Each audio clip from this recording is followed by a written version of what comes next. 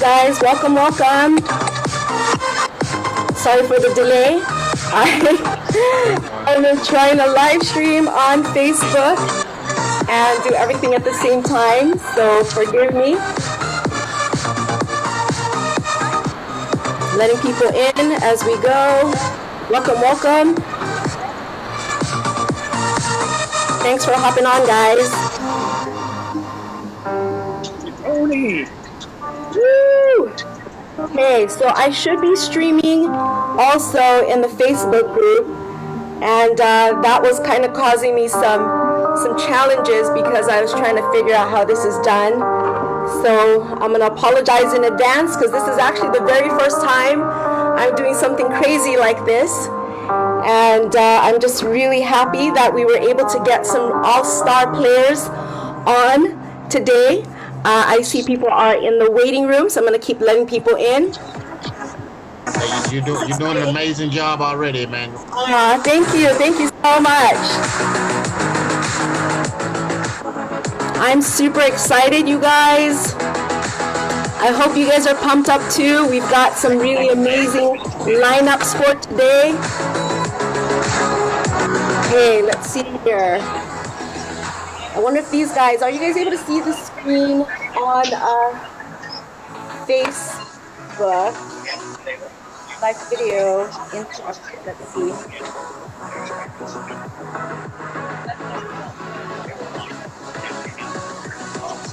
Okay, I'm gonna see if it's actually showing up on you guys. Hopefully it is.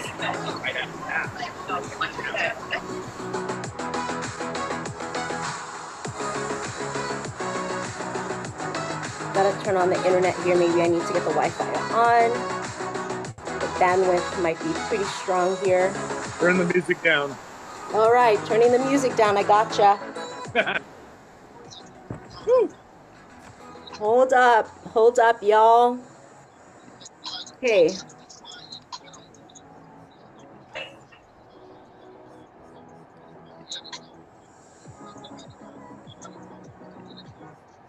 Okay, music is off. How are y'all doing today? From this Fantastic. Awesome. Welcome. 12 by 12 times 35 equals 420. You just simply go to the chart.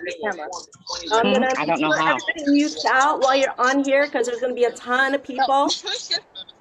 Do me a favor, make sure y'all are muted. Actually, what I'm gonna do is I'm gonna see if I can I'm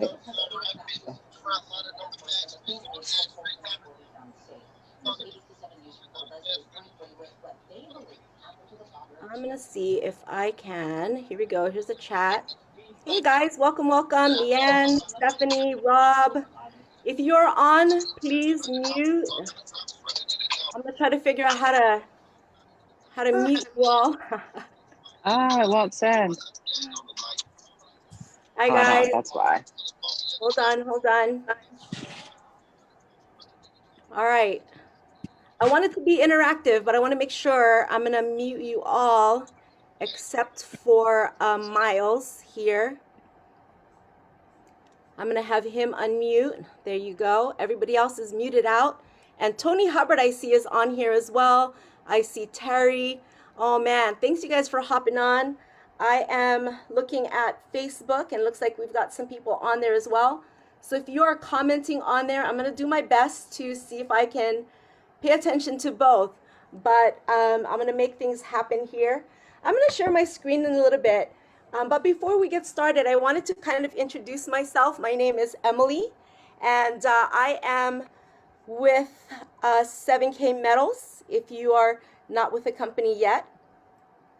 And when I started, you guys, my goal was to just stack.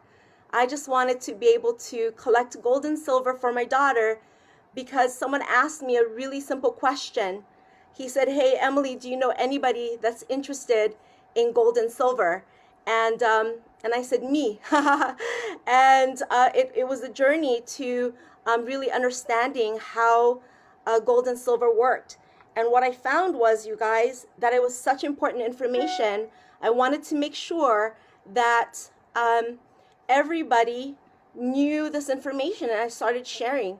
And lo and behold, what happened was it created some momentum. And so a company that I wasn't planning to build grew. And it was all because all I wanted to do was help other people get the same information that I had.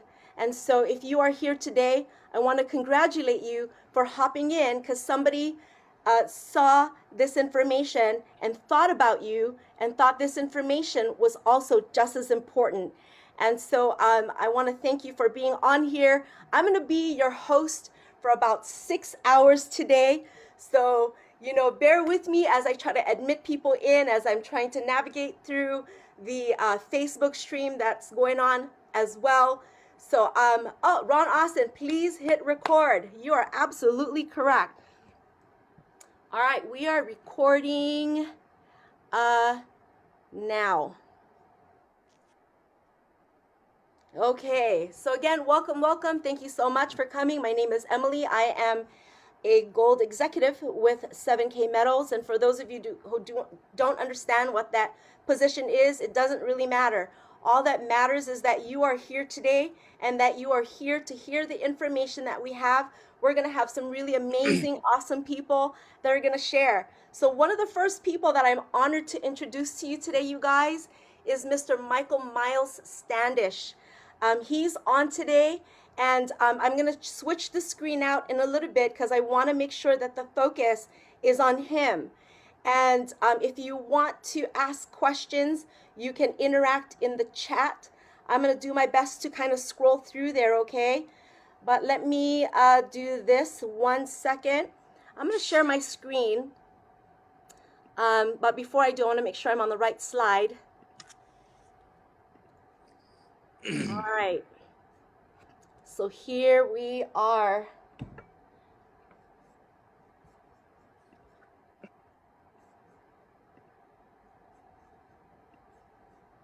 Okay, I'm going to find Mr. Miles Standish. Mr. Miles Standish is right there, and I'm going to see if I can pin him so he'll be at the top. There you go. And I'm going to kind of do a quick introduction, and I'm going to let him be in charge of kind of like the open forum for the Q&A. So this is the lineup before I get him in there. So Mr. Michael Miles Standish will be with me for the first hour. So he's with me. I'm here 2 o'clock Hawaii time. So he'll be here from 2 to 3 o'clock. If he ends up getting off earlier for whatever reason, we will make sure that I play some rocket music for you. But the next group of all-stars are the runners, Mr. Michael Tharp and Ricardo Hamilton. These guys are amazing. I have been watching them and following them and listening to them. They're going to be talking about something called autosavers. I'm going to save that for a little bit later, but basically what it does is it teaches you how to automate your wealth and how to do wealth automation and being able to set that up. Then hour 3, you guys, we've got Mr. Blake Davis. He is the marketing director with 7K Metals. I had the honor of meeting him as well. Mr. Ron Austin and Tony Hubbard. I saw Tony was on here earlier. Thank you so much for being able to take time out of your day. I know you guys are super busy, but I am so grateful that all of you had decided to take the time to make sure we have this awesome information to everyone that is either on our team or deciding to become a part of this vision. Then hour 5, oh man, my friends, my buddies, the guys who I'm in business with, the generational wealth group founders, Madiba, Thompson, and Melendez. And then hour 6, you'll be having me. I might have a surprise guest, so stick around. And what I'll do is I'll just talk about the recap for the day and highlights. So if you guys are on and taking notes, you can hop in anytime during the 6 hours, okay? I know I've got some people in the waiting room, so I'm going to let them in real quick. And I'm going to admit them all. And all right. Mute all. Yes. Okay.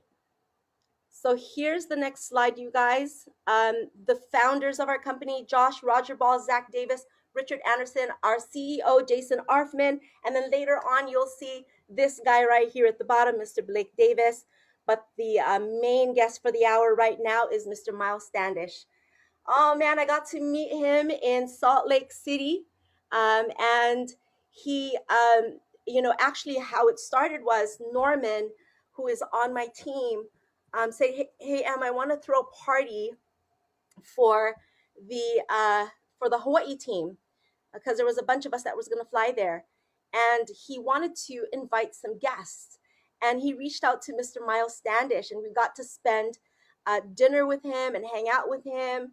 And what was awesome, you guys, is that I thought he was going to pop in, make a celebrity entrance and wave his hands and tell us hello and then walk away. But you know what he did, you guys? He actually hung out the entire time, and I know it's gonna make a little bit of you jealous, but he actually like signed and autographed like all our stuff. Like that was amazing. So we had time to get our autographs done before the actual event. And so as you can see, Mr. Miles Standish here just recently has been named one of the top 10 most influential people in the numismatic world. So this is absolutely crazy. I'm thrilled because he is a rare coin expert. He's the co-founder of the Collector's Universe. He's graded, gosh, I can't even tell that. Can you guys read that number, you guys? That's freaking crazy. I can't even count that high. Received the Directors of Excellence, the Vice President of NGC, Numismatic Guarantee Corporation, since 2015. Received the Director of Excellence. Oh my gosh, wait, hold on. First full-time coin grader at PCGS back in 1987. Authored numerous award-winning articles, books, columns, graded many of the greatest U.S. rarities, such as the finest 1913 Liberty Head 5-cent coin and the finest class, 1804 draped bust dollar, created the first holder housing U.S. coin, instrumental in the U.S. Mint-State quarter program. So guys, I mean, he's got so many accolades, I can't even keep up. So that's pretty awesome. Now, this is the crazy part, you guys. He created these really cool coins. But before I show these videos, I'm gonna, actually, you know what? I'm gonna show these, I'm gonna show the coin, I'm gonna brag, and I'm gonna show the coins that this guy made before I bring him on, okay? Because I want you guys to understand who we have in front of us. So here's the Miss Liberty coin that he recently created. And I'm gonna turn my volume up, so I hope you can hear it. But here we go.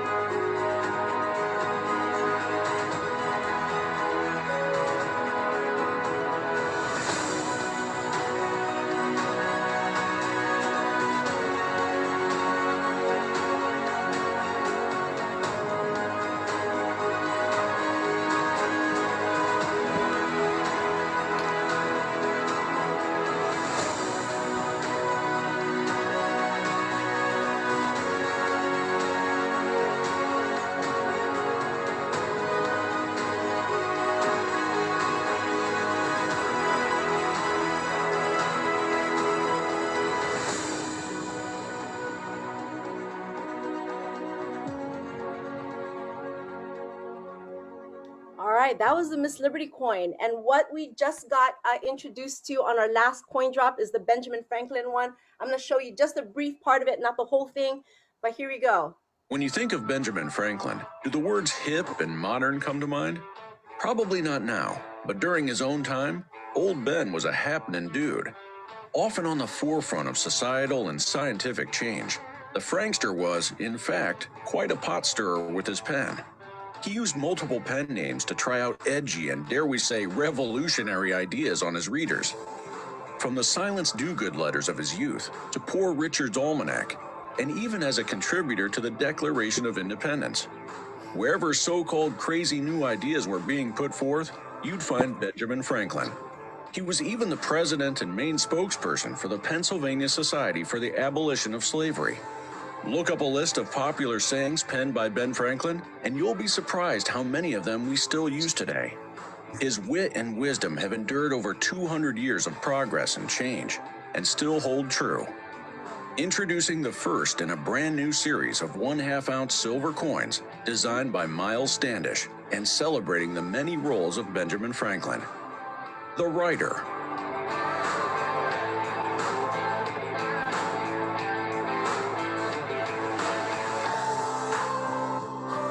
All right, I get super excited whenever I see these crazy coin drops that comes from Mr. Miles Standish. So let's see here, speaker view. There we go. Guys, welcome, welcome. Again, thank you so much for hopping on. And now that I've done the proper introduction, I feel like I've done a good enough job. Let's bring on Mr. Miles to be able to talk about what his mission is and why he just loves what he does. So welcome, Mr. Miles Standish. The Queen of Kalaheo, Hawaii, Emily. Thank you for having me on. You know, I'm not doing this for free. I want a steak at the Kalaheo Steakhouse. Okay, dinner's on me. I gotcha. No, I'm so happy to be here and, you know, to see so many friends that are signed on tonight to listen to tonight's Zoom call. I'm calling from beautiful Santa Fe, New Mexico, over 7,000 feet above sea level. And it's just a beautiful place to be able to work from outdoors here on the patio and to be with all of you. It is, you know, I'm so honored just to meet all the different people that I've met along the way in 7K. I know that I think online, Emily, you and I got introduced. And of course, I never pass up a good party and a bunch of nice people. And I had such a fantastic time after Norman had invited me to the wonderful luau in Salt Lake City. I'm sure that has probably been the only luau in Salt Lake City in the last, 15 months. And I think I went to the best party in town that night and had a great time. You're also generous and kind and supportive of what I do and what we try to do with helping all of you with 7K. And I thank you for the accolades on the coins that I've designed already.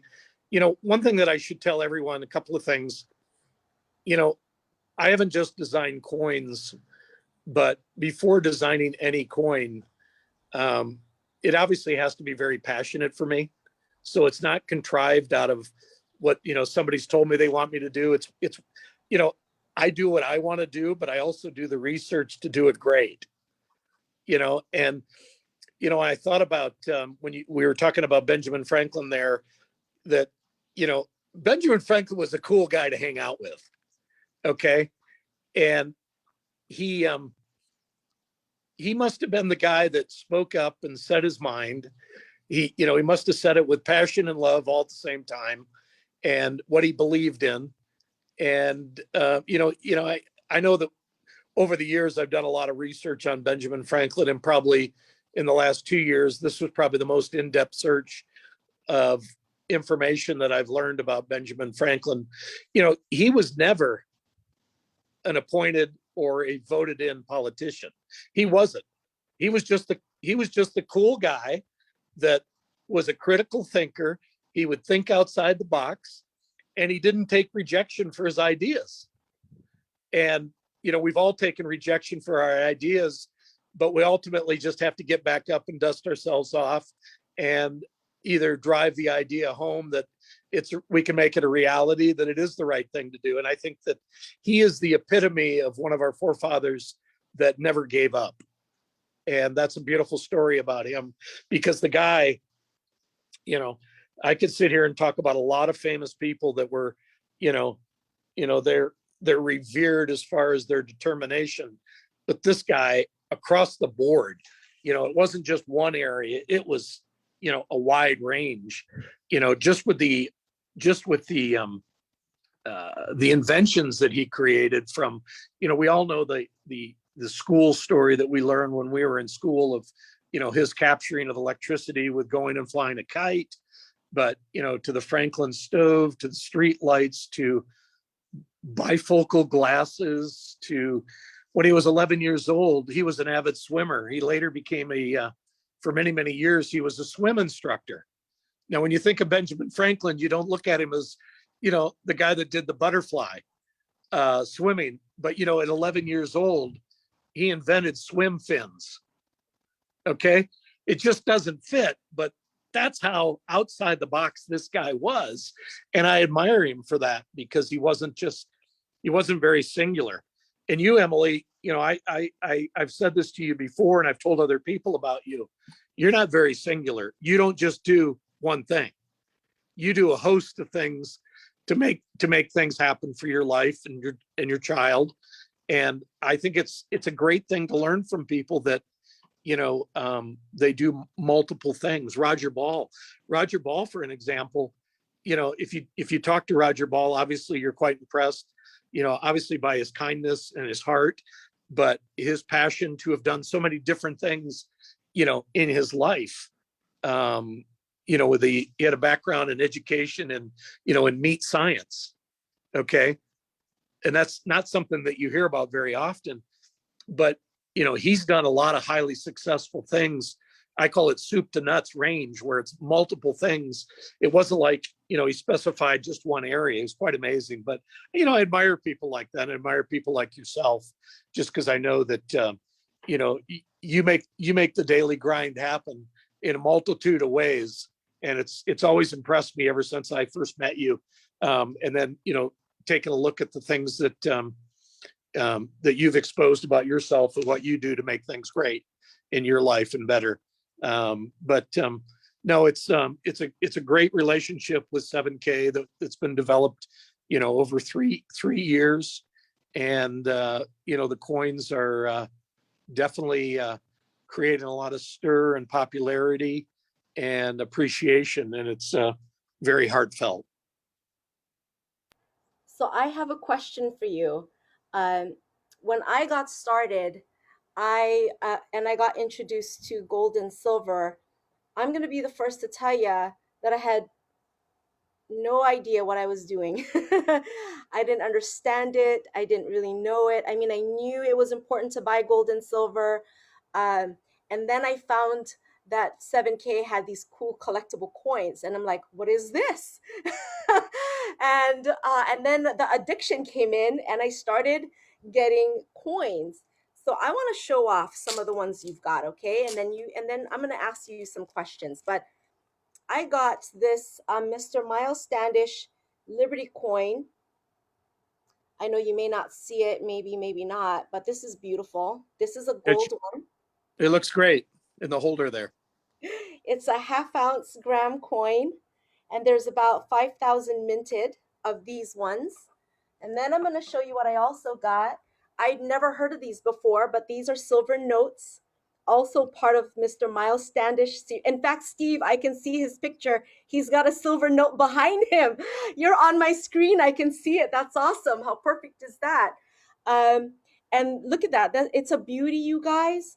There's about 5,000 of these minted as well. And I'm going to tell you, I ended up buying more, mostly because it was from Miles Standish and because he created them, and anything from him, I feel like personally it's really valuable. But on top of that, guys, 7K was so nice that Mr. Miles Standish and his wife actually runs an organization. And so we were able to donate part of that proceeds, correct, Miles, from this particular series. I mean, you can explain a little bit more about that so we can support that. I'm a true believer in being able to be a supporter. And this one, you guys, this is crazy. This is a 5 ounce. These pictures do no justice. It's a 5 ounce Miss Liberty coin, and this is my pride and joy. This one has only 911 minted in the world. So how about we talk about that, and then we'll talk about more of the numismatics, because as a new coin collector, I'd love to know more about what I have in my hands, and I'm sure other people in the audience also want to learn more as well. Well, there's a lot to cover there, obviously. 7K has been so generous that unbeknownst to me, they approached the foundation to do a, I don't know if it's called a matchback or, a percentage of of sales given back to the Standish Foundation. And of course, what a way to make your wife happy through numismatics. You know, Andrea only got introduced to coin collecting from me nearly 30 years ago and didn't have any knowledge of that. And now we go fast forward nearly 30 years later, and, you know, coins are helping kids. We wouldn't have dreamt that. You know, the foundation, which has been around 12 years, all my book sales, and, you know, I've done a lot to support the foundation. And then, of course, to have 7K independently decide on their own to do the same thing, you know, we were very grateful, and we think it's very wonderful. And, you know, it's going to help. You know, I will say this, it'll be hundreds of thousands, if not millions of kids over many years to come that will be affected positively because of numismatic sales. That's awesome. And I love that 7K did that. They didn't know that they were going to do it. And so that was the beauty of it, and how amazing this company is. And I love working with people like that who have the heart to give and want to contribute. And so how about, like, tell me, how did you get introduced to the coin world? You know, I start out probably like many people do, and that is you start out collecting pennies. You know, pennies have been one of the biggest kickstarters of anybody's interest in coin collecting than any other coin there is. And I started out as a 8-9-year-old at the kitchen table sorting pennies, and then later I was you know, using what I call lawn mowing money to go buy more coins. My mom would take me to the banks, and we would buy rolls of coins. And it was when I first started collecting silver at the same time, because you could still occasionally in the 1970s, you could find silver dimes and silver quarters. And so that's where it started for me. You know, probably the thing that happened with me that doesn't happen to a lot of people that start out that way is that I sustained it. I maintained it and didn't leave it. You know, a lot of people start out with the same way that I did, but they, you know, they get distracted, you know, either school or life in general changes. I never lost the passion. And, you know, I like to say, you know, I'm just nothing but a big, you know, coin nerd that started out as an 8-year-old that, you know, over nearly 50 years later, I'm still that same coin nerd. But I've just tried to step up my game a little bit. And, you know, it's like one of the mints says to me, Miles Standish, he does make money. And finally, you know, getting to design coins, I get to make money. And I like it a lot. I love to tell the story through the coin designs. Awesome. And I wanted to open it up. If you guys have questions in the chat, please do so. I know that my awesome buddy Madiba is also on here as well. And if he has any questions, I'm going to see if I can ask you to unmute on there. And I'm not sure if Mr. Ron Austin is in a position to also unmute if he wants. I'd love for him to ask. Or if anyone has a question, drop it on there. I have a question know. for you. Yes. You know, I saw in some photographs where you had stepped up and got a 100-ounce silver bar in Utah. Yes. Now, I've been with other people when they, outside of 7K, where I've handed them a 100-ounce bar. Was that the first time in your life you'd ever held a 100-ounce bar? That is correct. Did you feel the money? I mean, did you feel the value of anything you've ever touched? Yeah, I think it's the funniest thing when you hold, well, even just numismatic, like coin, like, you know, real tangible coins, you guys. But that silver bar, I carried it for the first time. I was in a rush to pick that bad boy up because you had to go receive it and stand in line. And I was like, I'm gonna go get it now. And I you know, pretty much like ran, but I went to the back and I got it. And as soon as I held it, I was like, wow, that is so crazy. I had never held a raw bar of silver that was 100 ounces. And so what I did was I actually went to people on my team and I'm like, guys, you got to hold this. You got to hold this. You got to hold this, because I wanted them to experience what I was experiencing, because it was just that cool. Yeah. I was curious if that was the first time. I have an experience like that where a friend of mine owns the most successful Mercedes-Benz dealership. And I took him a kilo bar of gold, which, you know, at the time was worth about $70,000. And when I handed it to him, now this is a guy that sells, you know, hundreds of $100,000 plus cars a month. You know, his business does. So he's been around what is, you know, conceivably, you know, it's considered value and money. And he'd never had a look on his face like he did when he got to hold a kilo of gold, you know, and it really resonated as more value to him than anything that he sees on a daily basis. You know, I did feel, you know, they say it's God's money, right? Like gold and silver. And when I felt that, I felt the weight of that. And I felt like it really connected with me. It was probably the most memorable experience I'd ever had, considering all the things that have happened in my life. You know what I mean? That was pretty crazy. I guess just the first time holding something that you've never really understood before, you know? And so that was pretty crazy. Of course, you know, I remember having my daughter and I remember having a lot of other things, but that was a pretty cool experience. It looks like Terry Wessel has a question down here. Let's see. Oh, Cora. Hi, Cora. She said she let me hold it too. So cool. So Terry Wessel is on here and he's got a question.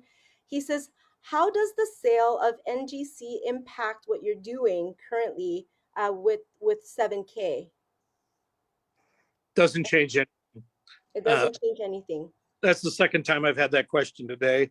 Obviously, you know, some people on here don't know that, but, you know, an investment group called Blackstone purchased the majority ownership in NGC just because they see our business as being so important and highly successful. It's a huge compliment for what we've built. And I think you know, I answered that question today. I said, I think ultimately we can provide better service to our customers and continued growth with product development and what we do. Awesome. Now, any other questions coming in? And Cindy, I got your message. I will go ahead and let your friend in to the room there as well. Sorry about that. I'm multitasking. We're good. Hey, if you want to. You're welcome.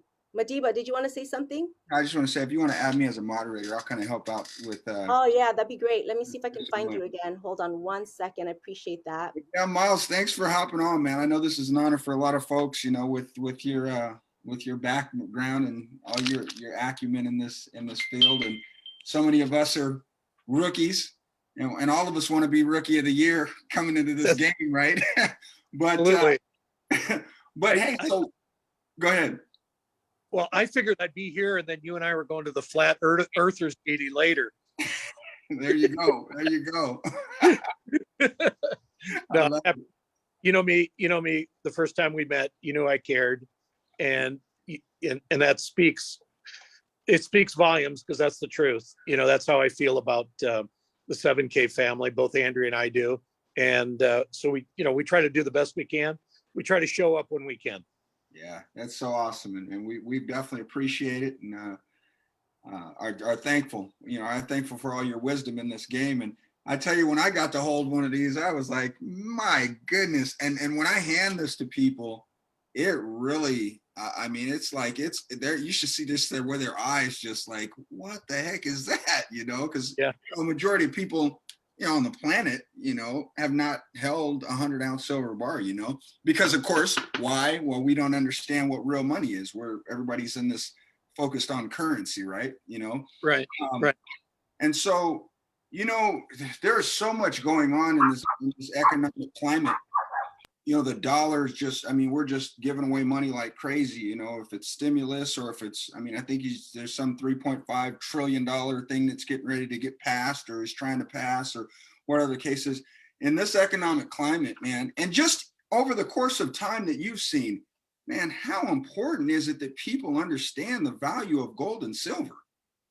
Well, I'll tell you, and you know, when I tell that story about searching pennies at the kitchen table. So I was in 10th grade in 1980, and the national debt went over $1 trillion that year. And it's going to reach, you know, with this next stimulus, we'll be at over 30 times that in 41 years. 30 times. You know, so it's a runaway train, and unfortunately it's not for our best health for that to have happened. But you know, don't let them fool you. We'll never pay it back. They'll just figure out a way to tax us or convince us that we need to be taxed. Yeah. I hear you, man. That's one of the things we specialize in, is just trying to educate people on the importance of this space. And so I'll say, well, you know, man, what is the special thing about, you know, numismatic coins, would you say? I know what it is to me, but you know, what do you say to that? Well, you know, you can read enough headlines to see that things of certain level of scarcity and demand have premiums over their metal content. And as you can tell, you know, when 7K comes up with a series, or I come up with a series that I suggest to do, you know, the idea is that they're not available for everyone. Everything is exclusive to 7K members. And I think that's the value that's being created. And I think that even the secondary market shows that value. You folks follow, you know, you follow both Stack and Sell and some of these social media groups that you have on Facebook. You know, I know that the other day I was looking at something, and if I could stand corrected, but I think the 5-ounce coin, which, you know, it's a lunker, you know, call it whatever you want. I'll tell you what, you hold that in your hand. You know, I don't know if you have one or not, but it's a lunker when it's in your hand. It's like that, you know, it's kind of that, it's similar to that 100-ounce bar. Yeah. But that, you know, that tells the 20th anniversary of 9/11. You know, the bar is great. It's fabulous wealth right there. But hold the 5-ounce coin in your hand with that whole story and see how that emotion is drawn differently than the 100-ounce bar. And Yeah. it doesn't have to feel the way I tell you that, but that's how I see it. Yeah. No, I'm excited. I've got mine coming. I've held 5 ounces, but the story to this is just, you know, something that I got, but the story to that coin, I'm very excited to be 911, one of 911 to be able to have that. So I understand, man. I truly do. I appreciate you sharing. I think I saw somebody they were selling them for 1,500 or 1,700. Well, I don't make that up. You people do. And what would happen to the value of those if, I don't know how many members that are in 7K, but what if the membership doubled?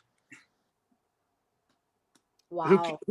Who can't get one? Mm-hmm. Exactly. You know? So crazy. Yeah. So who in here has a favorite rare coin that they got through 7K? Why don't you write in the chat?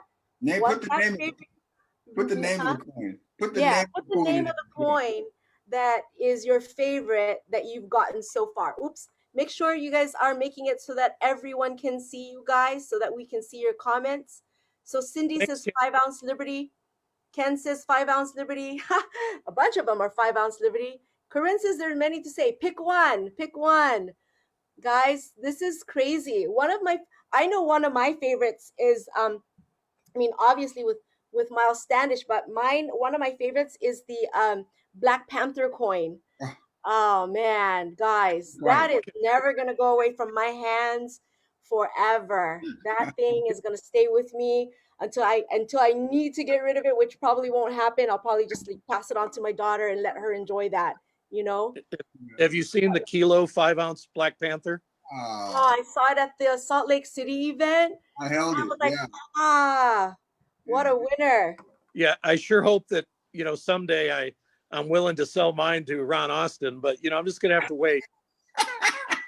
Well, Ron got a pretty penny for it. I know that. So I'm also looking at some of the comments. Ron's all in. Here. So people are also saying that they love your coins, Miles. So that's awesome. Ron was about to speak. Go ahead, Ron. Hey, Miles, can you put me in for just one of those coins, Miles? I know you got the full. Can I just get one of those coins, Miles? Yeah, but then I won't have one, Ron. We'll get two, me and you. We're Michigan. Remember Michigan? I'm gonna look out for one for you. I'm gonna dig one up somewhere. There you go. Thank you, Miles. Good to see you, Ron. You're a beautiful man. Same to you, buddy. Thank you as well. Hey, Now we've got a really awesome expert on here. So if you guys have questions, make sure you drop it in. I'm looking to see if we have questions. But go ahead, Madiba. Well, I see Lori up here. Lori, so we'll be going throughout the day and just giving all. This is going to be an outstanding blitz that's going to happen throughout the day, and so we'll be digging into some of that. To where you like your question, where understand, you asking how do we explain in a way that people understand the importance of gold and silver. We'll get into that. I'll say. Third-party validation. Third-party validation is all over the place. So it doesn't come from you. So it can come from somebody else. Because our friends and family, they tend to they love us and they trust us. But the credibility standpoint of if you're not an expert in that space, it's hard for you to have credibility into that space, or when you speak of it, that anybody's going to really resonate with what you're saying. But as you grow and as you get better, it sometimes you just feel the conviction in your voice of how important it is. And a lot of times that makes the biggest difference in the world. But I'd say for you, just, start looking at some of that third party validation, and that'll make a huge difference for you. So it's not coming from you, but a valid source. So hopefully that helped out. Madiba, were you referring to that question that Lori had on the chat? Correct. So the question was, how do we explain in a way that people understand the importance of gold and silver? And, Lori, I was just like you when I first started. I knew the value of it, but I still didn't really quite understand it until I got involved. So, kind of like Madiba said, use that third party validation, but also along the way, you guys get educated, learn, make sure you're doing the buyer certification training. If you are a 7K member, go do that. That's super important back there. All that training and resources available for you. One thing I'll interject about owning gold and silver. I was with the former treasurer of the United States today, and she was telling me about her visit to Fort Knox and how Fort Knox is full of gold. And it, by the way, Fort Knox doesn't look anything like the James Bond movie, Goldfinger. At least on the inside it doesn't, and Odd Job doesn't work there. But she, she comes from a banking background prior to being the treasurer of the United States of America, and she said, that's when she first really pictured the value of gold. And we were talking basically about gold, silver, and platinum. Obviously, she was asking me questions because of my lifetime, but the story of what she felt by seeing the value of gold and how much value our own government put in the stockpile, that it was so important for them to have it. And, she looked at me and she said, Miles, she said, there's twice as much gold in New York City, Denver, and West Point than there is Fort Knox. She says that speaks a lot of volumes about what the government feels about owning gold. And, some of that's been there since 1933, just to give you a little history. Actually, I should say about 36 when they finished building Fort Knox. But there's a little bit of knowledge to be gained there of the importance of owning gold, when our own government does that. And, it's not just one location.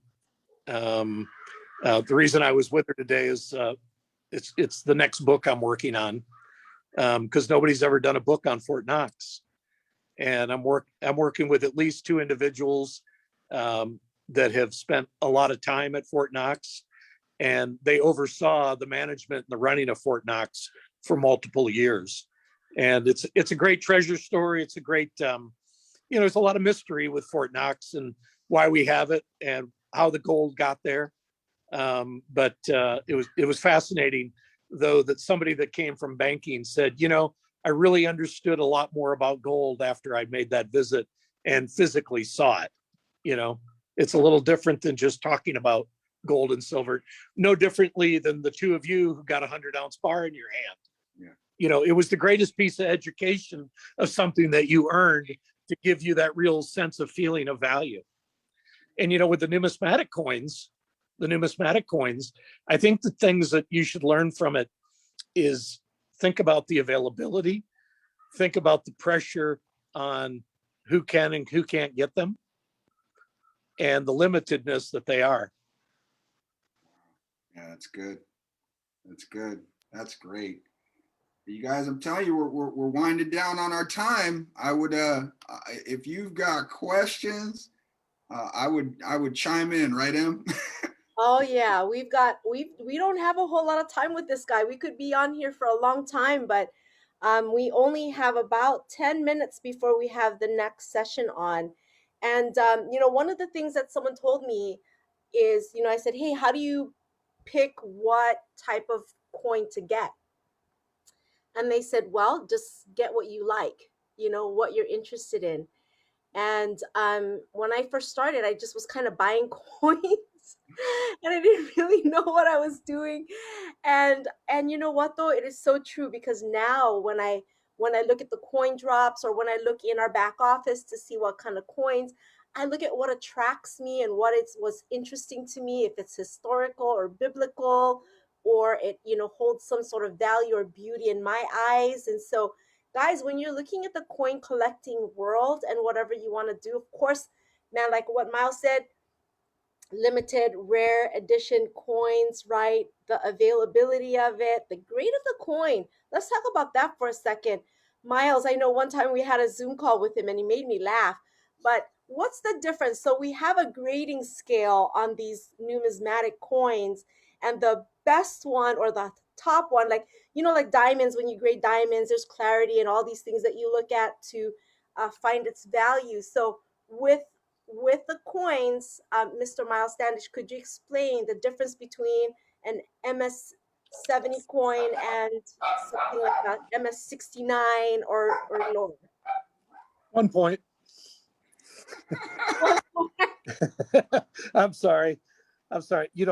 I'm not gonna repeat any jokes I've told in the past ever again. Okay, so you get to enjoy it now. That's it. That was a great one, though. No, discerning the difference between 69 and 70 is obviously, a numismatist job to do. And, there's striking imperfections, there's contact marks, there's abrasions, and those are the kind of things that you look for that take it out of the perfect realm of 70. And, the fall off below that, can happen quite rapidly. The technology, though, from the manufacturing on the mint side of their job, even in my career in the last, they've been striking coins in the United States since 1793. Okay. But the quality of improvement has really gotten really good over the years. And the depth of the quality of the coins is also increased dramatically. And obviously the salability and the markability of what people like is improved. But, just between 69 and 70, that's finding, many times you're on the hunt of what's wrong with the coin at that level. And that's the job of a coin expert, that grades at NGC. I have one more question for you as well, and then I'll read another question here. But when I first started, I saw coins that said high relief, and I was super excited about that. And then I got another coin that was ultra high relief. So tell me, how do you guys determine that? How does that work when people are selecting and buying these precious coins? Well, ultimately, that part is not our job. You know, we have to, we call things what the mint calls them, because they're the manufacturer. You know, it's no different than calling a donut or calling it a jelly donut. You know, if they filled it with jelly, it's a jelly donut. But I don't know if that's a good example. I was trying to think something simple about it. But, you know, many times, you know, 7K provides some information on it. And that directly comes from the manufacturing mint on what they determined and what they made. You know, the ultra high relief is probably the epitome of the quality of the height of the design above the fields of the coin. I'm a big fan of ultra high reliefs. I'm not sure if there's been complete consistency with all world mints on that, but ultimately each individual mint determines what that is. Awesome. I'm loving the ultra high relief as well. Steve says, I wish my Pokemon card was sealed at NGC before my children got them. Let's see here. And Terry Wessel says, Miles, we are waiting for a Hawaii coin that you design. I already kind of hinted that to him as well. And then Kenny has a question in here. Miles, do you have a coin in your possession that is so rare that it won't ever be made, but you're considering of maybe doing half an ounce or an ounce for 7K members to maybe just have its image in the market? Well, I'll tell you what, who's that marketing genius? Kenny, man, that's Kenny. I'll tell you what, and I'm being honest here because I'm not sure who said it to you. That's some pretty deep thinking. Yeah, that is. That's some, you know, I like I said, I have no idea who it was, but it's like, I don't get those kind of questions. That's really sensational. So kudos to whoever said that.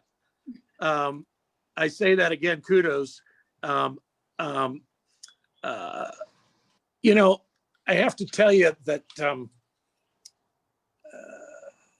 you know, I try to leave alone what already has happened and not repeat designs of something that's been done in the past. You know, I really love telling the news story and the story the way I see it. I mean, if you know, I'm sure there's at least 50% of the people that are on tonight that have a Statue of Liberty coin. They really like it. It doesn't have to be your favorite coin, but you really like it. But the reason that it worked, the reason that, you know, there's lots of components of why it worked, but the reason I thought it would be important is because nobody ever looks at just the front side of Miss Liberty when you go to see Miss Liberty. She's a complete woman all the way around. And that vision of her looking forward from behind, who thinks of that? Okay. But if you go there, you see that. So I love the question. I think it's a brilliant question. Who knows what the future holds? I don't shut the door on any idea that's good. But, you know, I think coins work the way I do them. I'm not saying everyone's going to be a home run or a great success, but it's like, you know, like the Benjamin Franklin series.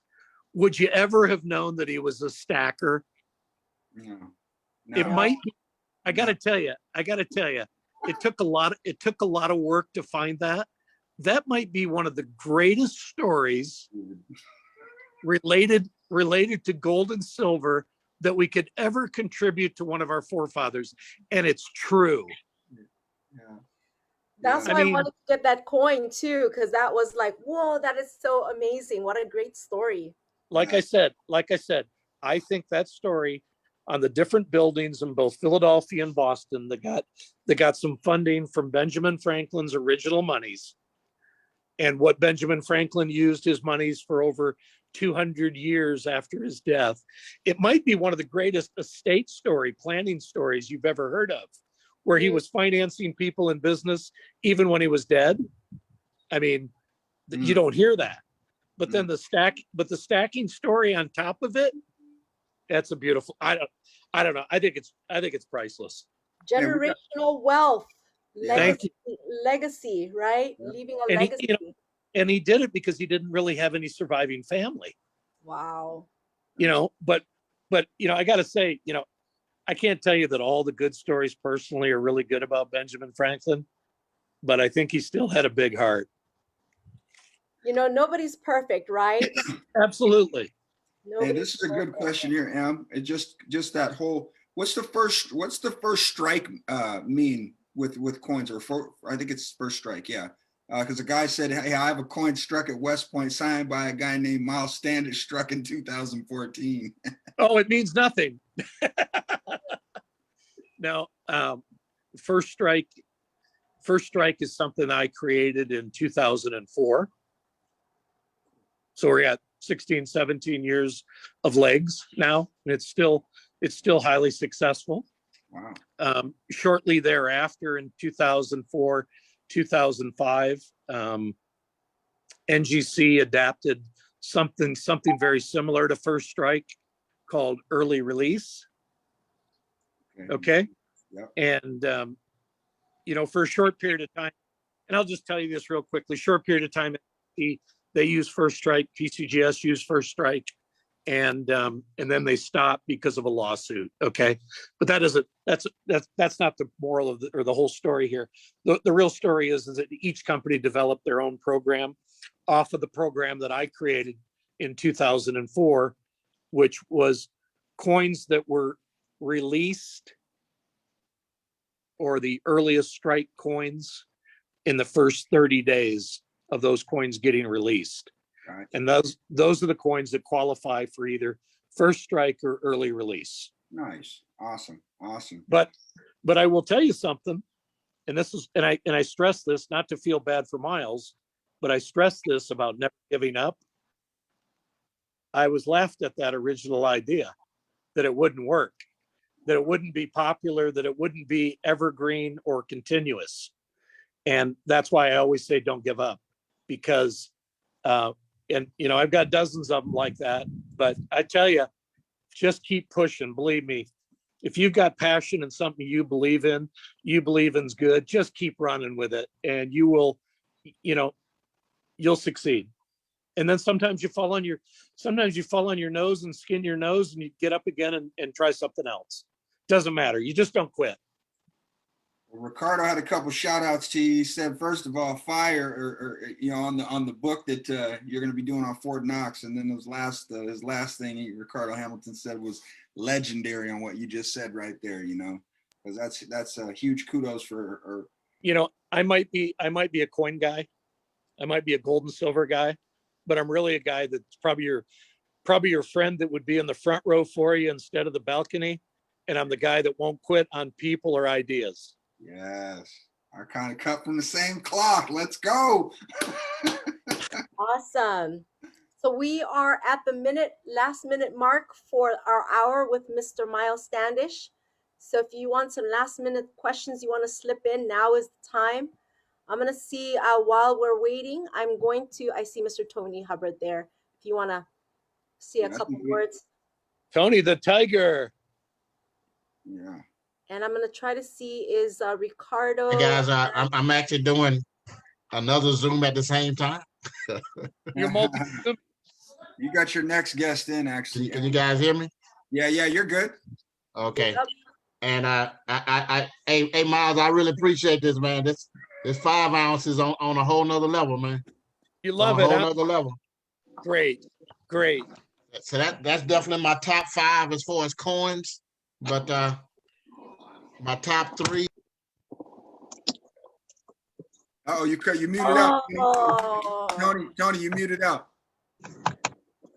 Oh, what happened, Tony? Yeah, in my top 3 would be this 2-ounce Black Panther right here. I don't even like you. I don't even want to see that, Tony. Doggone it. That would be in my top 3. this is definitely my top 5, and I plan on winning one of the 5 ounces Black Panthers, and it'll probably be my number 1. But Me too. this is amazing coins, man. Yeah. Yep. That's I good. just need to get you in a bidding war with Ron Austin on that kilo. Oh yeah, that kilo is nice, man. That's nice. I just need 2 bidders to make it worth a lot of money. Somebody can't live without it. Well, if you guys want to say your thank yous in the chat, man, give them up. You know, there's a lot of thank yous already going on. Inspirational. Thank you. Thank you. Thanks for all you do, Miles. Will my value increase if you sign my forehead? Oh man, I know Leanne had Miles sign her mask when we were up in Salt Lake. That's good. That's good. Yeah, Blake is on here. Welcome, Blake. All Okay, right. so we're gonna transition really soon. I'm just waiting to see is Ricardo, Mr. Ricardo. Are you guys ready? Are you guys ready to roll? I know I'm here. I'm here, You are? Emily. Okay. I'm not You sure. I need a think hot Mike, minute. no, I'm here. I'm not sure. I think Mike might be on. Hold on Let me one see if I second. can find him. Emily. What? Yes. Hey, while you're transitioning there, I just need, but for all of you nice folks that are on this hour, just in case you're not on later, I need to take the time and let all of, like, I hope you listened to Miles. Yeah. He dropped some nuggets in that last hour. Go back and rewatch it because he dropped some nuggets about coins and numismatics that will carry not only you personally, but 7K long into the future. Pay attention to what excites Miles about numismatics. Yeah. Okay. Exactly. All of the things that he was talking about and the tangents that he was going off on, I was creeping on Facebook. I wasn't here. I was listening though. But pay attention to a 30-year veteran. By the way, when he started in numismatics, I was being born. Okay. So just like he has literally my lifetime of expertise in this space, right? And I'm not 18, by the way, okay? But think, I would go rewatch it and just pay attention to the tangents, like the things that Miles is excited about with the current coin space. So that's Miles. Thank you so much I know you're very generous with your time with us as a company and with all of these nice folks trying to build businesses and add value to people and learn more about numismatics. So I wanted to publicly thank you for that and taking the time to get on tonight as well, helping Emily out, Rockstar Emily. We appreciate everything you do for us. So. Yeah. Heck yeah. Thanks again, Miles. Truly appreciate you and all the things that you've done for us. Man, Thank we are you. so honored. Thank you, Emily, and thank you, Blake.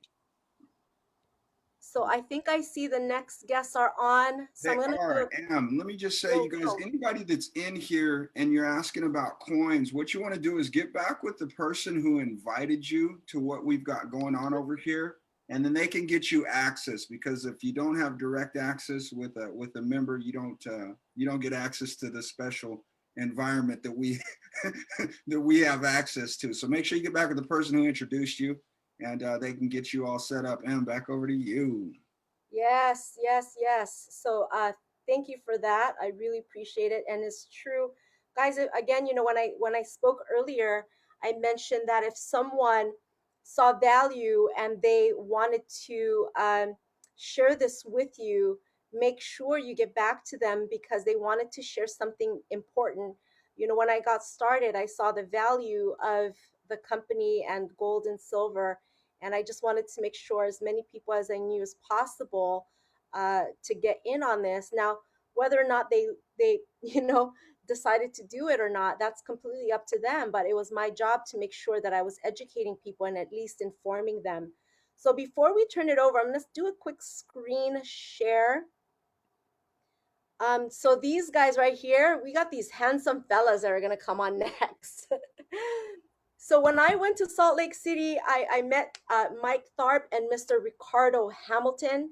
And guys, these guys are super smart. I've jumped on a few of their training Zooms. I've jumped on some of their presentations. I have gotten a chance to get to know them.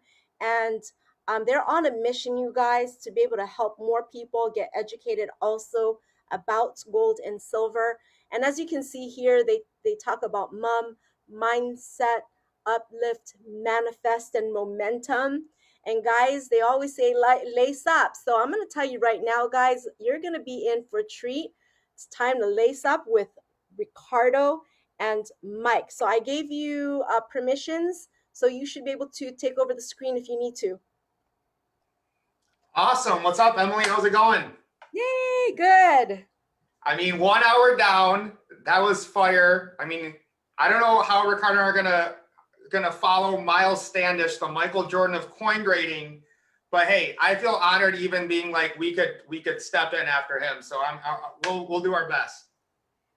I'm sure you'll do amazing. And guys, just to let you know, Mike and Ricardo, they did some training and brought on some guests, and they bring so much value also to me.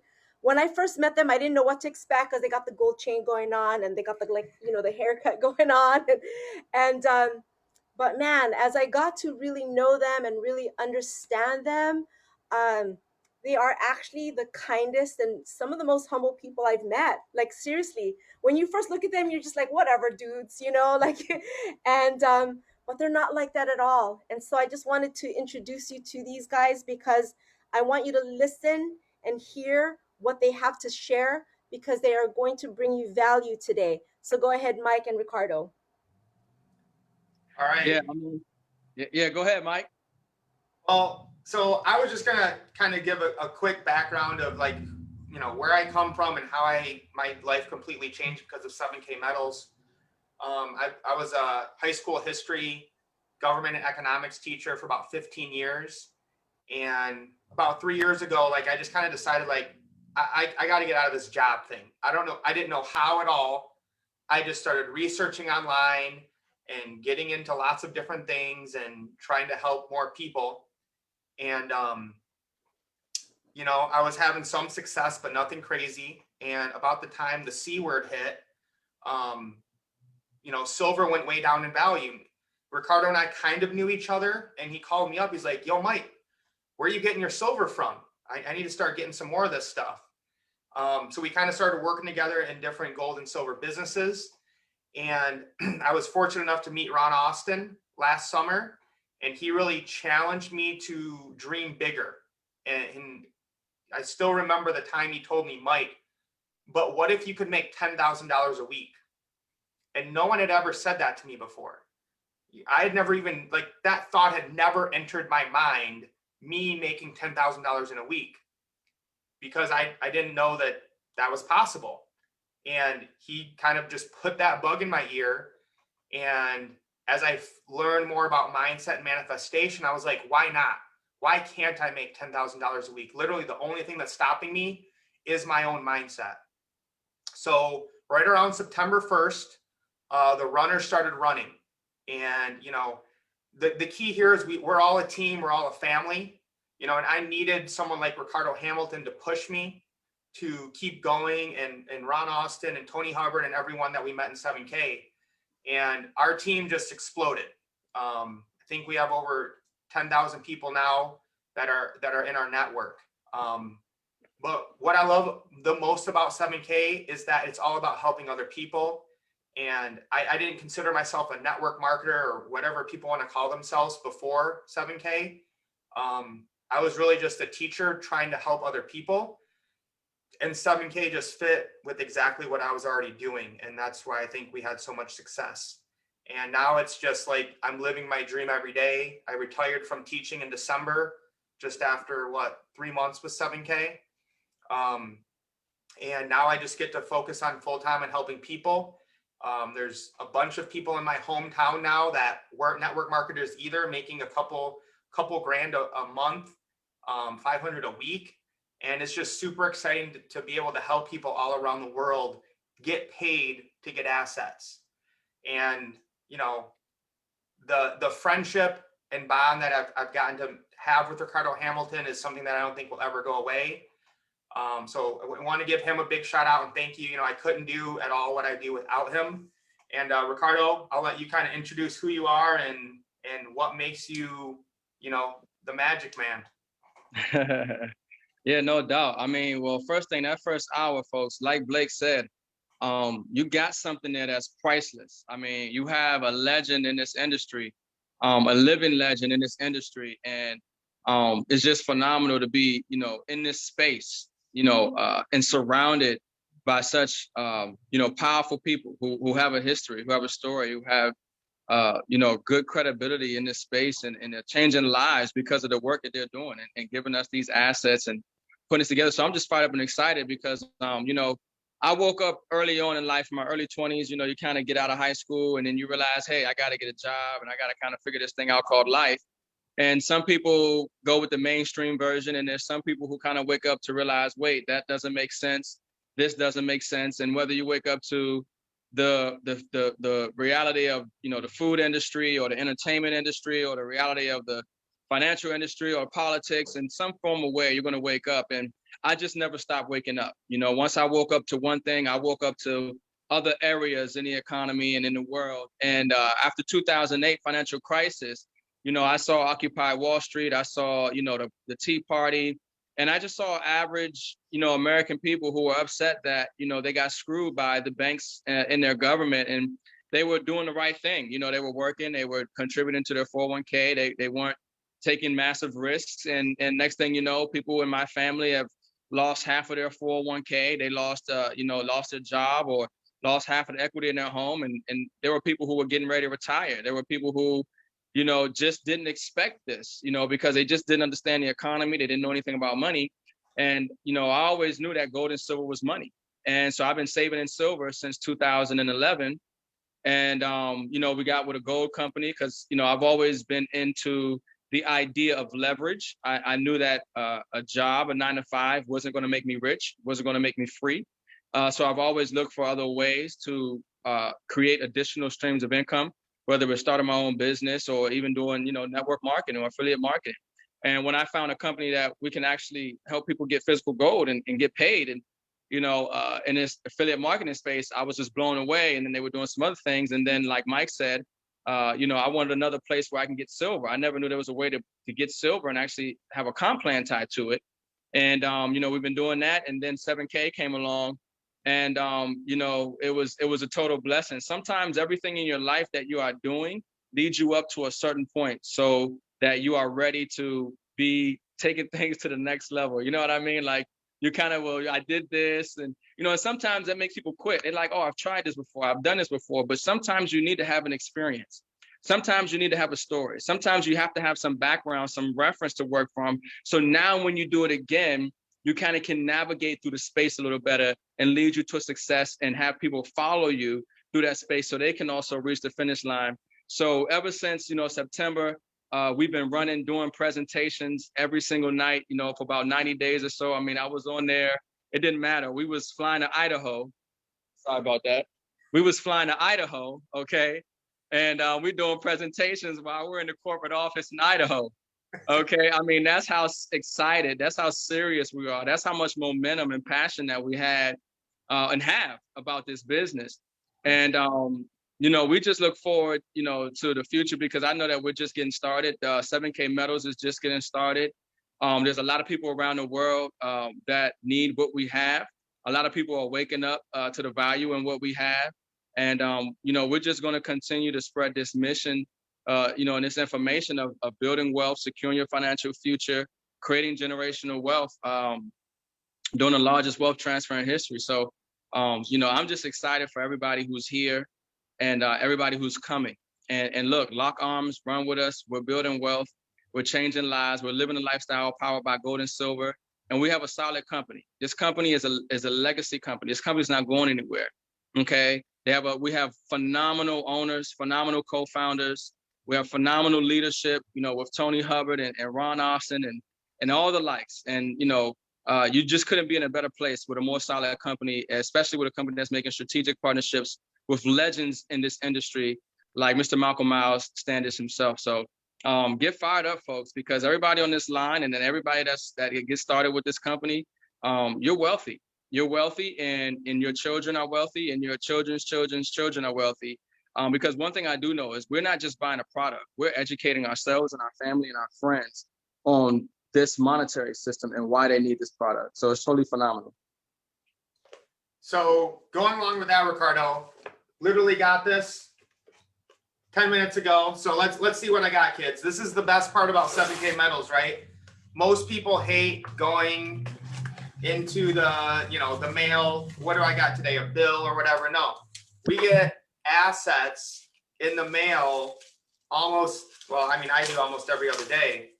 So I bought this a few days ago. So let's see what we got here. We got a Napoleon Bonaparte PF 70 200th anniversary of, don't even get me started about Napoleon Bonaparte, but there's a lot of history there, which again is super cool when it comes to 7K metals and me being a history teacher. Literally, guys, look at this, 1,000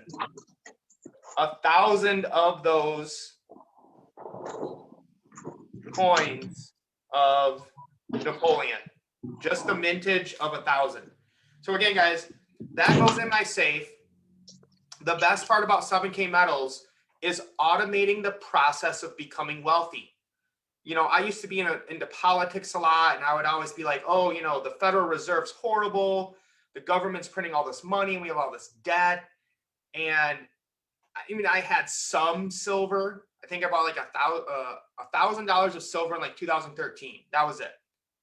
And, I didn't know how to get it really. And like, it's like, you're going through your life, you got bills and you're doing whatever you're doing. And it's like, at the end of the month, you're not like, oh, I have $500 left. I'll go and buy some gold and silver. That's just not what normal people do. So once I understood that you can make money buying gold and silver, trading, declining dollars that they're just printing trillions of, and you can get paid to buy assets, like something we should be doing anyways, and you can automate the process so I don't have to remember to go out and get it. That's when I was like, this is the best thing ever. So what Ricardo and I are going to do is talk about the top 10. There's actually 11 now. I got to edit it. But the top 10 reasons for the autosaver. So if you're not aware, at 7K metals, the autosaver is the core of our business. It's the number one thing we have to make sure we don't make the $1.2 million mistake. So that is just this. If you would have bought one MS-70 Silver Eagle from 1986 until now, you would have spent about $50,000. You would have taken 50,000 US dollars and exchanged them for an asset. And today, those assets are worth 1.2 million. And actually, we've redone the math, and it's closer to 1.6 million today. So $50,000 to 1.6 million just by buying one MS-70 Silver Eagle that I have an example of right here from my hometown, Michigan, right?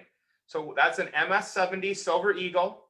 Buying one of those a month from 1986 until now would cost you 50 grand. And now that portfolio is worth 1.6 million.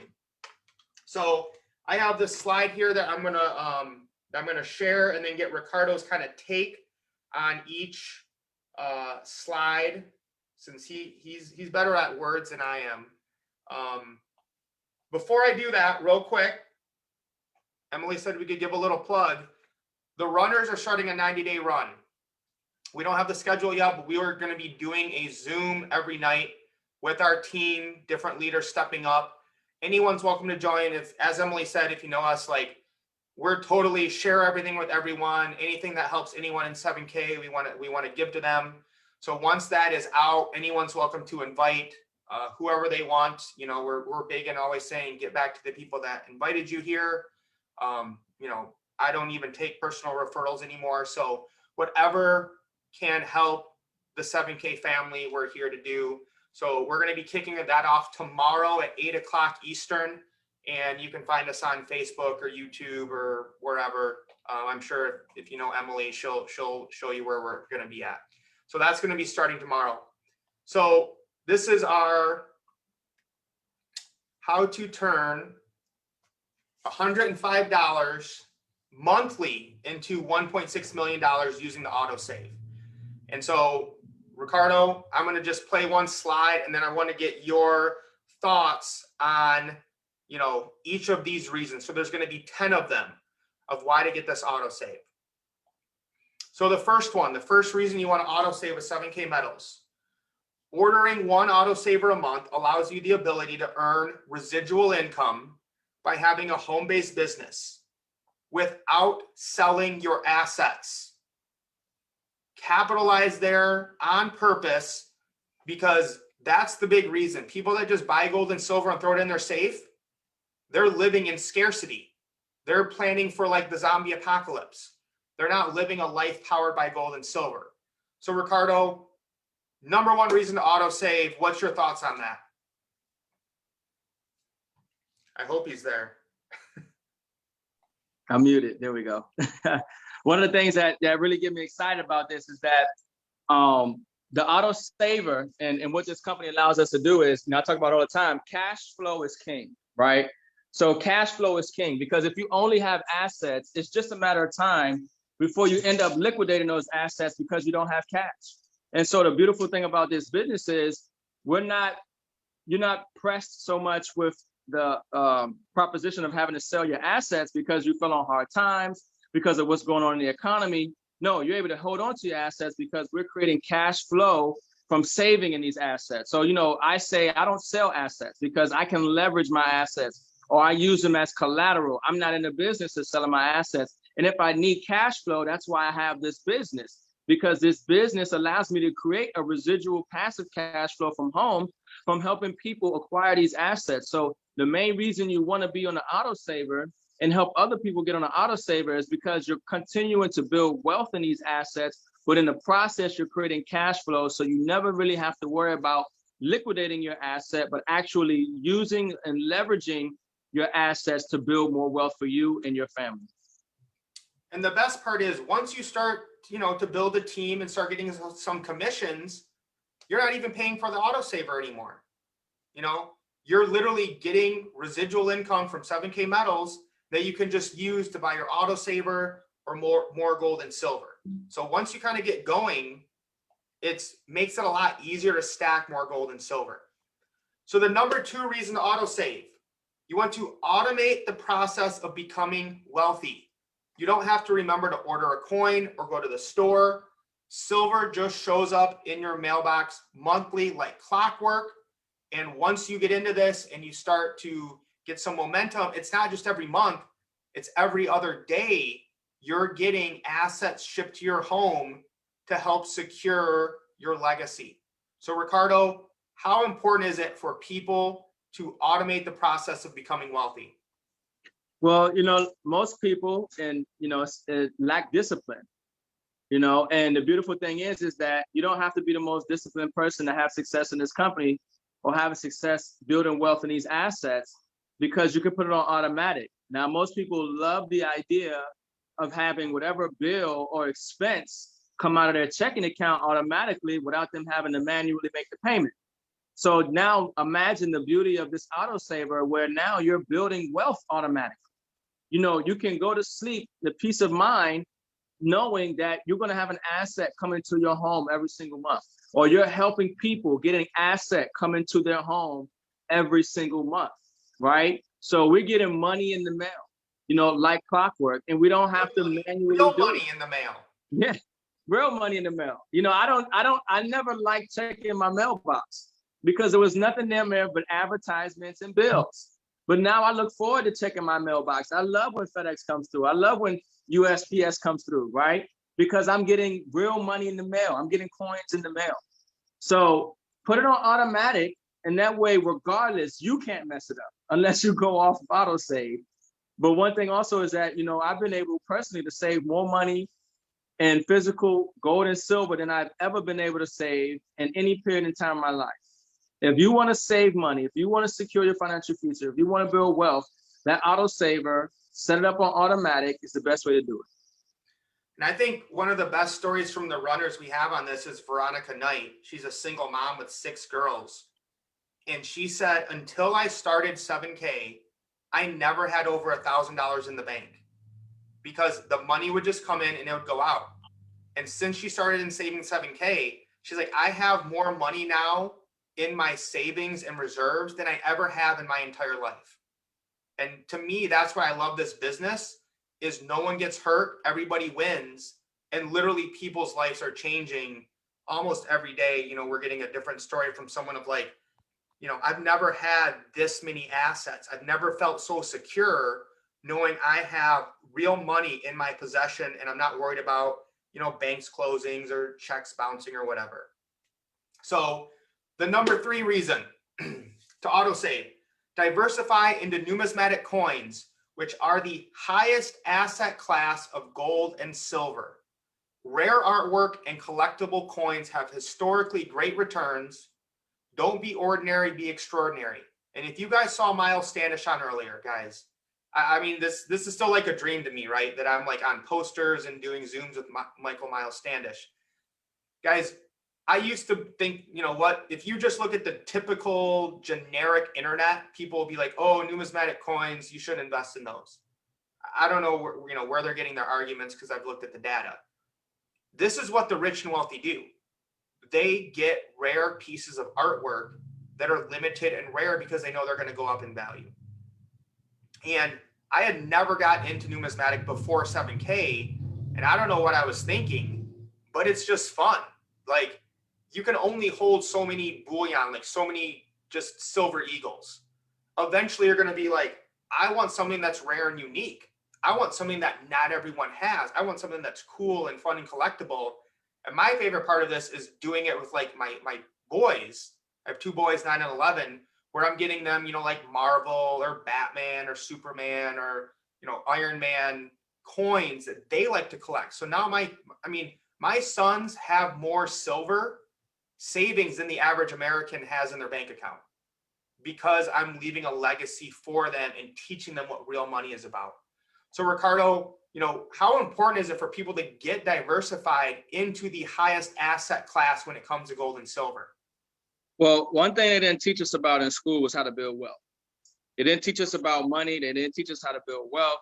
They didn't teach us how to, you know, pursue or even achieve financial freedom, lifestyle. And, you know, one thing about diversifying in numismatic coins, it's almost like diversifying in exclusive real estate. You know, there are 5 assets that the wealthy hold to preserve their wealth: exclusive real estate, fine artwork, rare metals, gold, and I think it's precious artwork, you know, artwork, right? But numismatic coins are the highest asset class of gold and silver. And so if you're going to diversify your portfolio, you want to diversify in, like Mike said, something rare. You know, you want to diversify in the highest asset class of it. And that's what we're doing with numismatic coins. You know, these fine, beautiful pieces of artwork that have a story to them, that are flawless under 5 times magnification. You know, this is next level wealth building, okay? When most people consider how to build wealth and how to diversify their portfolio, they're taught bonds, mutual funds, stocks, ETFs, IRAs, CDs. They never say you can diversify by holding rare numismatic coins. They never say you can diversify by holding physical gold and silver. And so this is what's so phenomenal about what we're offering. It's something that most people aren't used to, but we have a history, we have a track record. You can see that these things have value. And even when you go to stack and sell, or if you've been in 7K long enough, you're starting to realize the magnitude and the power of numismatic coins. So you definitely want to diversify and put yourself amongst the 1%. We are the 1% when it comes to building wealth in this numismatic space. And there's a whole new wealth class that's coming out of it. Yep. People still buy bonds. Is that still a thing? Yeah, that's the dumbest thing you can do with inflation at, you know, minimum 5%.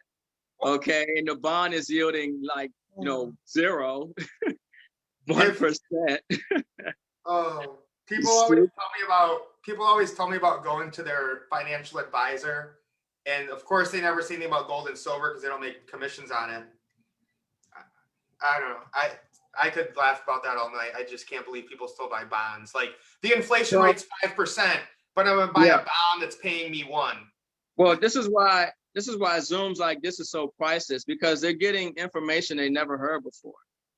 The neurons are connecting and things are making sense where normally it wouldn't, because nobody's saying it in this fashion.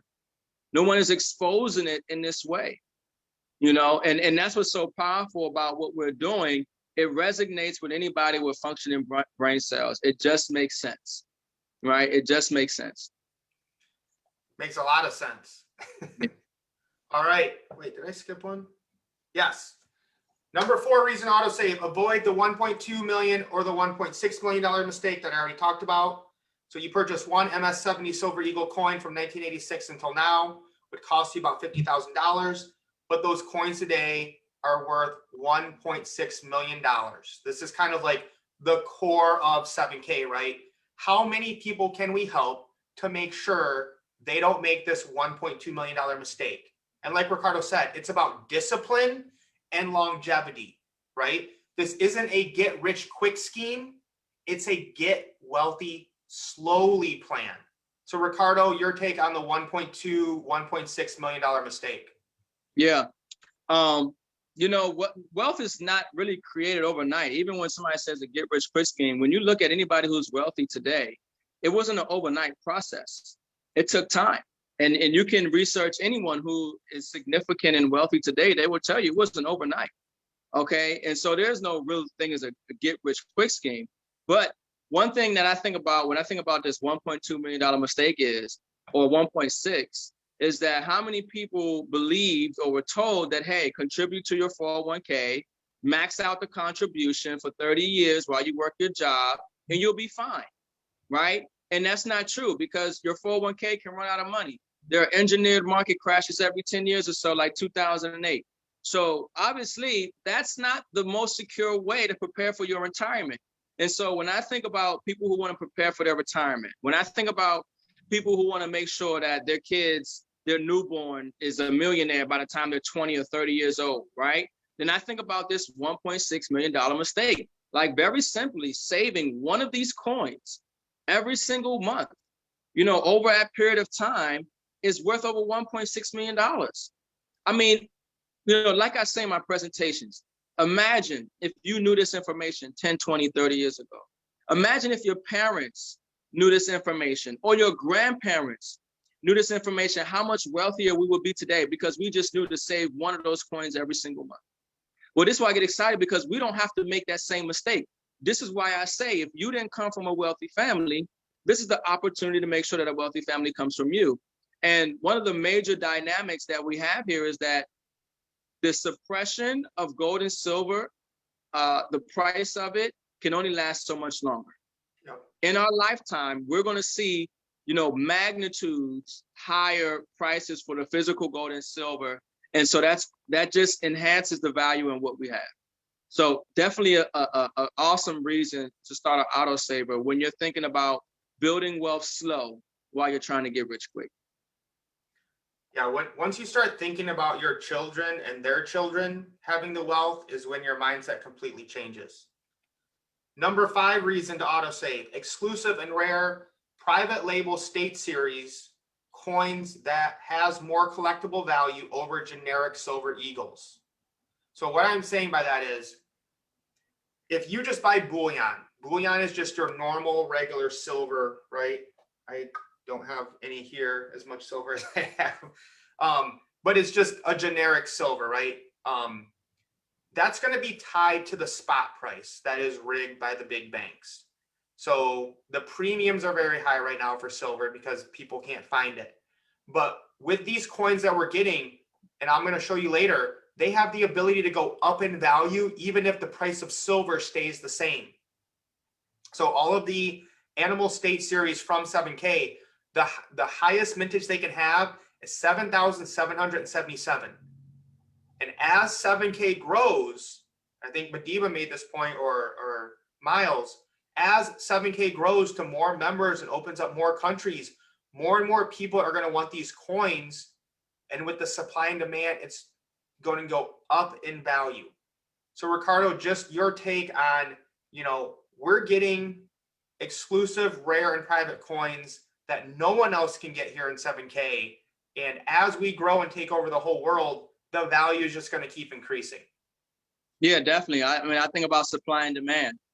Okay, there's a very, very low supply of these coins, and demand is increasing rapidly as this company grows and as people start to realize the value of these rare assets. So, you know, this is another thing that gets me excited when I apply a little bit of vision and I apply a little bit of foresight, and I can see that we have something that's not only rare, but there's a growing market for people who want this rare item, this limited item, these numismatic coins, these Michael Miles Standish signed Liberty coins, these White House coins, these State Series coins, and all the 100+ new projects that corporate is thinking about that are going to have historical significance, that's going to have real value, you know, in this space. And you got to understand something. We're dealing with monetary history here. This is, you know, it's just not just gold. So we're dealing with monetary history. We're collecting pieces of history that are going to have values that some of us probably can't even imagine, because we're going through a global monetary reset. Because we're going through a global monetary reset, and paper money is phasing out, and gold and silver are becoming recognized again for the value that they've always been. And here we have some of the most flawless, beautiful pieces of artwork on gold and silver that are rare, and we're getting them for, as far as I'm concerned, pennies on the dollar, okay, to the real value that they are. So it's just next level wealth building. It's next level. So number 6 reason, again, I can't believe this is real, we get paid to save. You get paid 15 or 20 points on your pay leg when you order an autosaver for yourself. Yes, you literally get paid to save. So you have 2 teams in 7K, your left team and your right team. Whichever one has the least points, when you buy an autosaver, 7K gives you 15 or 20 points that will eventually convert to dollars. So again, when you look at the prices for our autosave, it's like, wait, I'm going to spend 105, but I'm going to get 15 right back, and everyone on my team does too. Like, this is just wild, guys. So Ricardo, I mean, I don't know how much hype we need to give this, but why do people want to get paid to save? I mean, it just makes sense. It's a no-brainer. You know, it probably sounds foreign to a lot of people, because where do they do that at? You know, the bank call themselves paying you to save by giving you 0.001 interest or whatever it is. You know, but we're actually getting real money. I mean, the autosaver is next level, folks. I mean, on a basic autosave, which is $105 a month, you're getting 15 points on your pay leg. That's $15. So subtract that from your 105 autosave, right? Your variety autosave is $139 a month, okay? You get 20 points on that. That's $20 on your pay leg, 20 points, right? Subtract that from what you paid for your autosave. And then also, of course, the variety, which we get at 15 points for that, for the new gold half-gram coins. So, I mean, it's a no-brainer. Get paid to save, and saving these assets, you know, another great reason to be on the autosave. So a couple right here, I'll just share real quick. There is the Montana butterfly. We'll talk about the value of that that's risen up. Just got this one in the mail. I think it's the Georgia tortoise. I need that one. Yeah, just got that one. We got the California bear here. Grizzly. Got the Louisiana Pelicans. If you're an NBA fan, you know that's what their NBA team is called. The New York Beaver. So, guys, I mean, this is just amazing. I'm literally getting paid to buy this stuff. All right, let's see here. Number 7. For every autosaver you purchase, you get 30 loyalty points that can be saved up and accumulated to get free silver. Now, a lot of people in 7K don't even know this is happening, right? I didn't know about this. This is, you know, Ron Austin didn't tell me about this. But there's these loyalty points where you're like, literally, you're just like doing whatever, like helping people get started, or you're buying an autosaver, or all these other things, and they just accumulate, and then you get even more free silver. So Ricardo, again, we're already getting paid to save. Do you want some more free silver or not? Yeah, I mean, people who get that specialty autosaver and these autosavers, yeah, you're getting loyalty points. And one thing that, this is why we get so excited, because we literally have a phenomenal company with phenomenal leadership, phenomenal owners, phenomenal co-owners. And, they're constantly thinking, how can we add more value to the membership? How can we make this company greater for our customers and our affiliates? And one of the things they decided to do was, add that loyalty points, right? And those loyalty points, we can redeem those points to get more assets. That's phenomenal. One thing that this company is designed to do is to get you wealthy. You're going to get wealthy on accident, okay, or on purpose, okay, with this company because of the way it's designed. And this is why we say there's no way you lose. If you're just saving this asset, we talk about being garage qualified, right? You got a garage full of gold and silver, numismatic coins. Doesn't matter if you stop doing the business. Doesn't matter if you didn't make any money. You have something that is worth more over time, that is easily liquidatable, that is known as money all across the world. In Africa, Asia, Europe, the Americas, gold and silver have value. Ron said, throw it his way. I'm gonna throw you the ball. Ron Austin, look, he'll tell you, garage qualified. We learned that from Ron Austin, one of these presentations every single night. We needed Ron to press the button, All right. Number 8 reason autosave. Access to the 7K Advantage app. Get discounts and savings on dining, travel, hotels, shopping, and almost anything else can be done on the 7K Advantage app. So every month that you get an autosaver, you have the ability to use the 7K Advantage app. I've gotten hotels. I save money when I'm, going out to get pizza, doing some online shopping. So it's just another way to save money with 7K. Yeah, everybody, make sure you mute your line out, please. I'll take care of it. All right, okay. Thanks, Madiba. Sorry, guys. Ricardo, anything you want to add with autosave, or it's almost too good to be true at this point? Well, no, it's just an testament to my last statement. And shout out to Ray Patterson, man. That's phenomenal getting that Death Star coin. That thing is a beast. I definitely want to see that when you get that. He said he's pretty close to it with his loyalty points.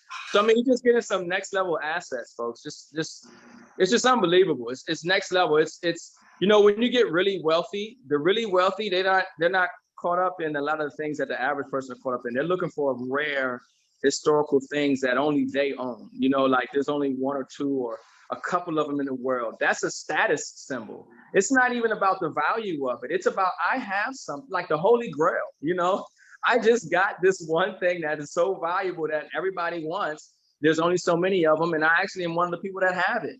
That's a status symbol. But to the previous slide, it's just another testament to the value that 7K continues to add to this membership, to this program, to this company, and once again, they just figure out better and better ways to make this membership and this business gooder and gooder, and once again, like I said, I apply a little bit of vision and foresight. I just get excited for people who are in position, especially as time goes on, 1 year, 2 year, 5 year, 10 year, you're doing something, you're creating a ripple effect in your family bloodline.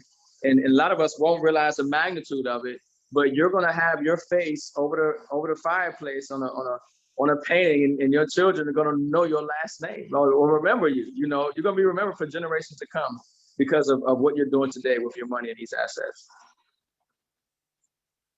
All right, so number 8 reason, we covered that. Number 9, as long as you use your autosave coins for marketing promotion for your 7K business, you can use them as a tax write-off, which allows you to pay less taxes. But this is not tax advice. Consult your accountant and make sure he knows, understands how to leverage a home-based business. I have a great one. He has told me, Michael, if you are using your autosaver coins for marketing and promotion, they are a tax write-off. What that means is When I spend $140 on an autosave, that comes off the money I get taxed on. So, I mean, guys, this is just completely next level. We're getting paid to buy assets, and then we're able to write those off and reduce our tax exposure to pay less taxes. Ricardo, there's the softball. I'll let you hit the home run. Yeah, I'm knocking out the park. I don't know what Ron Austin's talking about there, still in his lines. Shout out to Ron Austin and the Sound Wealth Nation. So look, once again, you know, one thing about this business too is that you're dealing with, as solid as the sound money is, you're dealing with a lot of solid sound individuals, like some really honest, good people. And that's one thing about this company, you know, that's not really probably considered when you sign up and get this membership. You really will develop a relationship, a family of people who are really just passionate about helping people, passionate about, you know, gold and silver in this industry. And, you know, it's a bond that can be greater than blood at times with this business. So, you know, it's just a phenomenal thing to be a part of. And that last slide, might pull it back up again. Yeah. Number nine is, and we go off screen. So, okay, yes, about the tax savings. So obviously I'm not a tax advisor, but, you know, it just adds again to the point that you're in the right place ahead of time. You know, we talk about the massive money printing. We're talking about the uncertainty in the economy. And one thing we do know that the more stimulus, the more infrastructure, the more money that they print, the more taxes are going to have to pay for the money that they printed. You're going to pay for it. And I know they tell you that it's the 1% they're going to tax. They're going to tax people who make over 400,000 or whatever have you. But generally, those taxes are written off by the business owners, and they pass on it to the consumer who buy their goods, products, and services. So you're definitely going to want to have a home-based business where you can actually reduce your tax exposure. And 7K is one of the best home-based businesses to do that, because like Mike said, not only are we buying an asset, but if we market that asset and could substantiate the acquisition of that coin and the marketing use of it, we have a legitimate tax write-off. And that's phenomenal. It's one of the secrets of building wealth, knowing how to leverage the tax code. It's another secret of building wealth, knowing how to properly save. Another secret of building wealth, knowing how to acquire assets. I mean, we're knocking 2, 3, 4 birds with one stone in this business and building wealth. So once again, another phenomenal reason to have autosave. And I saw some people asking, like, how do you declare this? Like, I didn't know about that. So ordinary and necessary from the IRS is what they say. Is it ordinary and necessary for this, for your business? Well, yes. You have to purchase the autosaver to have a business in 7K where you're making money. So it is ordinary and necessary. So if I post on Facebook, on Twitter, on Instagram, or whatever, and say, I'm saving in gold and silver and preserving my wealth, ask me how. You have now used that item for marketing or promotion. So when you talk to your tax advisor, you let them know, hey, every month I buy this autosaver, I use it for marketing and promotion, and there it is. That's all there is to it. You know, your tax accountant takes care of the rest. All right, so number 10, you become a business owner and move to the right side of money. Every time you purchase an autosaver, you are helping dozens of other people on your team get paid and earn residual income by exchanging declining dollars for assets. So every time Ricardo buys an autosaver, I'm getting paid. Every time Emily buys an autosaver, I'm getting paid. Every time Madiba buys an autosaver, I'm getting paid. Every time I buy an autosaver, Ron Austin and Tony Hubbard are getting paid. We are just a community of people that want everyone to be free. So when we bring that collective together, we have the power of 10,000 people. So Ricardo, give me that Jay Getty about the power of working together. Well, J. Paul Getty, one of the first recorded billionaires in history, said, I'd rather have 1% of 100 people's efforts than to rely on 100% of our own. And I think it was Warren Buffett that said, if you don't find a way to make money in your sleep, you'll work until you die. And so one thing about this business model and this compensation plan that's so phenomenal that 7K put together, it's really putting us in position to live a lifestyle that's powered by gold and silver. And that's what a lot of us are afforded to do because of this company and acquiring this asset and the way that the owners have set up the value in this membership. So by becoming a business owner, you are moving to the right side of the cash flow quadrant, which puts you as a business owner and investor. And in this business, the way the compensation plan works, you are building up an organization that the growth of that organization down to infinity, you will benefit from. And not only will you benefit from it, if something happens to you, God forbid, or it's time for you to retire, and you no longer want to share this information, you will still continue to get paid based off of your organization that you have built. And one thing I know about this business is that this is not something that people just stop and go and do something else. When people realize the magnitude of this product, when they realize the magnitude of this space that we're in with numismatic coins and the major connections and things that this company is doing, this is something that people do for life, in my opinion.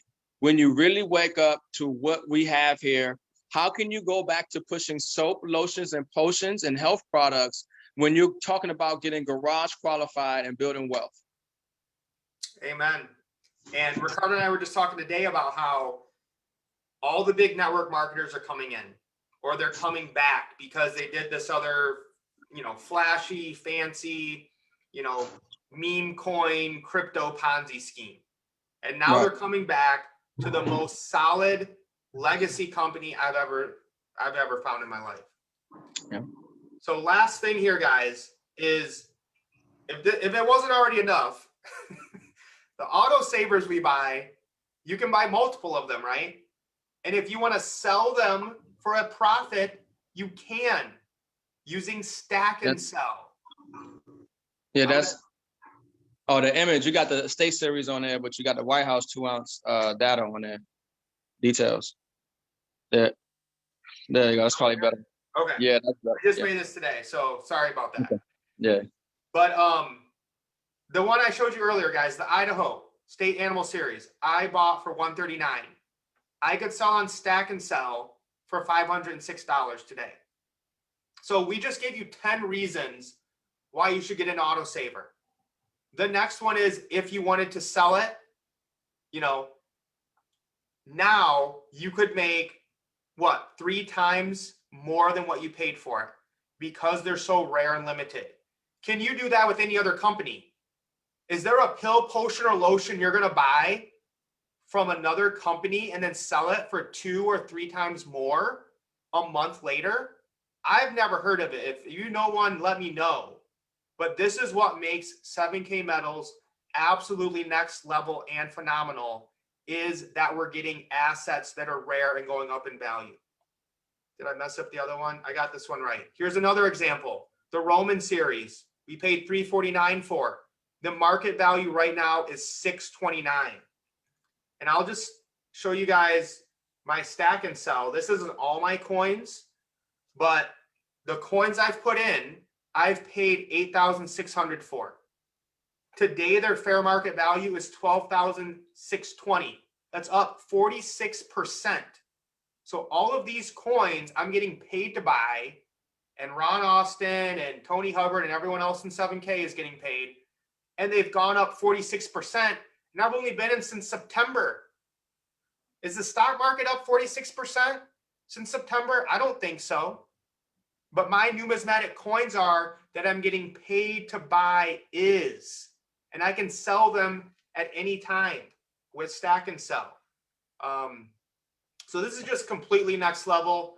Ricardo, I'll let you kind of close out, our presentation here, and then we can talk to Emily for a little bit. I mean, bro, we went in, we want to help more people, and I'm just excited about what 7K Metals and the runners are going to do in this next 90-day run. Yeah. Look, folks, this is a legendary company. This is a legendary time and space that we're in. We're in the most significant time period in history right now. The time period that we're in will be talked about for centuries. Okay. The world has never been in this position before. And we're seeing things that have never been done on this planet before. And this is the best opportunity for people to make sure that if they didn't come from a wealthy family, It's the opportunity to make sure that a wealthy family comes from you. And we're just getting started, folks. I mean, 7K medals is just getting started. Okay. The runners and every, everybody and the different teams and organizations in this company are just getting started. This company, I think, has maybe 30,000 people in it. I mean, you can imagine, once again, over time, as we really start to, blow up and as silver and gold start to get higher, people are going to remember you. They're going to remember, oh, what was that gold and silver thing you were talking about? Are you still getting paid? Are you still getting those coins?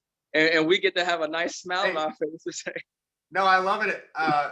Kamani is like literally opening 7K medals right now. Like, Emily, you should go to him right now. Like, literally, brother's just opening up. Oh, just got more assets in the mail. Boom, winning. Yeah. He's like, you're working. Like, oh, I got my assets. Here we go. So Emily, I think that's it. Did we do okay? Oh, I think you did amazing. Smashed it. Powerful information. Guys, did you guys hear what they just talked about? Madiba, you can unmute totally. Guys, I mean, I'm just gonna like share a really quick thing. Like for me, what I got was, well, the loyalty points. I keep forgetting about that. I keep forgetting that when you get loyalty points, you get, basically you accumulate and you get free coins on top of the free coins we already make because we get commissions, you guys. Oh my gosh. Madiba. Well, I just love the beginning phase, man, of just setting the stage of where these guys come from. School teacher, you know what I'm saying? Unbelief to belief, to look at the shoes that he's in. You talk about Ricardo Hamilton, all the struggles that he dealt with, and that just allows you to grow into who you need to become to start getting this money, you guys. It's. Oh, you're muted, Madiba. I said these guys don't have S on their chest, not at all. Just the runners. Just the runners. Just the runners on their chest, okay? But you gotta take heed, man. Sometimes you go through bumps and bruises, but you guys, this is such a powerful vehicle. I tell people all the time, listen, at the end of the day, this is the only vehicle out there in the history of the space where no one can lose. I don't care if you want to be a customer or if you want to share this with people. No one can lose, and that's powerful, you guys. And I just, you guys did a phenomenal job on just breaking down the 11. And take heed, man. And if you're not on autosaver, like, what are you doing? You know what I'm saying? If you're not, I look at my stack and I'm like thinking to myself, and I say it all the time. It's like, how many times does your savings account, you guys, turn into your spending account? You know what I'm saying? Talk about It happens all the time. And this is just a way to just discipline you. And so you guys, just phenomenal job, man. I appreciate you guys taking the time out of your busy schedules to just feed the people, because we're all hungry. So amazing. Anytime, man. Anytime. Anything for Anybody's Emily. got any questions, you can drop it. We've got a couple minutes before we have our next guest hop on. And Madiba, you want to announce also after we open it up for questions, what we've got going on with our generational wealth group. Yeah, definitely. Absolutely. No, absolutely. We got some things coming down the pipeline. Actually, we just actually posted in the 7K, actually, blessed to have some, we're still stacking the speakers right now, but we got an amazing lineup, already. So what we've got going on coming up on August, on August 21st, we've actually got a huge summer regional that we're doing, for 7K. This is an event that is, what do we call ourselves? Associate driven. So this isn't anything that the company's putting on, but it will be a first class event. I'm telling you, we've got Tony Hubbard coming out. We've got Ron Austin. Just the things that you guys are going to learn at this event is going to be extremely powerful. I highly recommend. As my son comes in. We work from home. That's my little guy. Say hi. All right, so go with mommy for a second, and I'll come play with you in a minute. All right. That's the beauty of being able to work from home, right? I know, man. It is a blessing, but they be coming in at all awkward times, right? Yeah, we got a huge event, you guys. Huge lineup, man. And I mean, it's just if you really want to put yourself in a position where you're learning step by step, really how you can go out and explode this business and not only build and grow, but sustain. You know, these are guys that are making some serious headway with what we've got going on. You know, if you really want to put yourself in a position of where you just see the big picture of what, you know, this company's doing, you guys, it's significant. It's only 38,000 of us. This is so significant to turn from, you know, the US states to being international, you know, I mean, that's massive. And just the you want to rub shoulders with guys that are making bank. You want to make some dough. You want to make some big bucks. Well, rubbing shoulders with guys that are absolutely doing that right now. That's what's gonna happen. And we'll have a blast. So it will be a good time. But man, I'll put it in the chat, man. It's also in 7 Clay exclusive, but it's gonna be an amazing event. You know, obviously the company's got the 20 city tour coming up. You know, this is going to be an amazing event for you guys that really want to go out and grow this business. So definitely excited about that. But back to you, Em. Sounds good. Hey, Mike, Ricardo, thanks for that information. That was fire for sure. I love the interaction in the chat with Ron Austin over there stealing each other's line. That was pretty awesome. Talking about 2 drinks. And people are on the Facebook Live as well, and they're enjoying it and getting some comments on there. So I'm trying to just get caught up with everybody on there. But great information. If you guys have any questions, link up with them and they'll be able to help you with that. And then we're going to have our next speaker come on. If Mike, Ricardo, did you guys want to share anything else before we transition? Thanks, Madiba. Go ahead, Ricardo. No, I was just gonna say, man, it's an honor to, you know, to be here and to share this information and to add value. And I just love, you know, what you guys are doing and what you're doing. Emily, is next level. I look forward to continuing to help a lot of people in building wealth. I think that, you know, God or the universe, however you want to put it, it's got a plan for us. And we're going to help change a lot of lives. And I think we're going to be a very powerful force for humanity in the world, you know, moving forward. So I'm just excited and happy to be a part of the family. And so thank you for having me. The last thing I would add is, again, thank you, Emily, for inviting us. It was great, and just love your personality, your attitude, everything about you. And I would just leave this with people is we have the best product, we have the best company, but in the end, it's going to come down to your mindset. Thousands of people have been introduced to 7K and said no, or they joined, they didn't do anything with it. They didn't even buy an autosaver. But it comes down to your mindset and what you want to have happen. If you want to stack as many assets as you can and get paid for it, you can. If you want to tell as many people and help them do the same thing, you can. But everything is going to come down to what you believe you can do. And focus on that and help others focus on that. I never lead with the company or the product. I lead with trying to get that person to believe in themselves. And I believe that's why the runners have been able to have so much success with MUM about mindset, uplift, and manifest momentum. And when you get more serious about helping other people, that's when your life is going to change.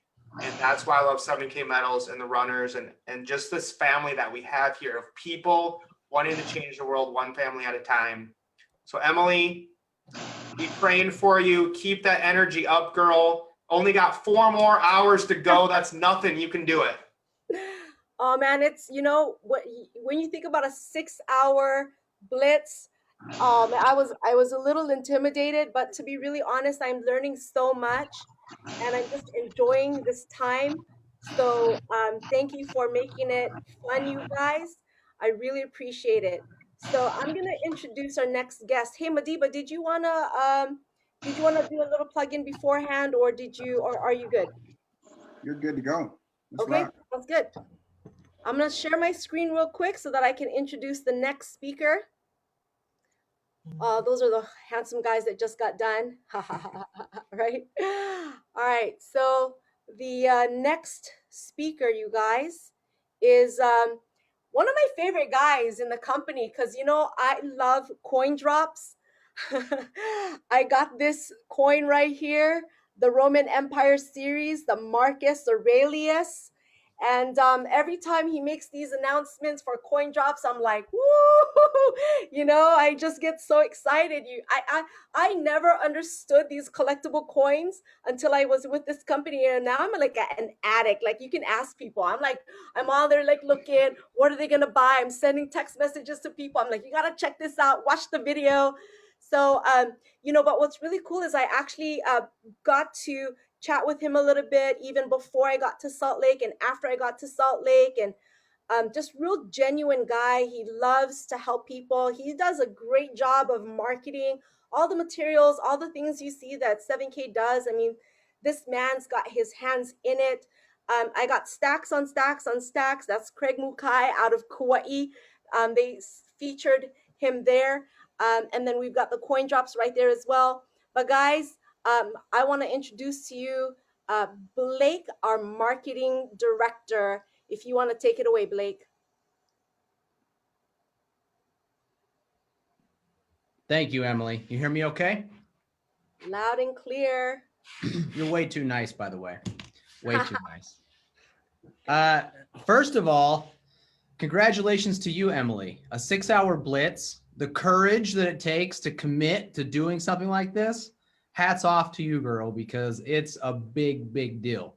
So it shows everyone on the call. It shows her commitment. It shows her passion and courage to be able to host this, right? And it's not for her. It's for everybody on the call. And if you come in and out, and what's amazing is that I've been watching the numbers and no one's leaving. They've been here for 2 hours straight. So far. I know they've been hanging out. Hey, Blake, I've actually got like a couple videos from the Roman series. Do you want me to play them? Yeah, hold on to those for just a minute. Okay, you go first then. Go ahead. Yeah. I'll you lead. So, you see when. Guys, I don't even know where I am fired up. Like Ricardo and Michael, I could listen to those guys for a while. I think I'm going to start buying the autosaver actually now. I think you guys convinced me that I'm going to start buying the autosaver. Actually, no, that's a lie. Look at this. Look, don't be jealous of the box. It's a prototype. Okay. Oh. Whoa. Hey, hold on. I would need that now. Whoa, it's a prototype. You can't show that and not let us be able to get those. Come on, dude. Hey, no, the one, look, here's a secret. You guys are on tonight. No one knows this, but what's coming for the 50 State Animal Series is much better than this one. Much better. Okay. Much better, but it's custom made. So custom things take time. All right.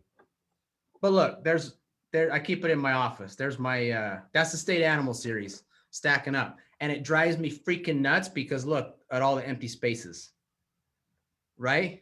You guys know what I'm talking about. Oh, you have no idea. Like now I'm like, wow, I need one of those. You guys know. Look, so yeah, there's some cool stuff coming that way. Okay, so I have a few thoughts. Emily, I don't know where you want me to go tonight. Look, there is a ton of information that we could talk about. 6 hours is probably not enough for everything tonight. I want to make sure that I'm coin drop. Yeah, of course. Coin drop code. Thanks, Rob. Just a coin drop guy, Rob. Appreciate that. Look, there's actually in the chat, if you guys don't mind, in the chat, I would like to know who is brand new to what you would call network marketing or direct sales. We like to call it member direct marketing. Anybody brand new to it? Is this your first go?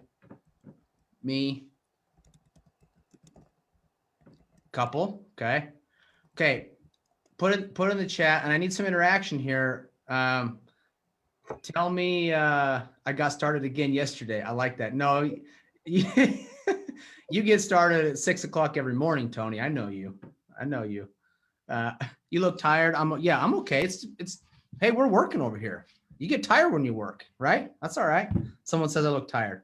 Okay, who's been in this space of network marketing for a while, or maybe taken some hiatuses and you've come back to it, but you're here and you're loving it? Put in the chat if that's you. I know a lot of your stories on here, by the way. Good to see a lot of you, by the way. Joe Latin, saw you on here. Love it. Good. So here's a little bit of my story, if that's okay. And hopefully it highlights what's a little bit unique about 7K and what's happening here. And then I'll highlight a little bit about the owners and the executive team, and why personally I'm here and why I think it's special. So, and it's not about money, by the way. First off, if you, I'll go there in a minute. But look, at 21 years old, I came off. I actually came off I did a little stint in Peru. Okay, I went and did some service in Peru for a couple of years. Great experience, but I came back with like one mindset, and I've always had a little bit of a different mindset. I wasn't going to go to college necessarily. Like maybe I was, maybe I wasn't. But I always wanted to own my dream was to own like a sports store, like an extreme sports store. Okay. So I get home off a mission, and one of my older brothers says, "Hey, what are you going to do?" I'm like, "Yeah, I think I'm going to go figure this out." Right. So maybe I go to college and I go figure out how to get into a sports store. Well, we don't live in a big town, so it's kind of a pipe dream, right? Need lots of capital to do that. And he says, "Okay, why are you going to college?" I'm like, "I don't know." He says, "Okay, hey, you need to come look at this." I'm like, "Okay, I'm open." Right. Well, he takes me to kind of an opportunity meeting. Right. And it was in the financial services realm, but it was kind of a referral marketing program. I walked away from there that night at 21 years old with a completely different perspective and mindset, and thought, okay, there's something here. There's something here about being able to help people, right? Help people do something more and be something better, right? And I like that. And there's also an opportunity here to possibly make some money, have a career.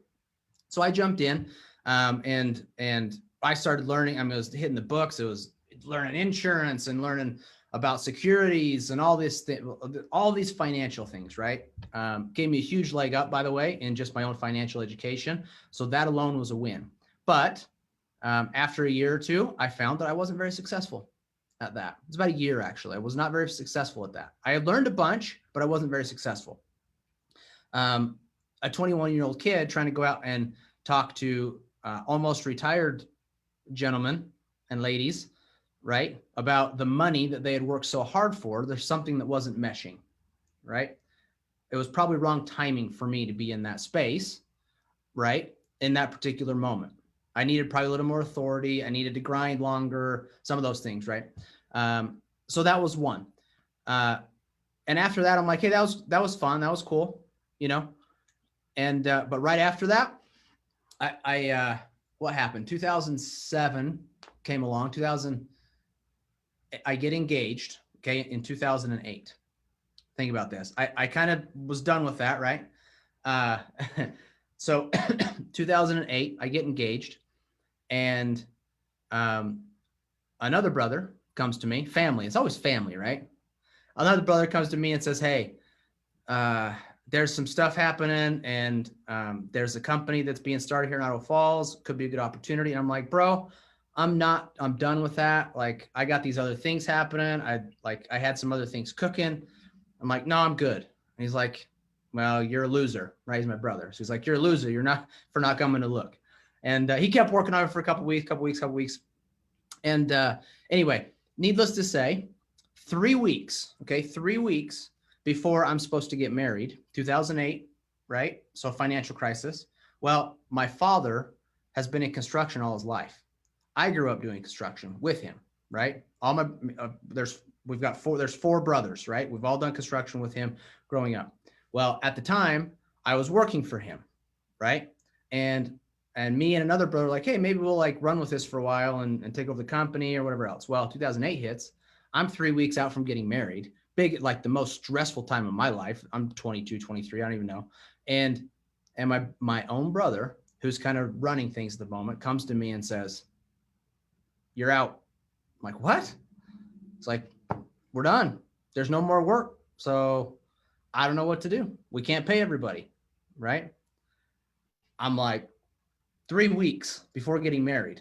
I just convinced my father-in-law that I wasn't going to college, that I'd take care of his daughter, right? And I didn't know what it was, but I figured out. I just convinced him that about 3 months earlier, right?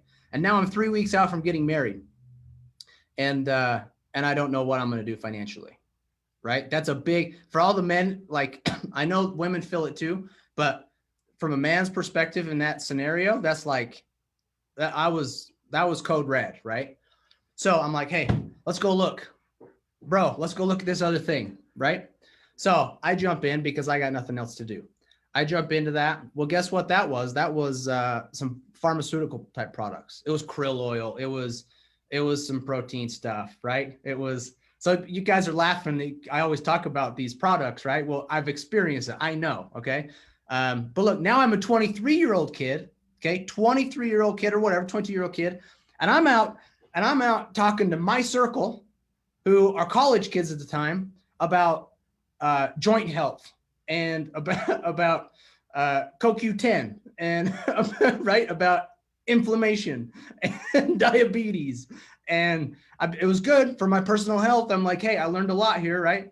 But I actually, because of necessity, I jumped in and I made that work. Like, we actually built a really good team there. Had a lot of success in that company. Things didn't go well in that company over time, right? But for me and my personal finances, it was a huge blessing. But every day was a big old struggle because I had to go talk to people.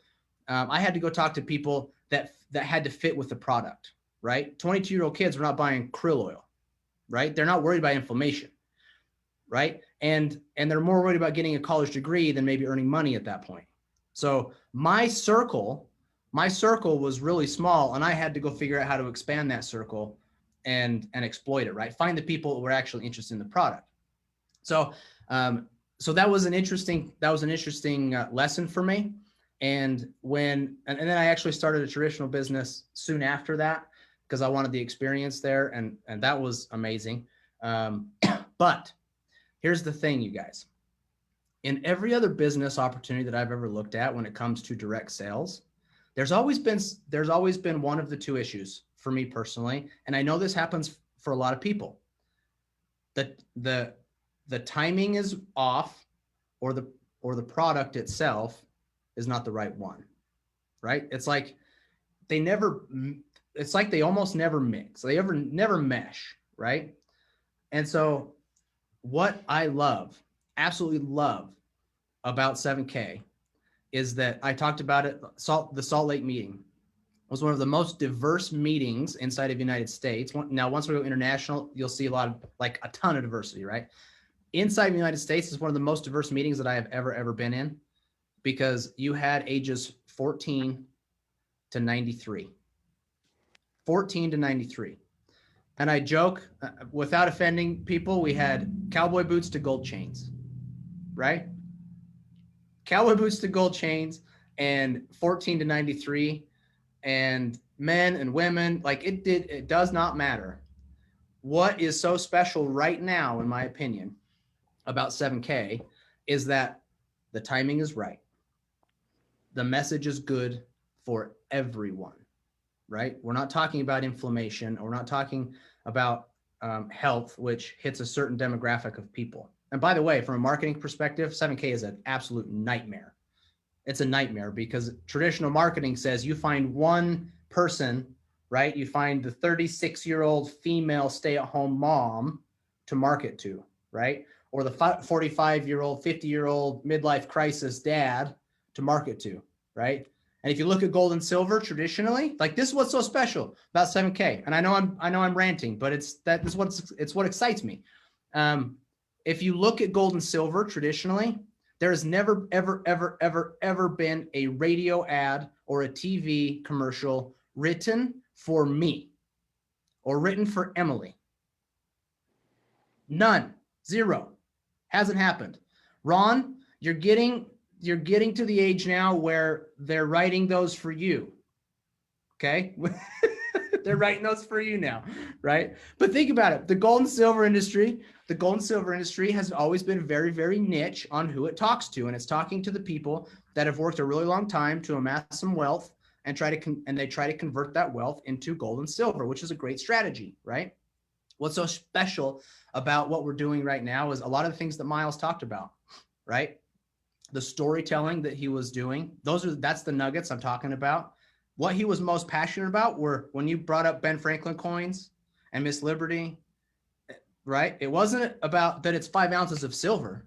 It wasn't that it's a black proof. It wasn't that it's colorized. It wasn't that it's legal tender, right? What excited him the most is the story and the background of the thing, right? And so now you guys, 7K is at a point where do you look? I mean, look, 18 months ago, 2 years ago, Mike and Ricardo, you guys were I'll say this because you guys were joking, right? That they're the cool dudes. 18 months ago, they probably wouldn't have looked at 7K metals because our messaging wasn't quite there yet, right? We weren't quite hitting the collectible space yet, right? And bullion, now these guys are a little bit different in their age group, in our age group, that they are, I mean, they know the power of just gold and silver, right? But there's some things that have been happening. Sound Money Wallet, right? Exclusive 7K coins. A lot of the unique and rare things that have been offered through 7K, the storytelling, the money opportunity. Now it's like, hey, they're ready to listen. And so think about that opportunity, you guys. Gold and silver has never been marketed to anybody under the age of 55, like almost ever, right? And we have a unique opportunity. We have a unique opportunity in, I don't know if you guys know who Russell Brunson is. He talks about, he's a genius marketer. He talks about where you market in a blue ocean or a red ocean. A blue ocean means that not a lot of people have been fishing there.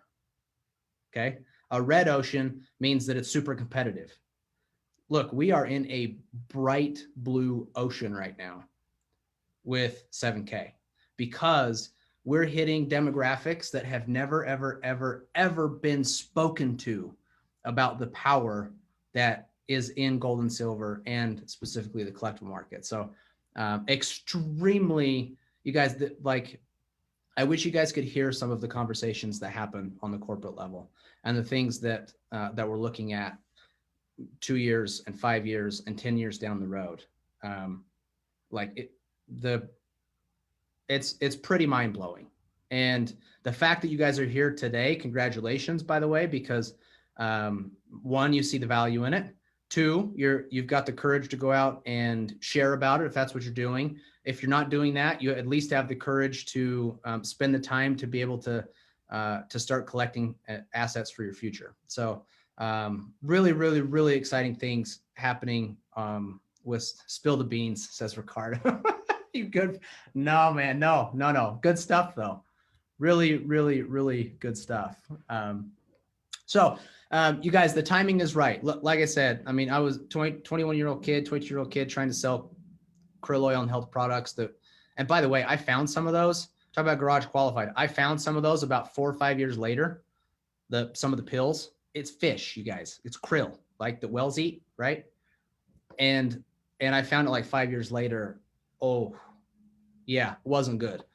I'm going to be really happy in 5 years when I go see what I've got in my safe, right? Talk about garage qualified. So,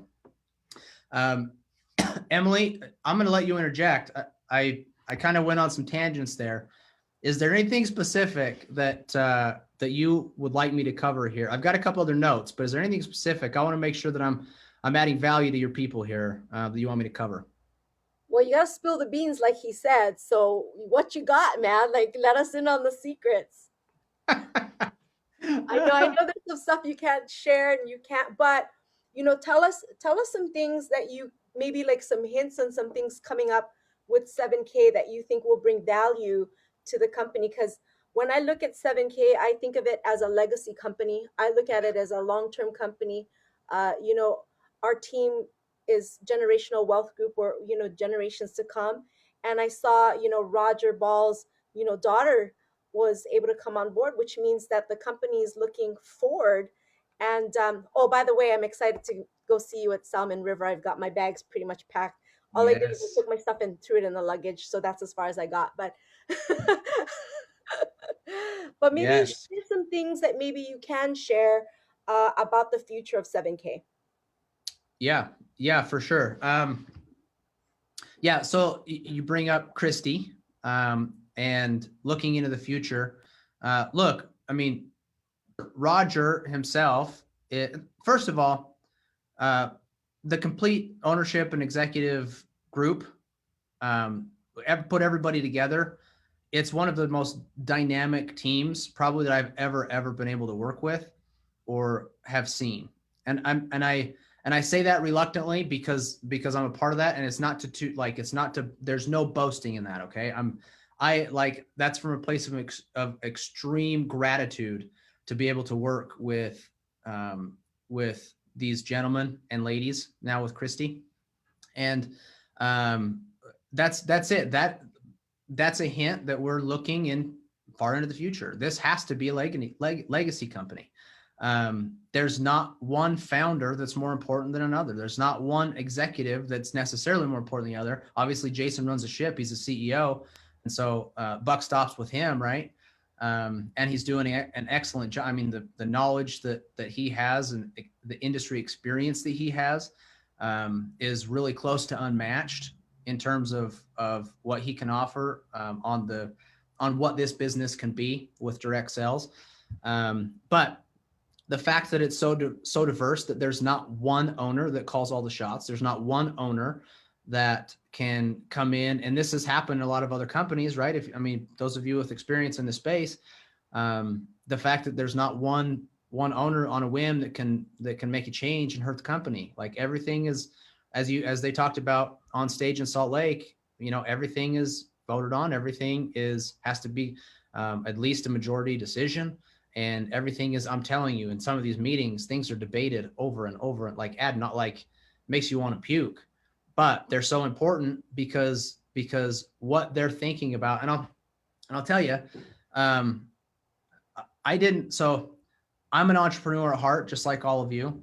Actually having we talk about it in a lot of our material, right? Having a job, and we kind of put it down a little bit, right? There's nothing wrong with having a job, by the way, as long as you have dreams to go along with that and you know why you're doing it with purpose, right? But when they approached me to come help, I was like, you want me to be in an office? I don't know. I don't think I can do that. Right. So one of the negotiating things there was like, you can come and go as you please. There's let's just get work done. Right. And I'm like, okay, I can handle that. But the fact of the thought of that, I'm like, nah, I can't do it. Well, they started sharing their vision with me. And by the way, I've known two of the owners for a very, very, very long time, three of them for a very long time.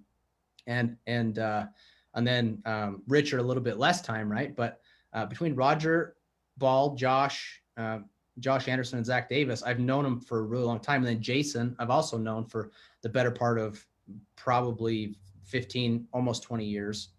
And so when they asked me to come help, I'm like, yeah, one all my life, Rob. That is true. When they asked me to come help, I'm like, nah, I don't think I can. Right. They started sharing the vision of what they were trying to do. And I'm like, okay, all right, let's give it a shot. Right. Well, I'll tell you what, and this goes to the future and kind of what they're trying to do, what we're trying to do now. That very first executive meeting I sat in, it was about halfway in, and I've shared this with some of you before, but I was kind of like, okay, did I make the right decision being here? And because the company was young and still hey, we're trying to prove these things out. There's some major decisions that have to be made. And, Tony knows, Ray Patterson knows, Joseph Flatten knows, the company's gone through some trial phases, right? Of making sure we get this thing right. And those aren't easy.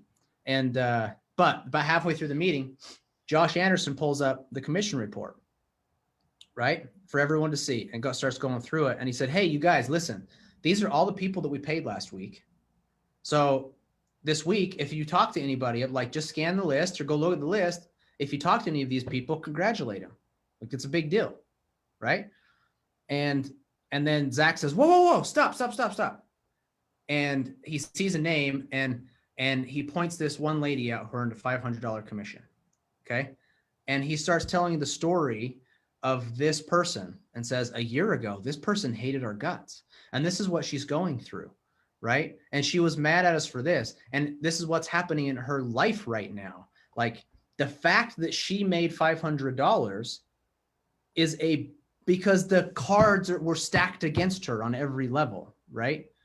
Like we all have different levels of success and different opportunity based on what life has kind of dealt us, right? Or the decisions that we've made, like to take personal responsibility. Well, she had made some poor decisions in her past, and life had dealt her some cards that were pretty tough.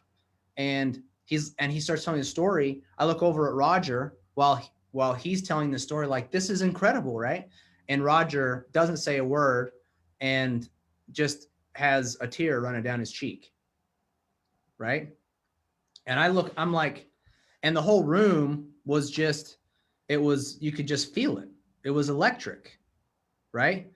And I'm like, okay, I am in the right place.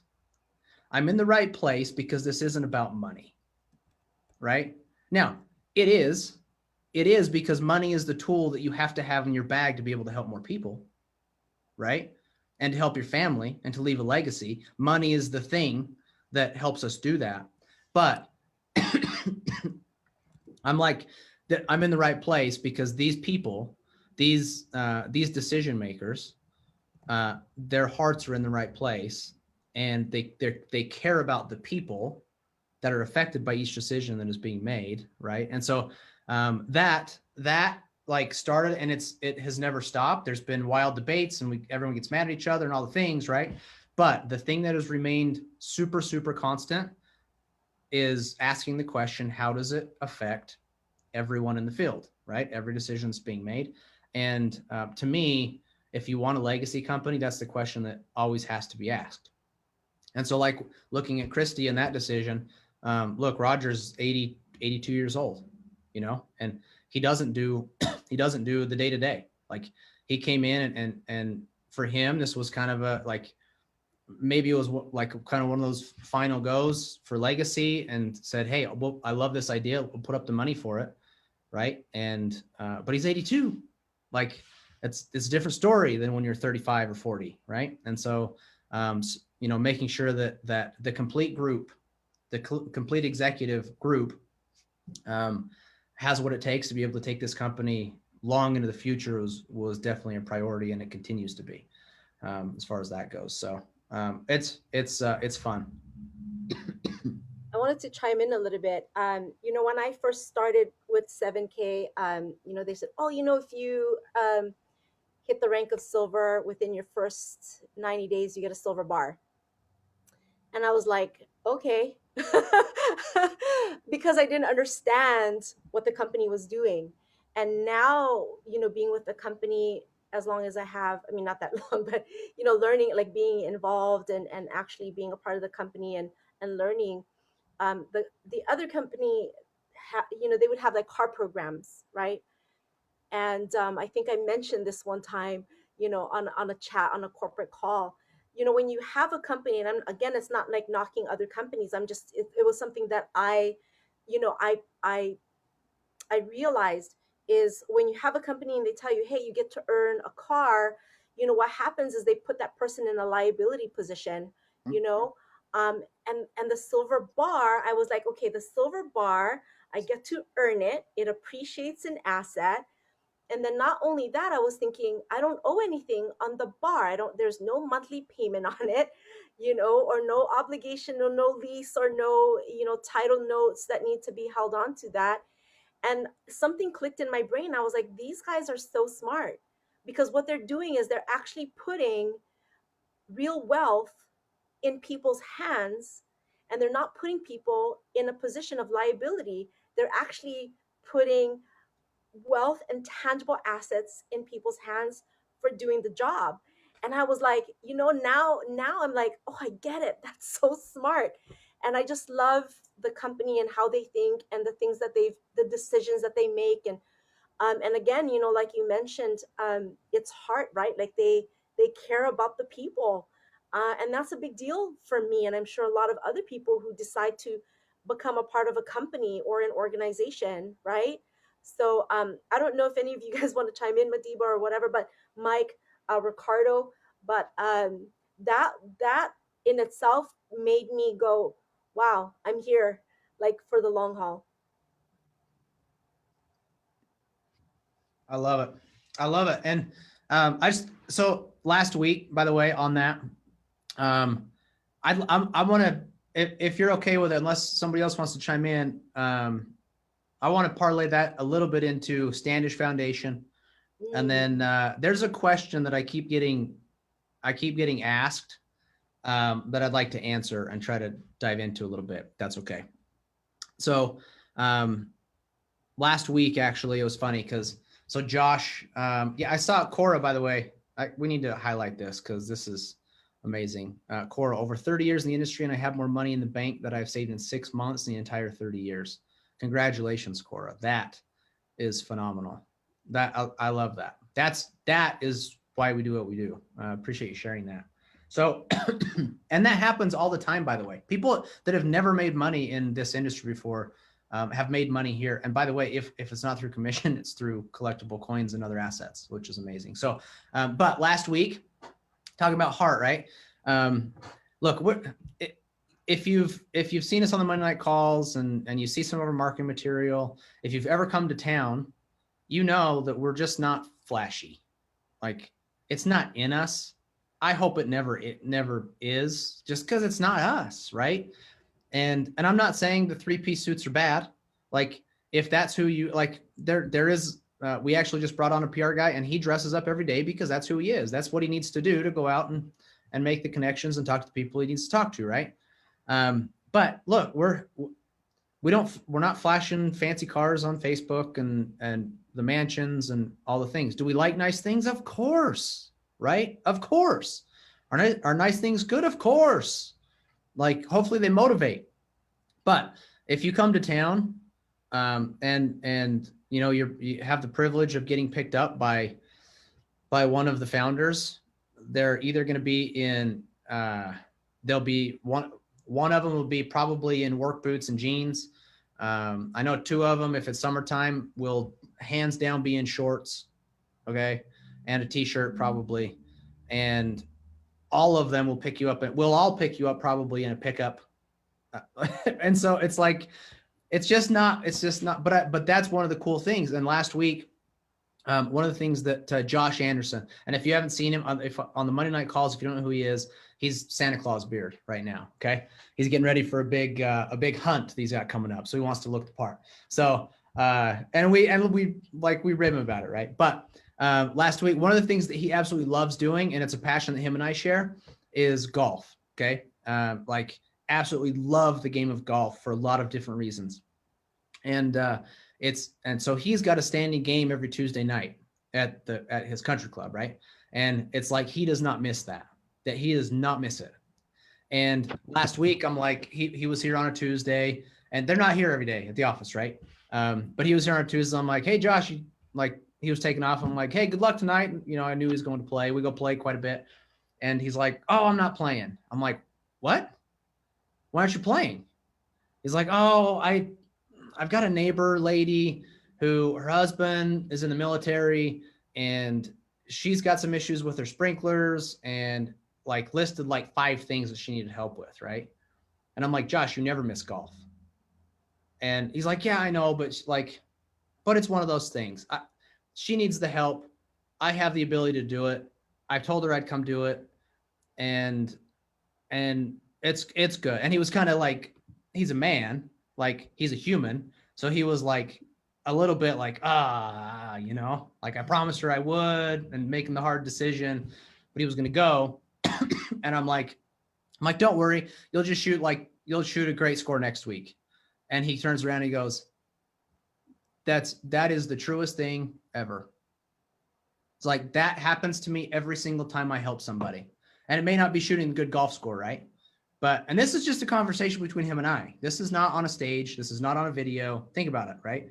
He's not trying to impress, right? But we were just having a conversation. I hope he's okay that I share this, but he's like, look, it happens to me. What I've learned is every time I go make a sacrifice and help somebody, I always win. And so it'll be fine. Right. And like, but that's it. That is the ethos of what we're doing. Like most of the executive team, if not all of the executive team, thinks the same way. And if we don't do that as a company and as a field, we can't win forever. Right. Fake doesn't last. Period. Fake doesn't last. You can't keep it up. You can't keep up the facade. And too many companies in this space try to keep up the facade. And eventually it doesn't work, right? And so that's one of the secrets that we know as a business is that we just can't be, right? Nor do we want to be. It's too much work. It's way too much work. So I mean, I love that. But talking about Miles brought up Standish Foundation, and just the idea of what Josh said there, like that encapsulates a lot of the goals that we have in helping more people outside of what we're doing in a compensation model and in the coin space and all the other member benefits, right? This is completely outside the Standish Foundation and more to come, by the way. I mean, there's many more people that we can help in different spaces, even outside of the Standish Foundation, but that's one. It's a passion project for Miles's wife, not Miles, by the way. That's not Miles has nothing to do with that. Andy runs that program and she's a boss. Like she kills it. Right. And we love what she's trying to do in helping children all around the world feel more comfortable when life deals them a deck of bad cards with cancer and with these things that keep them, whatever it is, these physical ailments that keep them in hospitals for long periods of time. That's what she specializes in, is helping these kids feel more comfortable to be able to get the treatment that they need. And we love that. Right. And so with the Standish Foundation and being able to parlay what we're doing, and I say we, I mean you, like parlay what you guys are out there doing on a day-to-day basis, and be able to use a little bit of that effort and help kids in the Standish Foundation. I was listening to Tony Robbins one time, and that man just amazes me every time I hear him speak. I've had the privilege of listening to him live a couple of times, and just as a human being, like love him or hate him, like there may be some controversial things around. He's a human, right? But his contribution level is times 1,000 all the time, right? And what he said that will never, ever, ever leave me. He said, I think I actually shared one of his videos in Salt Lake, and we had to edit out one of the words, right? Because he says, just give, right? Just give. But I was listening to him live one time, and he said, look, people think that I do what I do for me, and I don't. I was comfortable a long time ago. I could have retired a long time ago. But there's a reason that I keep doing what I do. There's a reason I keep putting myself through hell and doing whatever he does, 30 events, 6-day events, and not 6 5-hour days, 6 like 15-hour days, right? And he keeps doing it over and over and over again. He's like, there's a reason I do what I do. And there's a reason that he's got 50 companies that he tries to leverage, right? And he said, because I made a commitment a long time ago when my mother was pouring acid down my throat, right? Pouring acid down my throat and making it so I had to starve because I couldn't eat. I made a commitment to myself then that I was going to feed a lot of children. That's his why. That is his baseline why, right? And so he turned that experience into his leverage. And now he says, I do what I do because I have a commitment to help more kids every single year. He said, my contribution commitment, this was 2 years ago or 3 years ago. He said, my contribution commitment requires that at least I do 50 million a year right now. Think about that. That's not for extra real estate. And that's not for, you name it, right? Lamborghinis and all the things. his contribution commitment, he had to do 50 million a year. Think about that, right? That is what we're doing here. That is what we're doing. As a company, 7K, that's what we're doing. When I say it's not about the money's just a tool, right? But what we know is that through a good product, a good compensation plan, real efforts, real value, real intent, right?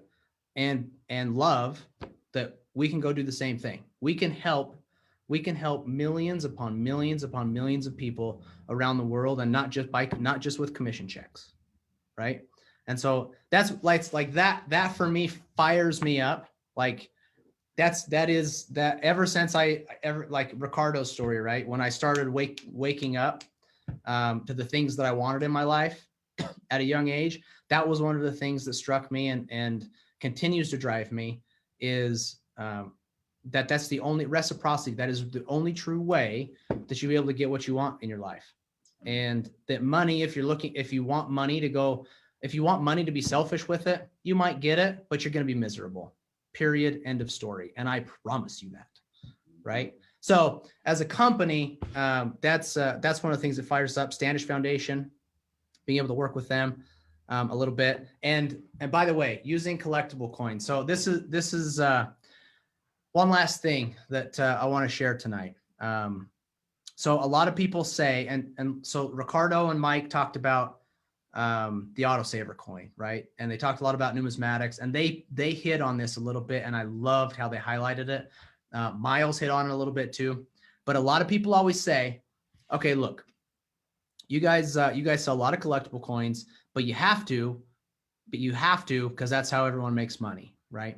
Well, that's partially true, right? It is. Let's be honest, right? That's where the margin is, because any company that's out there trying to sell you bullion and have a commission structure around it, it's not going to work. That's a commodity, right? I'm just going to be really, really clear.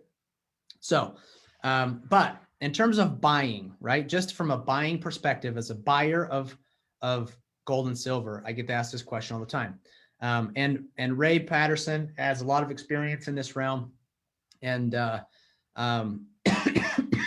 some point, him and I are going to sit down and have some deep conversations about this.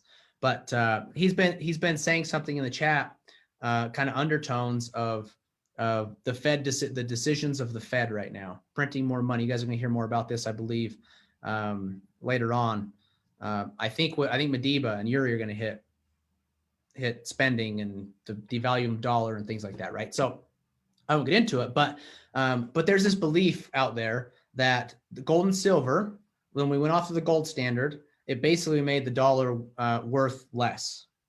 Okay, and think about how I said that. It made it worth less, literally monopoly money, right? True fiat currency. It is literally not worth more than the paper it's printed on, except for the government says it's worth more, right? So that being said, one of the big threats of today is that could go away. The dollar could crash, economic turmoil, economic reset. Like, there's all these different theories about what's going to happen. And I'm not going to get into those. G. Edward Griffin, if you want to go down those roads, G. Edward Griffin writes some incredible books, talks about all of this. Robert Kiyosaki, the book Fake, has some really good information if you're wanting to learn more about this, right? And I think it's worth your while to do that. But look, everyone says, why in the heck, if we're talking about these things, if we're talking about the dollar being worth less and devaluing and inflation coming in at a faster pace than it's ever come since 2008, right? Why are we talking about collectible coins? Shouldn't we just be stacking bullion? Shouldn't we be just buying tons and tons of gold and silver bars and whatever else, right? That's the question. But to people that have been in gold and silver for a long time, that is the thought. They're like, it's one train track or it's the other. For real. If you run into anyone that has bought gold and silver for a long time, that's usually the mindset, right? And I'm generalizing because there's people that do both, but generally it's like, hey, I'm going to buy a lot of silver and I'm going to buy bars and I'm going to buy I'm gonna buy rounds, right? I don't care if it's legal tender, or maybe I'm a Silver Regal guy. It's like everyone has their thing, right? But I'm telling you, it's either bullion or it is numismatics. And the people that do numismatics don't touch bullion, and the people that do bullion don't touch numismatics. Craziest thing in my mind, right? So the question is, what's better, right? That's the question that I've been asked a lot. Why in the world collectibles? Why? It doesn't make sense, right? You guys, it's just a money game for you guys. And that is like so untrue. Here's why. Look, has anybody, I've talked a little bit about, I just love the thought of this though. Nobody was around in the decade of 1900, 1910, 20, 30, 40, 50. Some of you in the 60s, like born in the 50s now, 60s. I'm seeing some of you on the call, right? But look, I get Ray was Ron. Look, I guarantee you, and I guarantee it because I've gone and looked. In every decade, at least in the United States, okay, because I can't speak for the rest of the world, although I'm pretty sure it's true. There's been a lot of currencies in the last 100 years that have gone out of style, right? Venezuela being the latest, like completely ruined, like reset, right? The old currency all of a sudden isn't worth anything. They come out with a new currency and it's turmoil. Cuba's actually going through a little bit of this right now, although in just a little bit different way. It's not all currency, it's politics, but it's not good, right? But I guarantee you in the United States, one of the most stable countries in the last 100 years, arguably, right? But financially and economically, like it's probably really true. Still, in every decade, there has been the threat of the day. There's been something that the news media has latched onto. And I don't say that like in a political way. I'm just saying it like people have had a genuine fear of the sky falling in every single decade, right? So in 1900, it was something. In 1910 to 20, it was in the 20s. It was like the 20s, one of the biggest. I mean, Black Monday, right? One of the biggest financial crashes that the United States has ever seen. In the 20s, the Dust Bowl in the 30s, the Great Depression, wars in the 40s, right? Wars in the 30s and 40s, by the way. World War I, World War II, 50s, threat of nuclear war with Russia, 60s, high interest rates. Boogeyman, Ricardo says, right? Yeah, but you got high interest rates in the 60s. You got another war. In the 70s, you have inflation. In the 80s, super high interest rates, Cold War threat. In the 90s, like the list goes on and on and on. And what's interesting though, and this is what I love, like in the 80s, people were so scared of nuclear war and Russia bombing us in the United States that they were literally building bunker houses. There were people a mile away from me growing up that lived in an underground house that was built in the late 70s. An underground house, literally a basement with a little roof on it, right? Because they were worried about the threat of nuclear war. And I mean, that family wasn't, they had bought the home, right? But so listen, the threat of the day is super real. Like, I don't say any of that flippantly, right? There's a lot of things bad things that have happened over the course of the last 100 years. But we should always be preparing for the threat of the day because it is real. The dollar is devaluing. Inflation, 5.3% CPI this month, right? The numbers are nuts. If you look at the numbers, they're insane. And if you look at the store of value that gold and silver has been, and just talking about bullion, it is actually really, really incredible. I mean, I'm doing a bunch of research and pulling new numbers and data for the wealth strategy that's being updated. And a Colt pistol in 1890, $20, right? Was that a 1 ounce of gold or $20 would have bought you a Colt pistol. Okay. In silver, it was 33 ounces and silver was at 60 cents in 1890. Okay. Today, the gold, that 1 ounce would buy you 2 Colt pistols, right? At around $1,000 a piece. Okay. And the silver, now but think about this. This isn't like a really stunning fact, but I want you to think about this. Silver, 33 ounces in 1890 would have bought you 1. Today, 33 ounces would buy you one. Think about that. $20 what in 1890 would have bought you one. Today, it would cost you between 850 and 1,000 of those papers, right? So the store of value and the idea of gold and silver bullion being valuable, it is. The thread of the day with the economic turmoil that's possible, yes, have it. Have it in your 72-hour kit. Have it in the safe at home, like loads of it. Have it digitally so that in your own, if you have an own personal threat or crisis that you can liquidate quickly, have it, right? But what people, where people go wrong is when they only look right here on the thread of the day, right? They're not looking past the end of their nose. And this is where the collectible game, in my opinion, comes in. Real quick, I know I don't have a lot of time. This fires me up, Emily. But I want to share this real quick.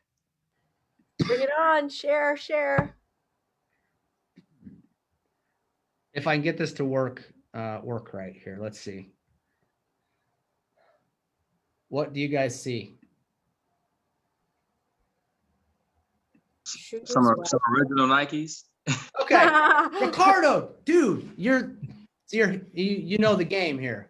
You know the game. Listen, in the chat, you guys, tell me how much you'd pay for those today. Tell me how much you paid for those beat up old pieces of junk Nike shoes. I lost the chat now. I got to go find it. Here we go. 120. Good. Okay. That's good. Priceless. Some beat up shoes, $80. Yeah, look, this is why, okay? $100, Madiba, dude.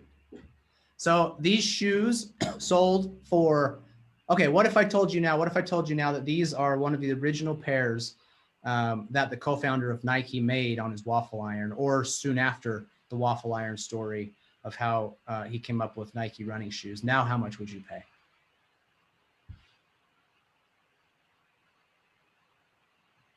$50K, million? Yeah, right? Right.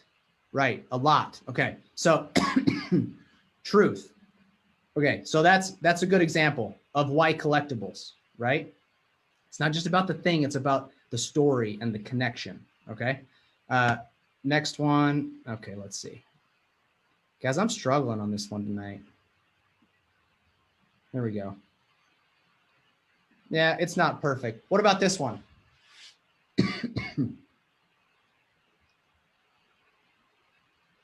You guys know what this is? Original Van Gogh or something. I know I'm showing the pre-slide thing, but that's okay. Is that like a thatched roof hut of something? What is it? Yeah, right. Exactly. Okay, what would you guys pay for this? I don't know. I mean, start being in a corner. Let's go. There's some next level wealth building right here. Yeah, for real. I'm gonna know pretty soon, but not yet. Yeah, look, this, you guys, this painting. Okay, what if I told you that this is a Monet? No. Help. Oh, A Monet. Monet? Okay. Yeah, you've heard of him, right? Famous. Yeah. Okay, 10 pesos. I'm gonna drop a meal ticket on it. A meal ticket. Okay, perfect. Yeah, so this one, you guys, this one in 2017 sold for $141 million. What? Wow. What? The sneakers sold for $450,000. Oh, Ouch. Okay. Perspective. Let's go. Bring that perspective, Let's Blake. go. Bring it on, Send me Blake. the shoes. Shit, send me the shoes. You know, that's huge. That's guys, this is why, hold on, I gotta get out of this. Here we go. Am I still sharing? We good? We're good. Okay. No, you stop sharing, Blake. you stop sharing. All right, good. So listen, Juan, beauty is an eye of the beholder, right? There was a gentleman in my office today who he just started, we we brought him on, we hired him, and he started bringing in some paintings, and the paintings are frankly like kind of ugly to me, right? And him and I, like this conversation was happening, and the one guy says, "So what's up with your paintings?" And he's like, "Oh, look, yeah, my mom is connected to this like kind of famous artist in New Orleans, and like she's doing a lot of stuff, and it's cool, and like we're friends with the family, and so I get some of these paintings." And he's like, "Oh," and he's like, "It's like worth like 12 grand." And I'm like, my daughter might have been able to, it's like abstract, right? I'm like, my 6-year-old daughter might have been able to paint that, right? But it's beautiful to him, and it's worth 12 grand on the market today. And the other guy goes, "I wouldn't have paid 12 bucks for it," right? But there's some lessons here. So one side is bullion, threat of the day, right? Take care, and make sure that you're ready for that. The other side, you guys, is people in the 80s are worried about the Cold War. Guess what? It never happened. And if they weren't worried about the bigger threat of retirement and how to take care of their family after they were wanted to stop working or couldn't work anymore in whatever job they were doing, like, to me, that's a bigger threat. And that answers the question of why collectibles, right? And get off of this train track of either this one, the story of this train track or that train track, right? Do both. Take care of all of it. But the bigger thing here is, and this is what Ricardo and Mike hit, the ultra wealthy have always done this. That painting is from 1890. Monet painted that maybe it was earlier than that. I might be getting the cult. It was 1886 or something like that, is when he painted that, right? That lasted the decade of all the threats. That painting, that collectible, the family that bought that before, I think I read that they paid 84 million for it. They sold it for 141 million 20 years later. That's an ultra rich family that did that. The ultra rich are always looking into the future. They're protecting what's tomorrow, right? And making sure they got cash flow, making sure they got gold and silver bullion. Most of them use it for a hedge, right? But what they're also doing is they're collecting real estate, and they're collecting in wines and handbags and expensive cars and collectible items that go up in value. Now, the cool thing is that at 7K, we're making it so it's not just for the ultra wealthy anymore. That's why collectibles, right? It's not just for the ultra wealthy. Now, if I'm Ricardo, I flip it and say it is for the ultra wealthy because that's us, right? That's us, because that's what we're trying to build. We're trying to build true wealth that can last generations, right? I know I'm over time, but listen, you guys, my son, and I'm telling you, it really is about true wealth, and it is about perceived value, and it is about legacy. Okay, what we're doing in the collectible space. It's a smart move. Just follow. Success leaves clues. Tony says it all the time, right? Tony Hubbard says it all the time. Success leaves clues. Ultra wealthy families, that's what they do to protect their wealth, is collectibles. But guess what? There's something even deeper and more important for me. I told this story the other night on a Monday night call. Maybe you heard it, maybe you didn't. But my son, he's 9. Okay, he's a gamer. He loves video games. That's all he wants to do. That's it, right? Like, I'm like, dude, let's go for a motorbike ride. Nah, I'm good. I'm like, okay, I get him out. We go, but he goes, "Hey, Dad, I want to look through the safe." I'm like, "All right, let's go." This happens like every, I don't know, 2-3 months. It's like, "Any cool coins? Any new coins?" He sees me working on the bed at night. I show him some coins. He says, "Hey, Dad, do you have any coins you haven't shown me?" I'm like, "I don't know. Let's go see." So we start methodically going through all of the coins. He's very thorough and looking at each one of them, right? And doesn't really ask me a lot of questions. Sometimes he'll ask me, "Hey, what's this one worth? What's this one worth?" And he's a hustler. And he came across the White House coin, right? Miles Standish White House coin. And he's like, he sees the one side, flips it over, sees the other side, stops dead in his tracks. Look at bewilderment on his face. "Thank you." The back side of the 1 and the 2 ounce coin has the has the White House on fire. And he goes, "Whoa, Dad, what's this? I'm like, yeah. He goes, the White House was on fire? I'm like, yeah, bro. What happened? I'm like, well, actually, right, in the War of 1812, 1814, the British troops came down and they were mad at America, and they stormed in and they lit it on fire. And they had dinner first, though. And he's like, what? I'm like, yeah, watch. Pull up, like, use the QR code on the thing, right? Pull up on the video, because he's 9 and loves technology. And showed him the 2-minute video that told the story. And he gets done and he's like, whoa, I had no idea. I'm like, I know, me either. How cool is that? Right? And by the way, this is like, everyone's out of the house. This is just me and him in the house, right? Me and my son, my blood, right? My future legacy that will be here after I'm gone. And he goes, hey, Dad, you should give this one to Grandpa, to my father-in-law.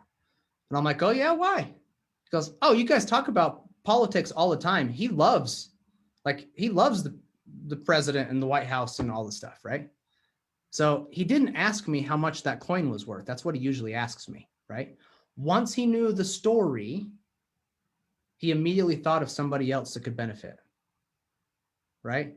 And me and my son got to share an emotion, like a connection that day, right? Now there's a memory. There's something that he will remember about me. Let's say something happens to me tomorrow. I guarantee you, if he had to go through that collection, right? If I'm no longer here, he's going to see that coin and he's going to remember that little moment that we shared, right? And so you guys, that is why collectibles, because it's not about what it's worth, even though that's a great benefit. It's about the story. It's about the emotional connection. And at the end of the day, it's about helping people through those things and leaving a generation better than we are today. So I know I'm way over, Emily, but it's what you get when I'm excited. So I know, and that's the beauty about 7K. There's just so many things to talk about, and so many really awesome things about the company and what we do and what we offer. And that White House coin, it does say a lot. I loved it. I loved putting the QR code and watching the video and all that stuff.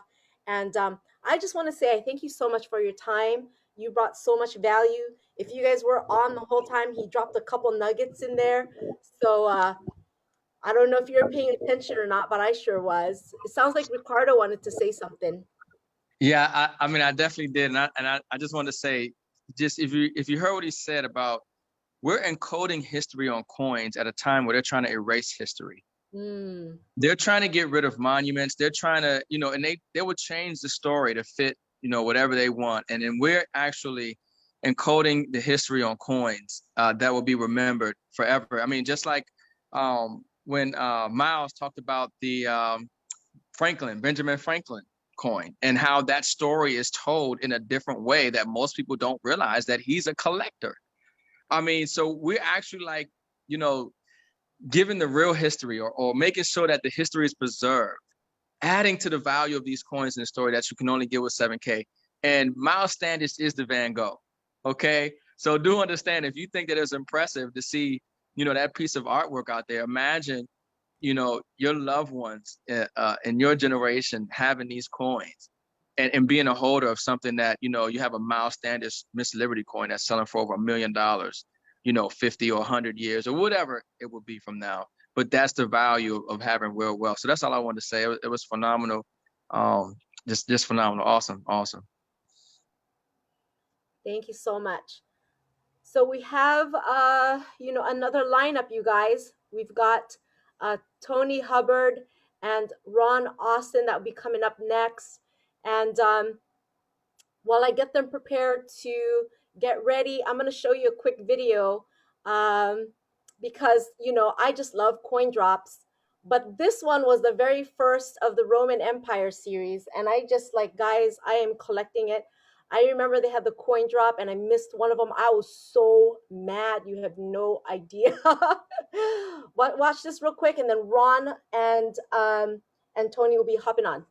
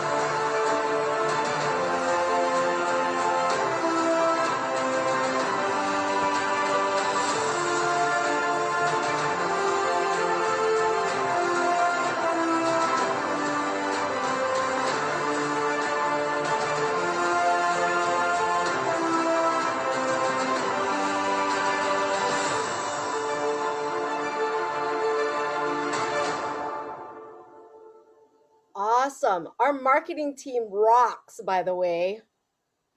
Right? Amazing coins. Thank you Amazing so much. marketing team. Shout out to you, Blitz. That's one of the other things people don't realize, man. You guys, dude, those videos, man, and what you guys bring to the table, dude, it's so much value, man. Make people want to go out and buy that mess. I know. Every time I see them, I'm like, oh man, I gotta get that one too. Thank you, guys. Thank you. Hey, and listen. 2 nights ago, when was that? Monday night, I got a text. Okay, after we announced this doesn't happen, and like some of you guys have been around for a long time, know this doesn't happen. I got a text from one of the leaders here, and like they come from another business previously that it was wellness products, right? And actually, it's a husband and wife couple. That's all I'll say. But the wife is like totally fits the bill of health and wellness. You know what you would think, and like if you're thinking whatever, doTERRA or whatever, right? And I get a text from her saying, "Listen, we are on a flight to Founders Lifestyle Getaway on Friday, and you just announced the coin drop, and we are invested in these things. We have got all of them so far." Right, in a text message, "You have to help me out. Like we can't miss the Roman coin," right? So like, listen, that in other companies, I guarantee you, top leaders are not texting at 10 o'clock at night, corporate, and saying, "Hey, I cannot miss that product launch of the new Razzle Dazzle protein shake." Hey, I'm just saying, Blake. I'm not saying nothing. I'm just saying. Hey, Emily, thank you for putting this on. Everybody, thanks for letting me be on here. I appreciate it. And you guys pay attention to the people talking tonight and what they're doing in their lives, and not only in their lives, but in 7K business. And if success leaves clues, like Tony says. And so if you're wanting to know how to do it, just pay attention, pick up the nuggets, keep working, keep honing, right? And I want to say to all the leaders on here tonight, we really, really appreciate you. We understand what you do for the company, 7K, and for all of the people on your teams, and that we can't thank you enough. We really appreciate it. So awesome. Thank you so much.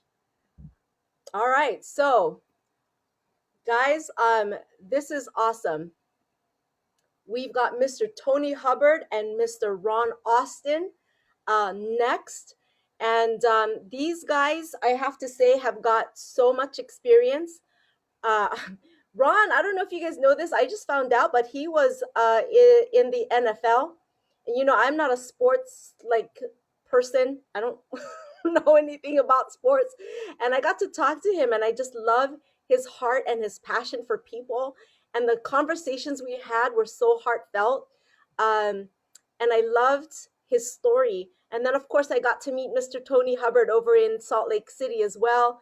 And guys, he does these leadership calls, and he's just so consistent. He was one of the very first guys that joined 7K. So legendary in this business. These guys do more than just 7K.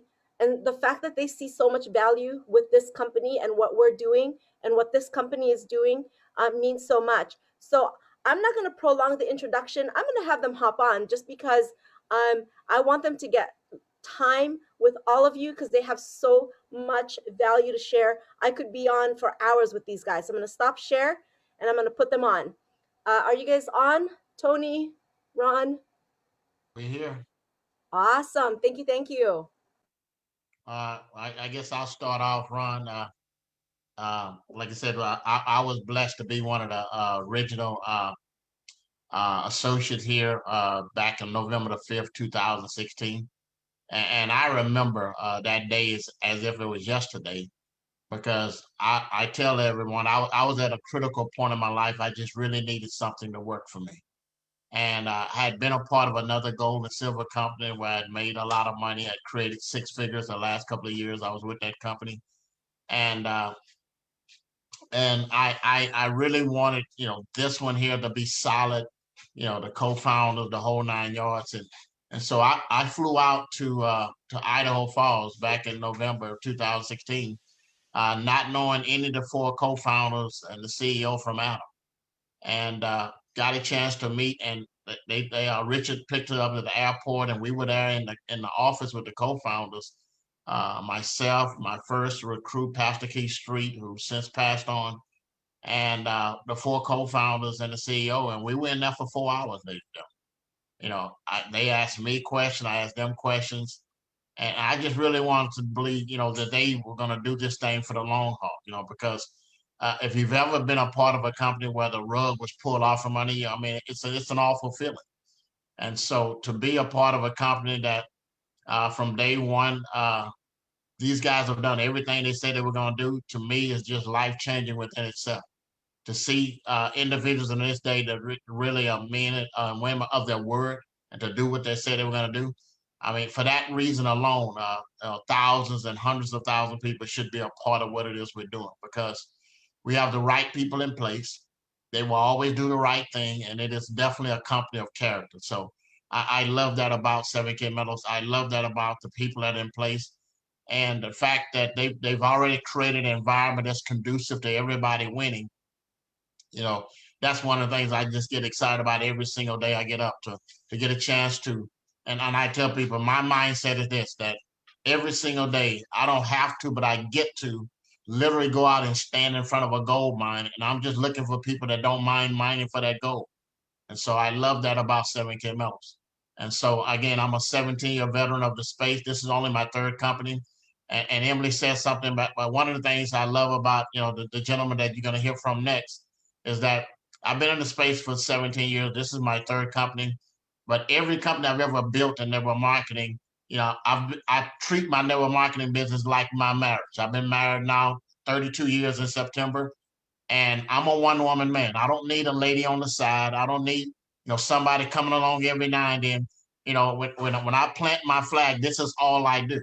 And now I have multiple streams of revenue, but in the network marketing space, this is all I do is 7K Metals. And the most successful people in this space that have had and have made a lot of money, ladies and gentlemen, they do the exact same thing. So I just want to say that, before I turn it over to my business partner, somebody that I had the pleasure of meeting him 1.5 years ago. Now, he's been in this space a couple of years longer than myself, and he's made a few more million than I have. But definitely it's a pleasure to work with such a consummate professional, and my man, Mr. Ron Austin, former NFL football player. The floor is yours, my brother.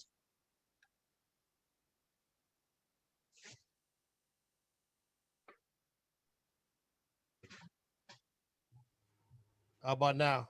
Now, I'm trying to be like.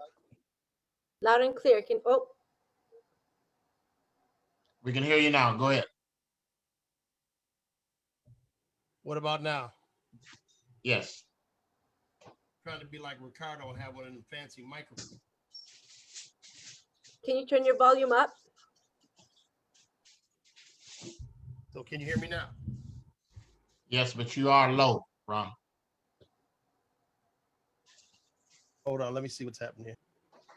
That's actually really good right there.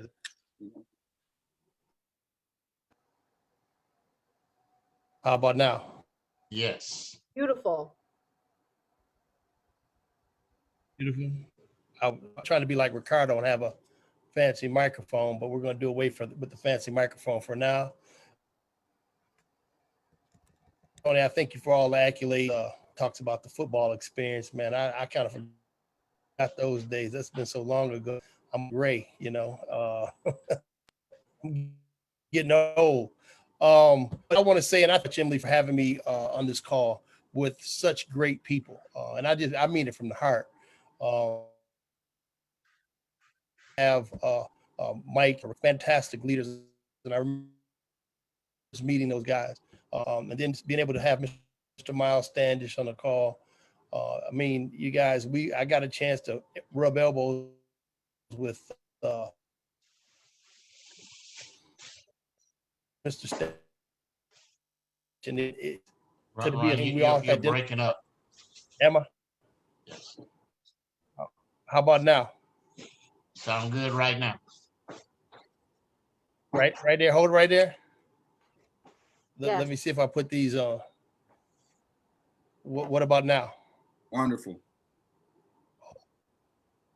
I'm trying to be like you bigwigs over there, man. I don't know why my thing acting up. Right now, is it working? Yeah, you're good. Yes. What about now, Tony? Can you hear me? All right, fantastic. Well, again, astonishing guys that I've been working with, and Emily, I thank you so much for inviting me to do my little part to this. Following Mr. Blake, that's kind of hard to do, the coin drop man. But it hasn't always been a bed of roses for me in network marketing. Even though I've made a good amount of money in it, I ventured off and got into some other network marketing businesses, not knowing that some of these people are not genuine. And I think I shared this with you guys when we were in Salt Lake City. And, I pretty much gained a lot, but I've almost lost a lot, like my family, bad decisions. And I remember when I first took a look at 7K Metals, I kind of asked my wife, could I get back into network marketing? I think Yuri, you and I had the same conversation about bad businesses. And when I told my wife that, and she told me that if I found a company like Melaleuca, I can get back into network marketing. When they told me that Roger Ball was the owner, one of the co-founders of the company, I was really excited about that. But then being able to go out to Idaho Falls and sit and talk to Jason and Blake, they really made me feel at home, and that I could stick my flag in the ground and say, this is where I want to be. But then spending the time that I spent with Zach and Jason out there on that river. And one thing I always look at is the character of people. And character to me is not what you see, right? I'm gonna say this again. It's not what you see. It's what people don't want you to see, right? Well, when we were out there on that river, Josh and Zach said something was very important. They said, money doesn't matter. It's not about the money why they built 7K Metals. They built it because of the time freedom and being able to help other people. And so when Tony and I were sitting here trying to figure out what we wanted to talk about tonight is, and I kind of just told Tony, I said, let's talk about the heart. Let's talk about why we truly got into network marketing. And I remember getting into network marketing back in 2002. And what people were telling me that it wasn't going to work and these things weren't going to happen. So I want to jump into this real quick because I don't know how much time we have, Emily, to share this, but I put together, you gotta help me out there, Emily. Put me as a host so I can share my screen. I thought I had you as a host, but I can double check. You should be able to share. No. No? Okay, hold on. You made Tony the host. He was out for a second. There you go. Oh, gotcha. Yeah, there we go. Emily, Yeah. you don't want to make me the host. I'm terrible with technology. So yeah, make him the host. Okay, Make me go the for host.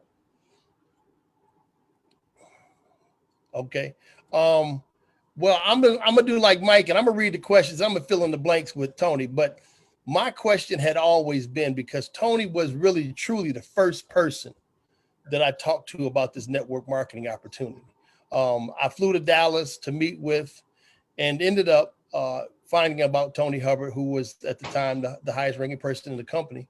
And so I drove from Dallas to Houston to talk to him face to face about this company. So we've always went around the block about why 7K Metals, right? We're both from the network marketing world. We've seen them all. We've seen the people who made $1 million a month, all the way to people who made $1 a month, right? We've seen those people. But my biggest question to Tony Hubbard, and I'm gonna ask that same question tonight, is why 7K Metals?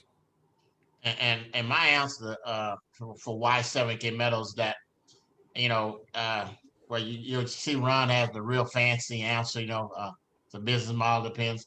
Well, if you study the space of network marketing, Robert Kiyosaki actually wrote 2 books on the profession. He never built a team, but he wrote 2 books on the profession. The first book that he wrote on network marketing was called The Business of People, the business of people who like helping people, okay? And in its purest form, network marketing is a business model that it really works when people help other people. But one of the reasons why I love this space of network marketing and 7K Metals in particular is this. Robert Kiyosaki's second book that he wrote on this space was called The Business of the 21st Century. And I put a lot of emphasis on that book, is that because here's a guy that at one point his net worth was about $300 million. And most of his wealth was made in real estate and then some writing books. And you would think if a guy made the most money in real estate, that if he was going to recommend a business model for people to get involved in the 21st century, it would definitely be real estate. But he said more so than real estate, more so than any other type of business, network marketing is the average person's best chance to become successful as an entrepreneur in this space. And when you look at everything that Robert Kiyosaki preaches, no other business model out there in this space can allow you to have both things in place to help you get to the right side of that quadrant, meaning being a big business owner, which is defined by having at least 500 people contribute to your income on a regular basis, or an investor, or both. And reason why I love 7K Melendez, because it allows everyday people to migrate to the right side of that quadrant. Whether you have a business experience or not, you get a chance to get to the right side of that quadrant. You can, and whatever skills you don't have, it can be learned. Whatever skills you don't have in gold and silver, whatever skills you don't have in building network marketing, the thing I love about this space, that if you don't come in with it, it can be learned. And as far as the perfect model, I mean, I think there's no other business model out there that's designed for the average person to be successful than what we have our hands on here at 7K Melendez. Fantastic, fantastic. And I truly ditto that. But the main thing that many people, Tony, like I often ask that question when I first got into network marketing is, how do you make money? This is in the beginning stage. And I know there's a lot of people on this call.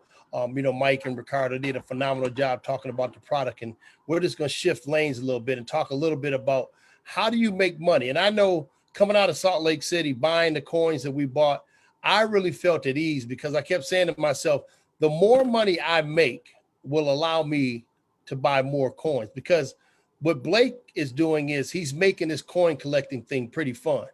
Because my whole set, and Blake can tell you over and over again, is Blake's going to hook me up with that kilo of that Black Panther. I know you're going to do it. So I'm going to get that Black Panther no matter what. I don't need any more kids, Ron. You've offered your firstborn at this point. I'm good. Well, listen, my wife is pretty fit, man. No. So here's the question, Tony.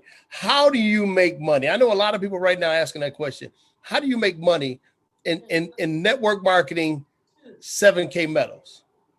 Well, here's the thing on making money. The short answer is that you make money by adding value to people's lives.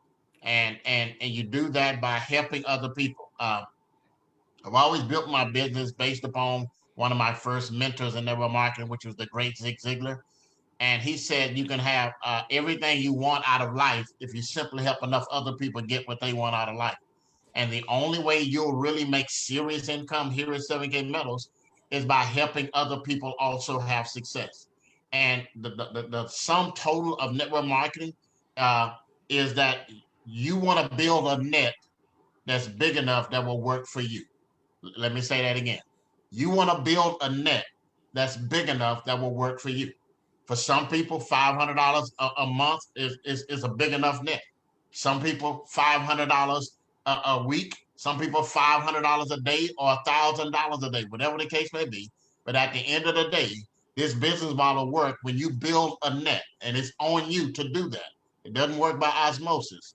But if you build a net that's big enough that will work for you, that's how you have success in this space of network marketing. Well, I'm going to take it a step further and tell people this. Network marketing is nothing more than adult gamified leader. You're going to get paid in direct proportion to what you know. And there are a lot of things people can teach, like Blake can teach you everything that you want to know about coin collecting, right? And he's only been in the industry for a while. But now take it another step further. Miles Standish can tell you that and some, right? Well, when I looked at network marketing, I had to feed 3 children. I became a single dad. I had to feed 3 children. My whole outlook was I gave myself a number. I need to make $5,000 to $6,000 a month. Now, I want you guys to understand this. There's a difference between being committed and interested. I was not interested in making that $5,000 to $6,000. I was committed to making that $5,000 to $6,000. Now, one of the things that I used to tell people all the time after a presentation was this: when you make a decision in this business of network marketing, don't go home and sit on your bed. And I know what you guys, there's a lot of people out here listening to what I'm saying. Go home and sit on your child's bed, your son, your daughter's bed, and start asking yourself the question, what if I was making this? What would my life be like? What would my child's life be like? See, it's real easy for you to make that decision on your bed because you have all been taught to live within your means. And I often say this in my presentation. I wish somebody would text me or what do you call it, instant message me and tell me what the heck is a mean.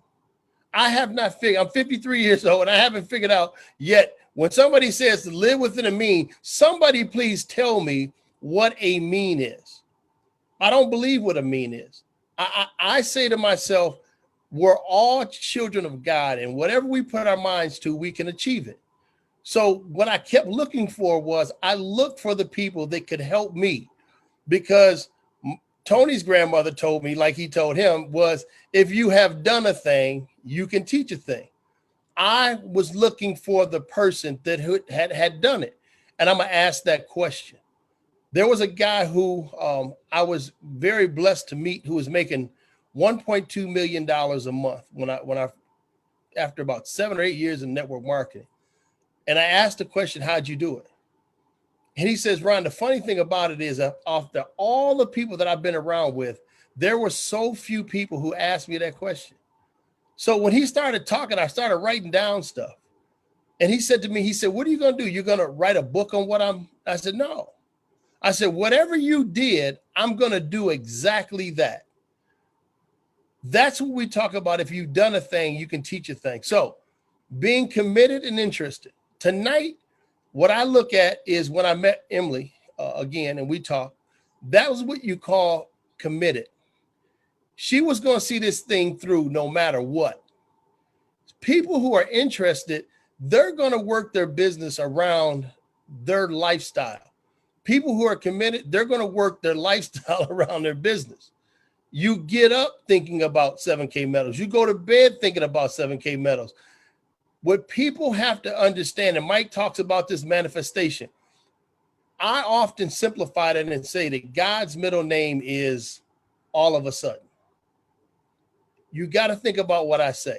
God's middle name is all of a sudden. So when you're moving towards something, you always say it. I was going to the store. I went to get 5 names. I just went to get 5 names. And all of a sudden I ran into, if you weren't moving towards that, you would have never made that statement. If you did not fill your mind with how do I build my 7K medals business, you would never had the opportunity to use the phrase all of a sudden. So I surround myself with people like Tony Hubbard, Mike and Ricardo, Mr. Thompson over there. I surround myself with people on a day-to-day basis who I know that they're focused on building their business, because I don't have time for fluff. Network marketing is exactly what it is. It's a business. And people tell me all the time, Ron, it's one of those pyramid things. What's a pyramid thing? A pyramid thing is nothing more than a business. So when I looked at network marketing, guys, I was putting, you know what? I didn't even know you when we were in Salt Lake City, but man, the energy that dude was setting off up in that place. The energy, I kept saying to myself, man, I want to be around this guy. I want to be around him. Madiba, I want to be around this guy all the time, because as long as they're running, they're like pace setters. You know what I mean? So you never have a pace setter in a sprint. Do you guys understand what I mean by that? You don't have a pace setter. And for people who run long distances like Blake, you know, he stays Jake. A pace setter is somebody, their only job is to set the pace, right? For the long run, the half mile, the mile, the 5 miles, you have to have a pace setter. Tony Hubbard got on that stage and he talked about a legacy business. That meant that we were going to be here for a long time. We were going to be in this business for a long time. But in the process, somebody has to set the pace. That's when I look at the people that you had on this call today. These are the people who set the pace. And if I can keep running with these guys in this network marketing business, guys, as Blake kind of hinted to, you guys haven't seen anything yet. So I'm going to turn this back and go to the next question. If I can share my screen without this thing dropping. Hold on, Tony. Let me give you the question. Well, I already answered that pyramid scheme thing. So one of the things that Tony and I have often asked each other, and I'm pretty sure a lot of you guys who are seasoned veterans in the network marketing world, when I looked at a network marketing business, now what I want you guys to do is this. These are some of the things that Tony and I have been talking about. The people that we've come across over the last 18 years, when I asked the question to them is, how do you pick a network marketing business? So that we're on a level field. I want you guys to understand this. I want you to start checking off every time we talk about one of the things that we talk about and see right where it leads you. So there are 5 things that myself and Tony and other network marketers look for. And Tony's going to break it down to you is this. Can my product be duplicated? I'm going to say it again. The first thing I look for is, can that product be duplicated? All right, and that's an excellent question. Again, if you're looking for a solid business somewhere where you're going to plant your flag, that you're going to be there for the long haul, that's one of the first things you want to look at. Can my product be duplicated? And the fact that we have a product that caters to the masses, ladies and gentlemen. I mean, I oftentimes think about the famous quote from one of the wealthiest guys on the planet. And it talks about, he said that when you're looking for a business model, the investor, Warren Buffett, he said, listen, when you're looking for a business model to get involved in, he said, whatever you like to do, he said, you should make that a hobby of yours. But when you find out what the world likes to do, you should make that a business of yours. And so the fact that we have a product that is desired, not only do people desire it, but that they want it and they need it, and something that appeals to the masses. And if you're going to have success in business, the old saying is true. In order to dine with the classes, you have to cater to the masses. You have to have a business model in place that appeals to the mass. And when you have a product that everywhere you go in the world, I don't have to explain gold and silver. I mean, everywhere I go in the world, gold is gold and silver is silver. And so we have a product that everybody wants and everybody needs, and we get a chance to get it to them at the best price, and we get access to some of the coolest collectible coins on the planet. That sets us apart from the masses. And my man Ray Patterson does a lot of research. I mean, he's a numbers guy. And when you look at what the majority of network marketing is involved in, 86% of the companies, according to the DSA, in network marketing, 86% of them are involved in the health and wellness and beauty products. Okay, less than 1% are involved in a space to win. So if you want to give yourself the best chance to win, you know, you need to be involved in a space where there's very few people that's a part of that, ladies and gentlemen. You heard Blake talk about that blue sea, ladies and gentlemen, and we're definitely in the bluest of the blue sea. So back to you, Ron. All right, let me shoot this here. Will people buy your product? And this is what I looked at for a long time. Will people buy your product with or without a network, or no, I'm sorry, I say without a network marketing arm or receiving a paycheck? I often talk about that 96th percentile. You know, when I got into, and I'm gonna use a name because it's affiliated somehow or another. When I use the name Melaleuca, right? 96% of the people who got into Melaleuca were just customers. They were just customers. They weren't looking to make money. Now, Tony gonna give you the statistics on how long and where Melaleuca is today. Okay, I don't know. I know they were started back in 1984, but here's the thing I want you to look at as far as a product. Ron talked about earlier as far as a pyramid, and I don't get it as much than when I first got involved in the space, you know, because I know what I know. But the truth of the matter is, ladies and gentlemen, most people that bring up the pyramid question, they wouldn't know a pyramid if they were standing in Egypt. Okay, let's just be honest with you. But the old answer for what constitutes a legal and an illegal pyramid was this. An illegal pyramid was when you had money as exchange, but no goods or service are rendered to the end user. That constitutes an illegal pyramid. The government would shut you down. There's no way to track it. A legal pyramid, is when money is exchanged, but goods or services are rendered to the end user. But now regulations have come so much moving forward today in the network marketing space. You can't just have a product that's being moved to the end user. Now what the regulators are looking for, they want to make sure that at least 66% or 2/3 of the people buying the product in that company are strictly customers. Because a lot of companies early on, they were selling a lot of product, but it was self-consumed. Most of the reps were actually buying it. But if you have a legitimate product like we have here at 7K Millers, and we have about 70-75% of the people that are buying the product that are not earning commissions in the account plan, that lets you know you have a real product, ladies and gentlemen. So we have that product. Again, it's no fluff. It's the real deal. We have a product that when it shows up on your mailbox, by definition, it's an asset, and you just can't beat that. Fantastic. And I always talk about when we were in Salt Lake City, Tony talked about legacy companies. And when he was talking about legacy companies, Melaleuca fell in that 5 range, right? But again, the reason why Melaleuca still stands strong today is because they have a product that people want to buy with or without them making a paycheck. That's what they look for. When you talk about pyramid schemes, that's what Tony just talked about. But now you think about this. People are now, based upon educating people, like Ricardo and Mike just did, educating people and them feeling like, man, I have to buy this. Emily gets excited about it. Man, I have never seen any company get excited about the FedEx guy bringing them a pill, potion, or lotion. But now, dude, I kid you not.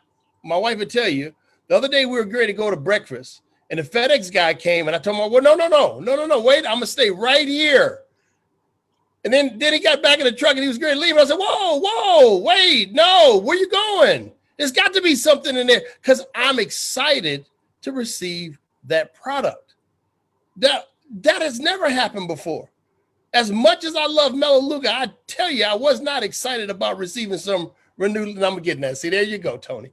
There you go. There you go. I'm getting that. Anyway, let me go to the next one, because Tony making me mad over there with my black hunters of the night, right? All right. So we all understand these are some of the things that we're looking for if you were looking to partner with someone in a network marketing business, right? So here's the next thing I looked at, and I'm going to speak on this, and then Tony's going to take it over, which is this. I need to have more than one owner or co-founder. I will never, ever, ever get into a network marketing business where there would have been 1 or 2 owners. Because if 1 or 2 of them people go crazy, they decide to do something stupid, there goes your business. And I can talk so strongly of this because when I looked at this business, the first question I kept asking everybody is this: how many owners is it? I know Roger Ball was one of them, but how many owners is it? The first question I think I asked Tony was, how many owners does this company have? Because if he would have told me 1, I no. So I'm gonna let Tony finish it up with that one. Well, he's telling the truth. Like I said, myself and Ron, it felt like I've known him all my life, but we actually met when he got started, which was January of 2020. That's when Ron came on board. So he's less than 2 years in here. He's responsible for building one of the fastest growing teams in the company's history, with the runners, and you guys are all a part of that. And so, because he sponsored Mike Tharp. But when you look at that part, I mean, you got to have a system of checks and balances. And I know, being in this space, I've seen the horror stories of owners of a company that when it became successful, they just had a change of pace, that just changed their mind, just started doing crazy stuff. So the fact that we have 4 co-founders that combined to have over 100 years experience in the network marketing space, and the fact that one of the reasons why they garner so much respect, you know, and I include Blake in with that, is that these guys have all been on both sides of the table. And that's something you can't say about most owners of network marketing companies. Most of them, you know, they may have money and they've been strictly on the corporate side. They've been in some ivory white tower somewhere. And so they really can't relate to what's going on in the field. And then you have some that have been in the field, but they can't relate to the corporate part of it as far as running a successful business. And the fact that we have 4 co-founders that have been on both sides of that table that can relate to the field, I think that just makes us more powerful than most of the companies that are out there. Back to you, Ron. Yes, sir. Let me go right to this one here, which is probably one of my best ones, but I'm gonna let you take this one. Will the compensation plan work for everyone? Well, 100%, man. I mean, and that's one of the things. Like I said, this is my in the last 9 years I've been doing network marketing with gold and silver. This is my second company in that space, and as was the case in my first company, we built a team a little over 6,000 in 2.5 years. And it's a much larger team over here. But one of the things that I marvel at, and it does me good to sleep well at night, is that the percentage of the people that are actually having success. Because I've been a part of companies that people made a whole lot of money, but it was far and few between. You know, it was just a handful of people that was actually making money. But when I can look at a report every Saturday night, and you see not just a few dozen, but you see hundreds of people that are earning anywhere from $250 to $7,000 and $10,000 on a weekly basis, you know, that does my heart good, you know, because, you know, like I said, in its purest form, network marketing is a business model where people are helping people. And when you have a compensation plan that don't just cater to a select few, but the masses amount of people are having success, you know, that's why I know over the next couple of years, we'll have people that have made millions of dollars in this space that will come on board simply because they can still earn a significant amount of money. But instead of just a few dozen making money, when you can look at a report and you see thousands and tens of thousands of people that you know are earning income that can make more money than they auto ship, I mean, ladies and gentlemen, that's life-changing right there. I'm going to have to ditto that, Mr. Hubbard, because again, when you start looking and doing the research like I've done, Tony has done, the 96%ers I always talk about, the 96%ers, and Tony knows that I'm a sharp, you know, I believe if it's something out there to go get that money, got to go get that money, right? But longevity wise, if 96% of the people are buying your product because they want to, if 96% of the people in your downline is making more than their autosaver, right? Every month, that 200, when they put that in, you know, Blake, listen now, that $250, right? Because it could change. When people are making that $250 check, if they're just doing that once a month, they're $100 or $75 to the good. They're never leaving. They're always going to be a part of 7K Metals. And then when you start looking at the post to say, I can buy a coin for $140 in 2-3 weeks, it could double. They're never leaving. Guys, this is the best kept secret amongst network marketing business that I've seen in a long time, because we're not selling coffee. I know a guy who made $1.2 million a month selling coffee. And what he told me to my face was, he said, Ron, it has nothing to do with coffee. Nothing. He said, you can buy coffee on every corner. That's when network marketing really set into me, is the fact that right now we have, as Ricardo said it, Tony said, under 30,000 people, right, Blake? I would say in the company. We don't have any crazy network marketers that have come over here yet. We have some, the runners are, you know, they broke every record possible. But there are people out here over the next 5 or 6 years, they're going to get fed up with, again, I'm not talking about anybody's company. They're going to get fed up with the cryptocurrency network. Now, I'm not saying cryptocurrency, but the network marketing cryptocurrency businesses. They're going to get fed up with the Forex trading businesses. They're going to get fed up with all of these fly-by-night companies and people like myself who, again, let's be honest, you guys. What the heck? I can't go back and play football, right? Who's going to hire me in corporate America at the age of 53? Even though I have 2 degrees, who's going to hire me in corporate America that's going to put food on my table? Nobody. I mean, this is a wake-up call. So most people are right where I'm at. They're 50 years old, 45 years old. They're looking for a good network marketing company that they can ride into the sunset with. And ladies and gentlemen, that's what you're looking at right now. That's exactly what you're looking at when you start talking about when people are just fed up. You know, I know a year ago, Tony and I were talking about it. It was the what was the $500 deal, Tony, that everybody got involved with? Did everybody pay? What was it? You know what I'm talking about. Everybody was doing it. What was the product? And everybody was paying, and you go get 2 people and gifting. Oh, the Susu. Susu. The gifting program. Right. Gifting program. Right? Susu. Gifting program. Man, I swear to God, if that's not illegal pyramiding, right? And then the funny thing about it is that you had pastors and everybody was trying to tell me, no, that's not illegal. Ladies and gentlemen, if it looks like a duck and it walks like a duck, guess what it is? It's a duck. When you look at what we have, a real tangible asset, and I know you guys didn't think you're going to get this kind of conversation tonight at 12 o'clock, but a real tangible asset, this intrinsic that goes up in value. Everybody sooner or later is going to get fed up and they're going to make 7K metals their home. So right now, you need to get with one of these pace setters that you're hearing tonight and start building your business. Make the commitment, because this right here is the key to it all. And I've been with network marketing for a while, ladies and gentlemen, and this last question is something that I love about this business. Can you be hurt? Can you be hurt?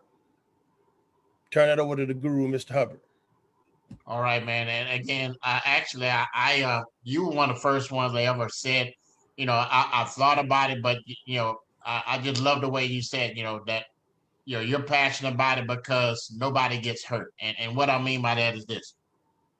Most of the time in the network marketing space, it's very rare to come across a scenario that there's a win-win-win scenario. Most of the time it's win-win-lose or win-lose-lose. Very seldom, rarely, if ever, do you come across a network marketing opportunity where everybody wins in this space. And here's what I mean by that. Let's just say you just want to be a customer and you just buying the product on a monthly, weekly basis, whatever the case may be. At the end of a year, at the end of 2 years, irregardless of what happens to the company, you still won because you have several $1,000s worth of assets. Let's just say you're like most people that try to build network marketing and you're not very successful. You make a few hundred, maybe a few $1,000s, but you're collecting assets every month. And because if you talk to most people in the tax world, that auto saver, because it's considered necessary for you to build your business, it becomes a write-off. So not only do you have several $1,000s worth of assets, you have write-offs and you've earned some commissions. So you definitely won. And then you have those people right now in 7K metals that not only have they been able to stack thousands, if not hundreds of thousands of gold in gold and silver, they've been able to earn income, and ladies and gentlemen, and they're making full-time income, and they got something they can leave for future generations. You know, because my favorite book of all time says that a good man will lay up an inheritance for his children's children. And the fact that I have something I can leave for future generations, ladies and gentlemen, I mean, I don't know who in my household gonna get that, but that 5-ounce Liberty coin right there is probably gonna be a little struggle on that one right there. But you know, to be able to have something, and I tell people, you know, about 80% of what I buy right now is not for me. It's for my children and future grandchildren. That's why I'm buying it.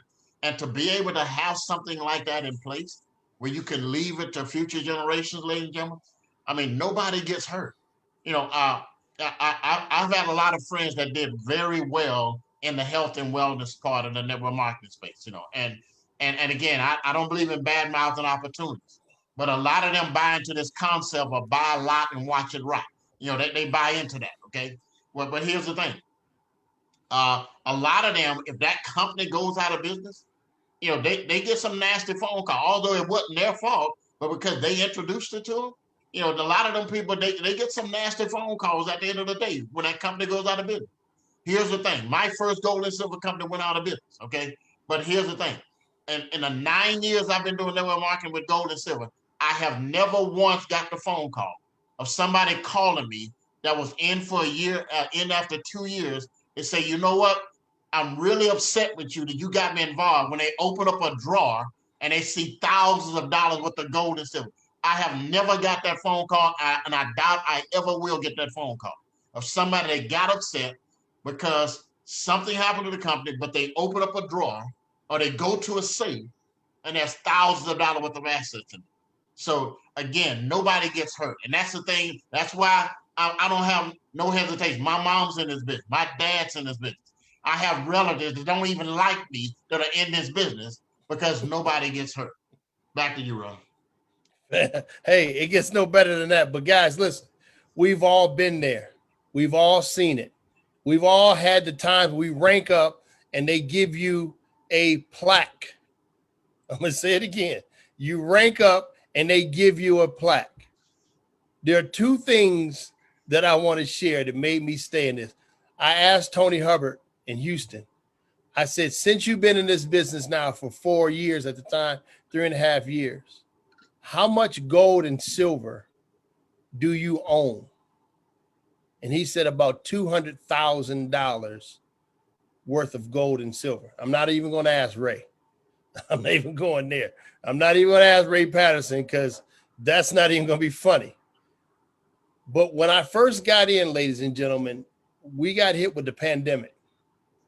And I believe we were on a Monday night call. And there was a lady who lost her job. She didn't go fill out another application, guys. She did not. She sold some of her assets in order for her to pay her bills. She leveraged the other part to finance. What network marketing company could I go and sell in time of need? This is way, Blake, before Sound Money Wallet came into play. What business could I be involved with that could happen? How many of you guys have enrolled somebody that has had something very stringent come into their lives? And they've been in the business paying their auto ship for 6 months. And at the end of 6 months, they have nothing to show but a pill, potion, or a lotion. Ladies and gentlemen, if you hit silver in 90 days, you get a 100-ounce silver bar. Now this is what I'm talking about. Madiba, where's yours at? And Yuri, where's yours at? And Emily, where's yours at? And you know, this is what we could put on our wall, right? This is what we can put on our wall for a plaque, right? If I can find a nail that's strong enough to hold this thing up there, this is what we put on our wall. Every other network marketing company I've been in, they say, congratulations, you. But now, when you hit gold, it gets even better. You get this 1/2 ounce gold piece. Think about this, guy. How can you be hurt? Gold piece, right? I could let anybody, as Tony talked about, believe what they want to believe. We are in the best position. All we're looking for, myself and Tony and Emily and Madiba and Yuri, Blake, Mike and Ricardo, guys, all we're looking for are people who want to run with us.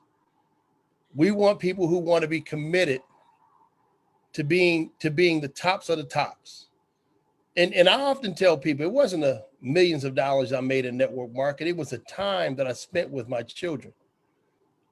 It was the time that I carried. We would like I looked at Zach Zach had, no, Jason had 10 jet skis.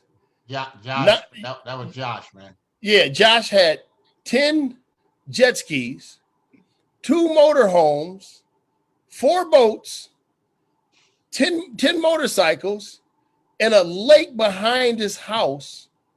He had a heater on his deck, but all he talked about was his family. All he talked about was his family. He didn't talk about the Rolls Royces. He said, these toys are for my kids. We go hunting. We go up the river. Now, you haven't said this again, not down the river, but we go up the river. I've met Blake's dad on the river. This is what I'm talking about, people. This is when you find you're with a legacy company that nobody's having any smoke and mirrors. Nobody's trying to pull the wool over your eyes. This is down home grassroots. So now, all you have to do is roll your sleeve up and go to work. Make the commitment that you're going to be successful. I don't give a care where you write it at. Write it on your refrigerator, write it on your television, turn the television off, and start building your business. How you build your business, you get with one of these leaders and ask the question, how did you do it? And whatever they told you to do exactly what they told you to do. The number one thing in network marketing is why people fail is they don't follow directions. So with that being said, Emily, I know Tony and I, we had our little fun. And again, it's only going to get better. Madiba and when we get down there in New Jersey, because we're going to have a ball down there. And again, we're going to have Ricardo, we're going to have a ball down in New Jersey. We're going to turn it up down there in New Jersey. So Emily, back to you. And we appreciate everything that you're doing. Guys, oh my goodness. Did you guys write all of those points down? Oh yeah. Man, right, Yuri? Yes. I'm telling you, yeah, so far, I mean, from Miles to Mike and Ricardo to Blake to Tony and Ron, I don't know if you guys are seeing value today. Drop a yes and a yes and a yes, and let us know that you're having a good time with us today. Now, the next guests that we're gonna bring on are like some of my favorite people. Not that the other people aren't my favorite people, but these guys are some of my favorite people. And I'm gonna share my screen and I'm gonna show you something super cool. Give me 1 second. Where's my screen share now? It moved. Oh, here we go. All right. So we just met these handsome dudes. All right. So Mr. Madiba Thompson and Mr. Yuri Melendez. So guys, when I got started in this company, my friend Nate, he sent me a text. He's like, do you know anybody that's interested in gold and silver? And I was like, me. Took me about 5 minutes on the phone. And I said, take my money. Here's my credit card. I'm driving. Sign me up. Seriously, I was actually on my way to the Hawaii Food Bank to donate. I mean, to help do the food distribution. And what's really cool, you guys, is when I heard the information, I knew it was valuable information. So as I'm at the food drive and I'm like distributing food, I'm thinking, I just heard something that people need. And so I texted Madiba beforehand and I told Nate before I went to the food drive, I'm like, I don't have time today. Don't try to call me or text me. I'm going to be busy. My phone's going to be offline. And in the middle of doing this distribution, I actually texted Madiba and I said, Madiba, look, I'm pulling out my phone right now. Can we do a presentation? Because I want to share this with some people, but I have no idea how to do it. And what's really cool, you guys, is Blake, who is on this call, jumped on that very first Zoom that I ever had that same afternoon. I signed up in the morning that afternoon after the food drive. He did the presentation. And I'm going to tell you a funny story. When he did it, I had no idea who this guy was. I was like, who's this guy doing this presentation? I'm like, who is he? And Madiba didn't tell me. Nobody told me. I'm like, and then he's like just doing like the PowerPoint, right? Like, guys, this is the presentation. Click. So this is This is the presentation. Click. Here's the next slide. Click. I mean, he just went bullet point to, but you know what, guys? There was nothing fancy. There was nothing super cool. We did a presentation. People signed up just by that. No flash. So anyway, so Madiba's been a great supporter of mine since day one. You know, I've been super busy. I own a fogging and sanitation company. I had like fogging gear in my face. I had my real estate thing going on. I had this going on. And I was like, dude, you got to help me with a three-way call. Super huge supporter. He is, you know, one of the co-founders along with Yuri with the Generational Wealth Group. Now, Yuri, I want to help you, you know, understand who this guy is. He is also very servant driven, you know, really gives to the team. He pours out, creates all this amazing stuff for us, you know, along with Cora. Actually, I kind of want to segue into, you know, sliding her in there because, you know, we got to give her some credit for some work, guys. But Yuri, him and his wife, they own a Christian academy, and he even has a group of younger entrepreneurs that he's sharing gold and silver with, and just the entrepreneurship side of it. So, guys of great value, and I just wanted to go to this next slide real quick. This is part of the team that went to Salt Lake City. I know I'm probably missing some pictures, but I wanted to share this because these are our team. This is the Generational Wealth Group, Team Hawaii, Team Generational Wealth Group. So I'm going to show this video because Madiba, you guys are going to talk about sound money, right? Yeah, baby. You already know. Sound money. So I'm going to play this clip real quick, and I'm going to turn it over to you guys. It's perfect.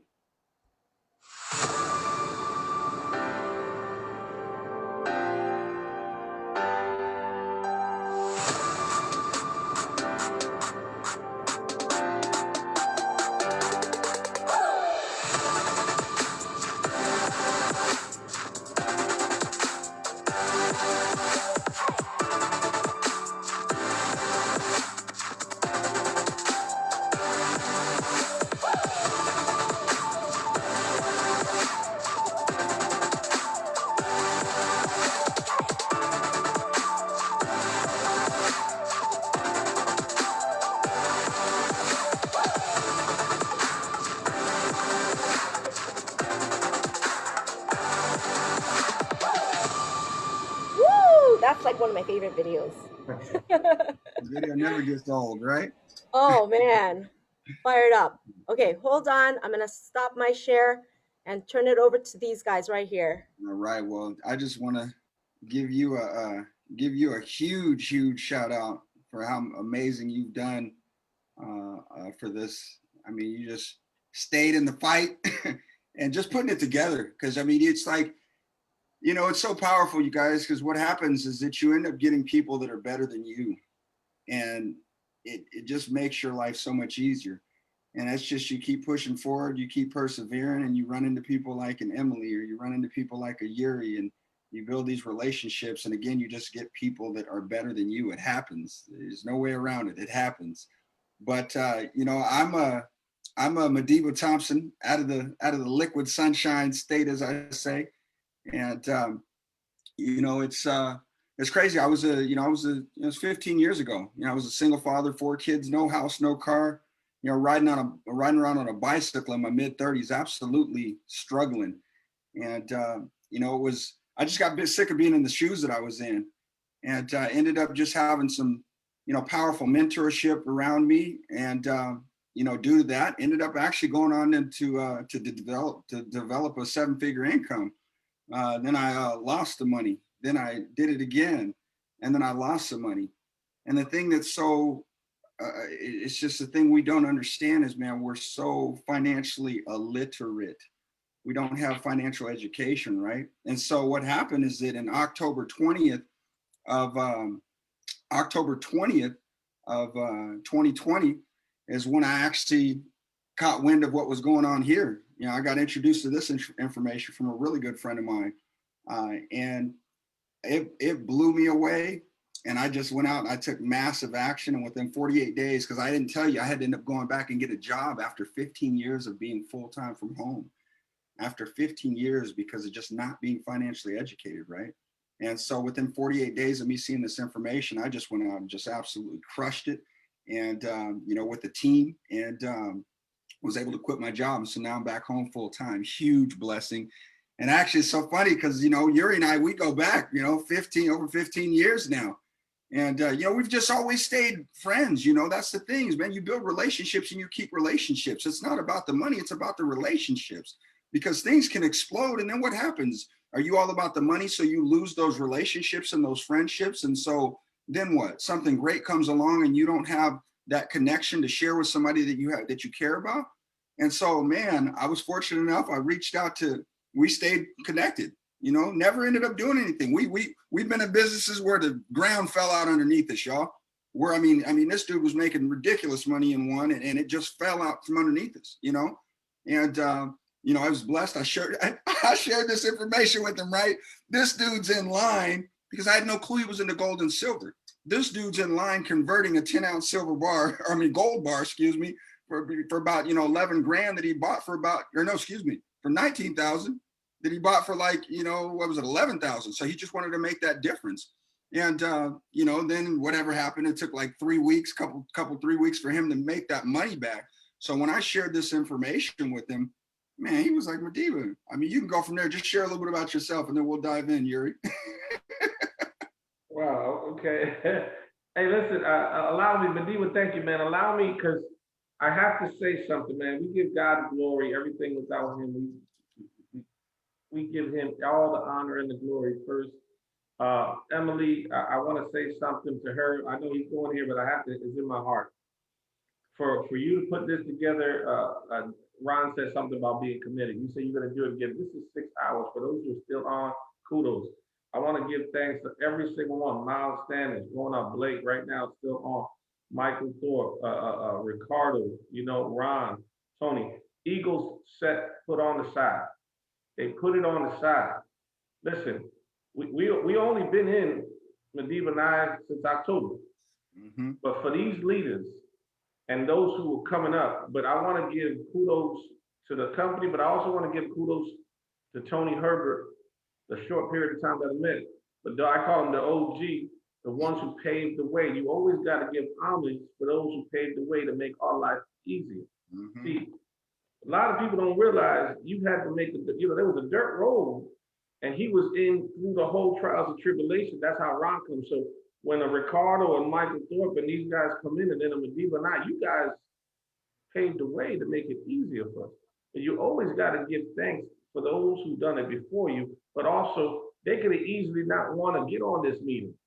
But then they said, listen, man, whatever you need, we get on. So I want to give them kudos. You know, my life has been a journey, the nuggets I got from you guys, but I want to say this, how Madiba and I is, because life is funny, right? You go ups and downs, ups and downs, ups and downs. And I didn't want to get back in this space. I think I told Tony about it. It was 6 years. I just didn't want to do it no more. And then I remember my buddy True said, listen, man, you got to get back out there.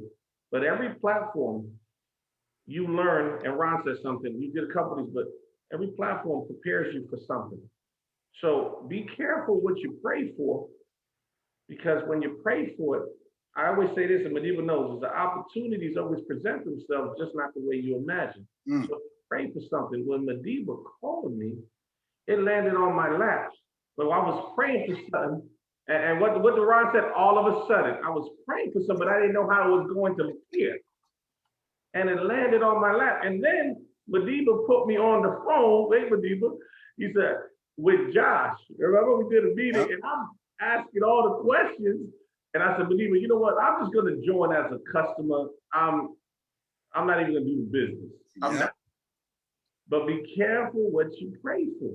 Then I'm looking at the complaint. I'm saying, wait a minute. Everybody needs this. Yeah. Everybody needs this. Then we start looking at it and say, how can we share it? Then I'm going to tell you, see, I'm a man of faith, and I'm not afraid to say it. I don't put it on nobody, but I don't think in coincidence. Then in one of my dreams was get this information to everybody possible immediately. And I'm not giving you fear mongering. It's because of what's coming down the pipeline. Yeah. And Blake says something powerful. He says, diversify and make sure you have a little bit of this, a little bit of that, not just too much, but start getting yourself prepared for what's to come. So Madiba and I got back together and said how we're going to approach it. Because if you approach this business as your typical MLM, right, Madiba? Yeah. Then everybody said, "There's another one of those things." No, we changed our philosophy and say, "Hey, listen, what are you doing to protect yourself?" Yeah. Everybody has insurance for just about everything, but no one has insurance on their money. Sound Money Wallet, which is a new digital wallet, I call it the currency converter, allows you to switch your money to real money. So I'm saying this, guys, is because right now, what Madiba's going to open up and show you the slides, it's of what's relevant for today. Yeah. And when we share this presentation, we never approached it as the business side. We always approach it like a Michael Tharp and Ricardo of educating the public. And even tonight, for those, and every time we present this information, what happens is this. Guess what, brother? When they watch it, Blake, when they see it, they can never unsee what they saw. So I always tell people, you can never walk in this presentation and come in the way you came in. You can't leave the same way, because what we're going to expose you is what's relevant for today. Yeah. And then when they see the information, the question is, I don't know. I think totally. It's very difficult for a person to say no. No, so Blake, I say this. So you don't want to protect your money. You don't want to leave a generational wealth. You don't want to everything you work for. You don't want to protect yourself. So that's how we came. And then I know, Madiba, you're going to go into presentation. Yeah, let's dig in. I don't believe in coincidence again. Madiba, could you tell them before you go in how that name came about and why we say helping the families break the poverty cycle? Can you go there? Man, I mean, shoot. I mean, it was honestly, it's crazy because we were up late and we just, we prayed on it for sure, man. And then it's wild how it just came together and we kind of just pieced it together. But, that helping families break the poverty cycle. See, it's not so much about, the poverty because there's few, I guess you could say, in poverty, but a majority are poverty mindset wise. And that's why I was in the same shoes of making all that, 7 figures and losing it in 7 figures because of just poverty mindset, And so, it's just powerful how it all came together, but I'm a dive in. I'm a dive in, man. Go ahead, bro. All right. So, what I'd like to start out with is, man, most of us have unhealthy financial habits, really. And as a result, we're constantly worried about money. Some of you on here right now, right? But the funny thing is we've been taught like that whole live broke, by following the 40-40-40 work, plan. Work 40 hours for 40 years to retire at 40% of our income. Why? Because you guys, the government, they've intentionally remove financial literacy from our educational system. Intentionally. It's not an accident that you learned how to go get a job, that you learned how to just go be a good employee, right? But a majority of people, the reality is a majority, you guys, of people have no clue what sound money is. I didn't. And our lack of understanding sound money is what keeps us from a simple way to grow and protect our wealth. I want to jump into, because I like to, this video is one that Yuri shared with me. Okay. And it's like, why should you have gold and silver? Well, because frankly, you guys, cash is trash. And so this is Robert Kiyosaki. I'm sure a lot of you know him. We've mentioned him a few times on here. So I'm going to dig into this short video and then we're going to dive in, you guys, but this is going to get real hot. So stick around. You might want to send out some text messages or some Facebook messengers and have some people hop on here, because this is going to be some real solid content. The reason gold is so important, gold and silver, is because gold and silver is God's money. It's money made by God. And then in 1971, the U.S. government under President Nixon took God's money and turned it into man-made money. Never in the history of this is the thing, never in the history of the world has this ever. You gotta give me a second, you guys. I don't want to do this to you, but I got to. I shared it wrong. Get back in. All right. What happened, brother?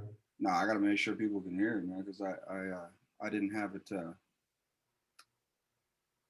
I didn't have the volume, or I didn't have the sound. There we go. The U.S. and Nixon convinced the entire world to replace gold and silver with paper money. This stuff. Cash is trash. So the reason we have so much volatility in the world today is historically, since the time of the Romans and the Greeks and the French and the English and the Germans, every time they have taken God's money, like silver here, and replaced it with man-made money, there's been economic volatility. Now the problem is, so the dollar is going to keep dropping. So one of the reasons I can predict what's going to happen is I can predict the dollar will keep dropping simply because the U.S. government and now the euro, the European central banks, are printing so much of this trash. So you'll see gold going up in price, oil going up in price, real estate going up in price, because this is trash. So that's what happened in 1971, has happened throughout history. And the reason this current election doesn't make any difference is the only person they can put this back in place is a strong, charismatic leader. People like Julius Caesar, Napoleon. That's why they were such great leaders, was they actually replaced this with this. Unfortunately, we do not have that person among the candidates. I know Ron Paul, philosophically, I agree with him as closely as possible, but unfortunately I don't think Ron Paul has the chutzpah, as my Jewish friends would say, to change this whole thing. So there will be more this printed than ever before, which means the dollar keeps coming down and other things keep going up. And that's really what's going to happen. It's predictable. And eventually this will go to its true worth, zero. So all of you savers out there and people trying to save this trash, you're going to lose big time. With that, Mike Lee. Kim was talking about the crystal ball, and Kelly was talking about cycles.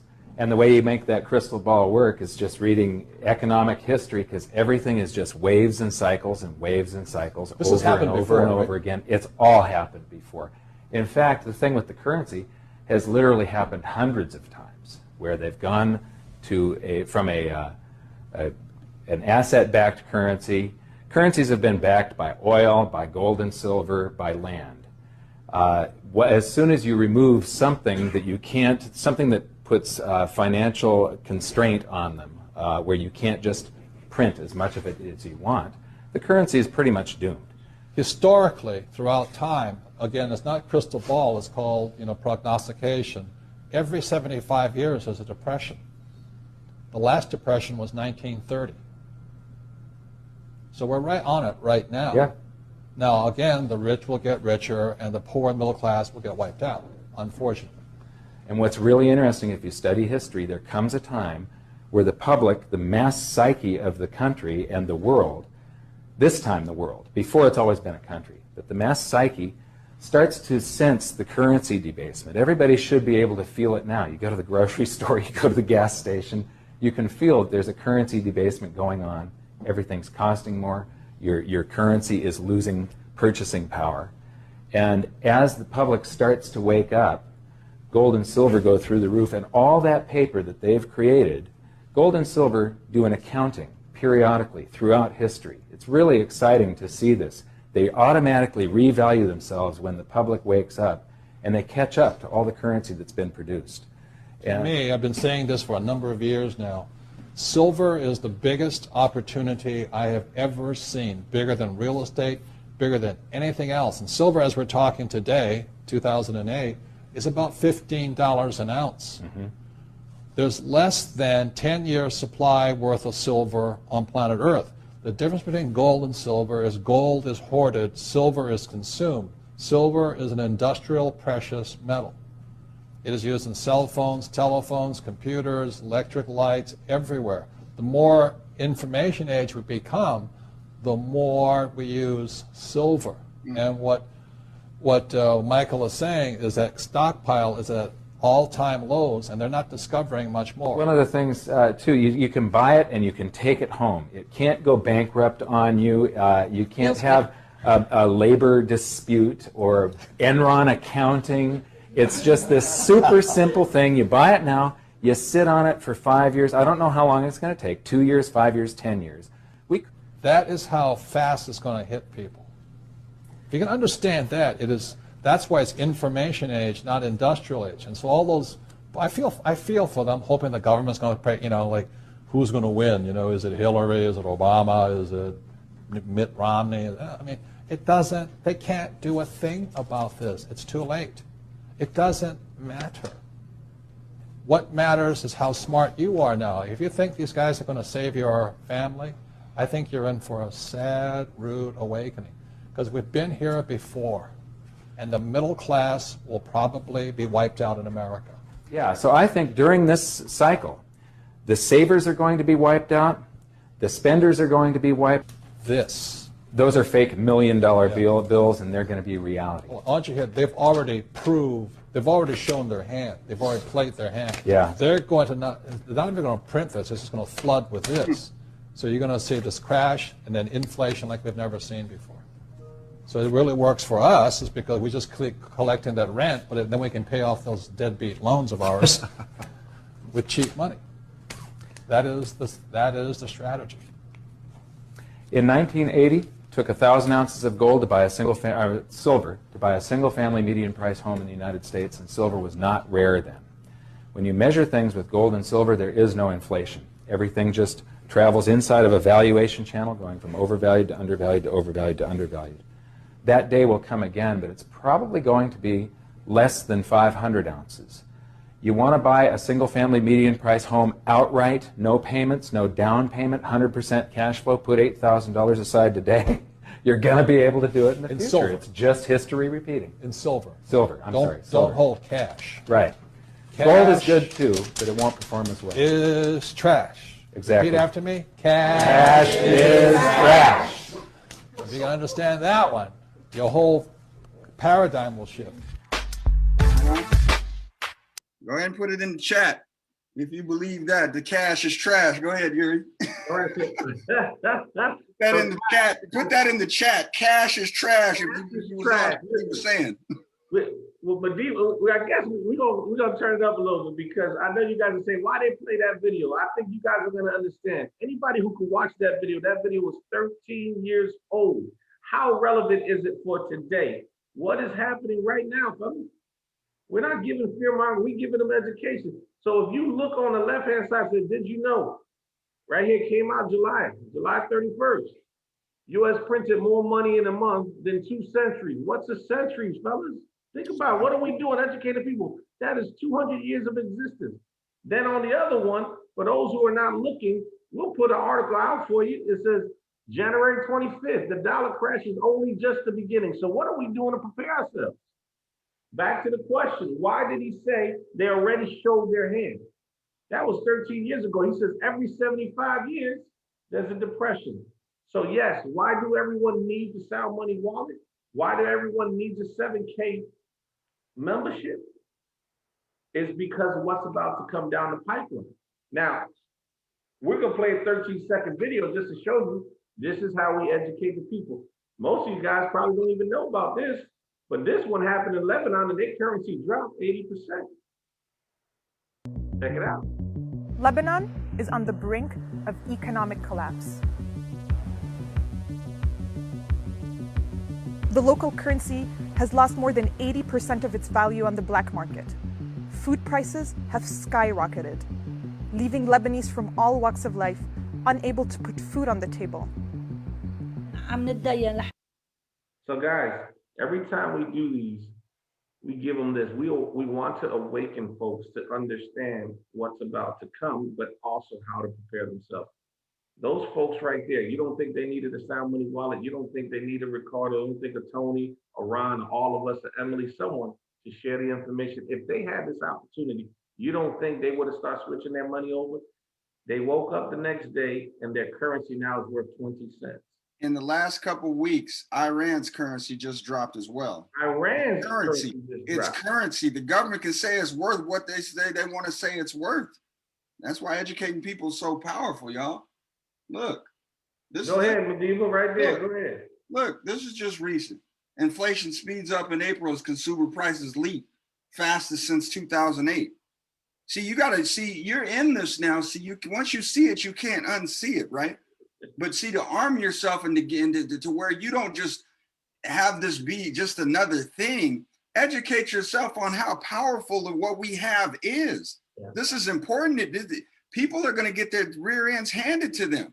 Look, now you got the Deutsche Bank warns a global time bomb coming due to rising inflation. It's unfolding right in front of your eyes. Look what Robert says.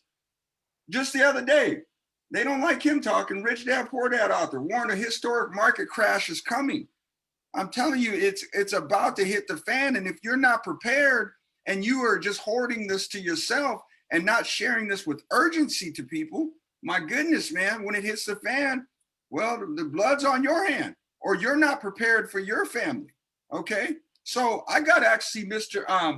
On this one, it was a little bit deeper. So I'm gonna bring in Mr. Ray Patterson, who this is a gentleman that I just learned from Tony that he's one of the guys we know that didn't make the $1.2 million mistake. Okay, so this dude is sharp. I mean, extremely sharp. He actually serves on the same panel as Mr. Robert Kiyosaki as well. So Ray, can you unmute, just share just the how serious that what's happening right here is, and then we'll dig back in. Madiba, how are you? I'm fantastic, man. I appreciate you being on. I wouldn't have missed this for anything. Good. This has just been a great night. I mean, my gosh.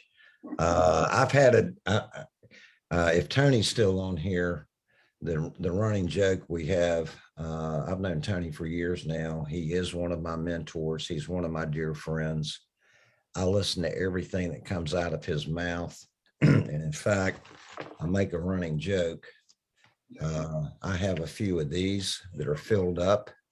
I am now on my fourth Nuggets, Ray. Yeah, I am now, because every time I go to a 7K event, they give out these great notebooks. And this is my fourth one that I have recently started. This is what I call my Tony Hubbard, my Tony 100 volumes. So yeah, thanks for having me on. Yeah, last Friday, let me tell you what's going on here. I have the fortune of being very connected to people that are either still in the fraudulent banking system or they were in the banking system.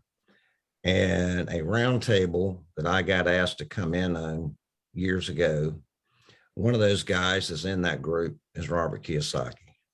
I think the world of the guy, you know, folks, if you haven't got this book, you need to start with this one. And then after you read this one, I would hold up Cash Flow Quadrant, but I lent that to my executive assistant. She's currently reading that, as well as another book of his called Fake. Yes. You got to get these books, folks. Robert tells it like it is. Anyway, that being said, last Friday, hang on here, I'm enjoying I have to enjoy my Cubanos when Becky's out of town. So she doesn't like these things, but anyway, so y'all pardon me. I'm enjoying this, relaxing, and having a Cuban stogie here, if that's okay. Last week, Wells Fargo announced that it was getting rid of all personal lines of credit. Now, here's what that means. Number one, I've been telling people for 5 years, if you have any account with Wells Fargo, just run away from those people. They are on the third CEO in 5 years. The reason they keep having to replace their CEOs is because the Securities Exchange Commission keeps catching them doing fraudulent things. They are only second behind the biggest crook, Jamie Dimon, up at JP Morgan Chase. God, don't even get me started on that guy. Write it down. But here's what happened, and we know what happened. The question begs to be answered, why? Well, I'm going to reveal that right now, tonight, on this fantastic webinar. That is the following. They're calling in all of their personal lines of credit.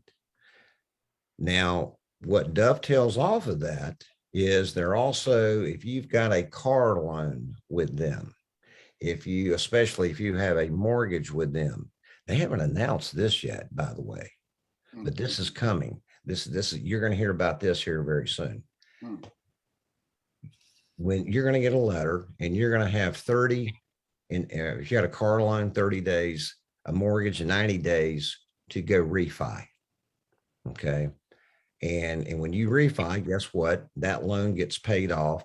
That currency goes back into their coffers. You see where this is going. Now, why are they doing that? The reason they're doing that is the same reason that JP Morgan and Jamie Dimon have been doing for years. They're pulling in their loans so they can ostensibly get the cash. And guess what they're going to do with the cash? They're going to go out and they're going to buy physical silver and gold. And they're going to do this because it's like I've been saying on my Zoom for quite a while now in Sound Wealth Nation. You know, there's a reason that the central banks worldwide are very secretively, very quietly, very clandestinely buying up all the gold and silver that they can. And why are they doing that? They're doing that to shore up all of those paper assets that they either own or have loans against that are backed by what? Nothing. USD. Nothing. USD. Currency. So they're not, and in Wells Fargo, they're not even trying to hide it anymore. And guess what? You're about to hear the same story go down with Deutsche Bank. Yeah. In Germany, Deutsche Bank would be to Germany what Bank of America is to the United States. And now, I mean that in size as far as depositors and what have you.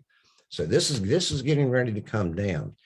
This needs to speak very loudly to everybody on this webinar. It needs to speak very loudly to everybody who is a member of 7K. We need to take this knowledge and go preach it. Yeah. Everybody that we know. It is incumbent of us as 7K members to be the disciples that go out and preach what we now know to be true. Yeah. Okay. Appreciate it. We got to do it. And I appreciate it, Ray. Listen, I knew to bring you in I knew you were gonna come with the bomb. So I appreciate you, like I said, being on here. I'm gonna move forward, man. But you guys heard it, man. I mean, this is, he's an insider, you guys, and so I wasn't gonna give you the value of what I knew that slide needed to share with you.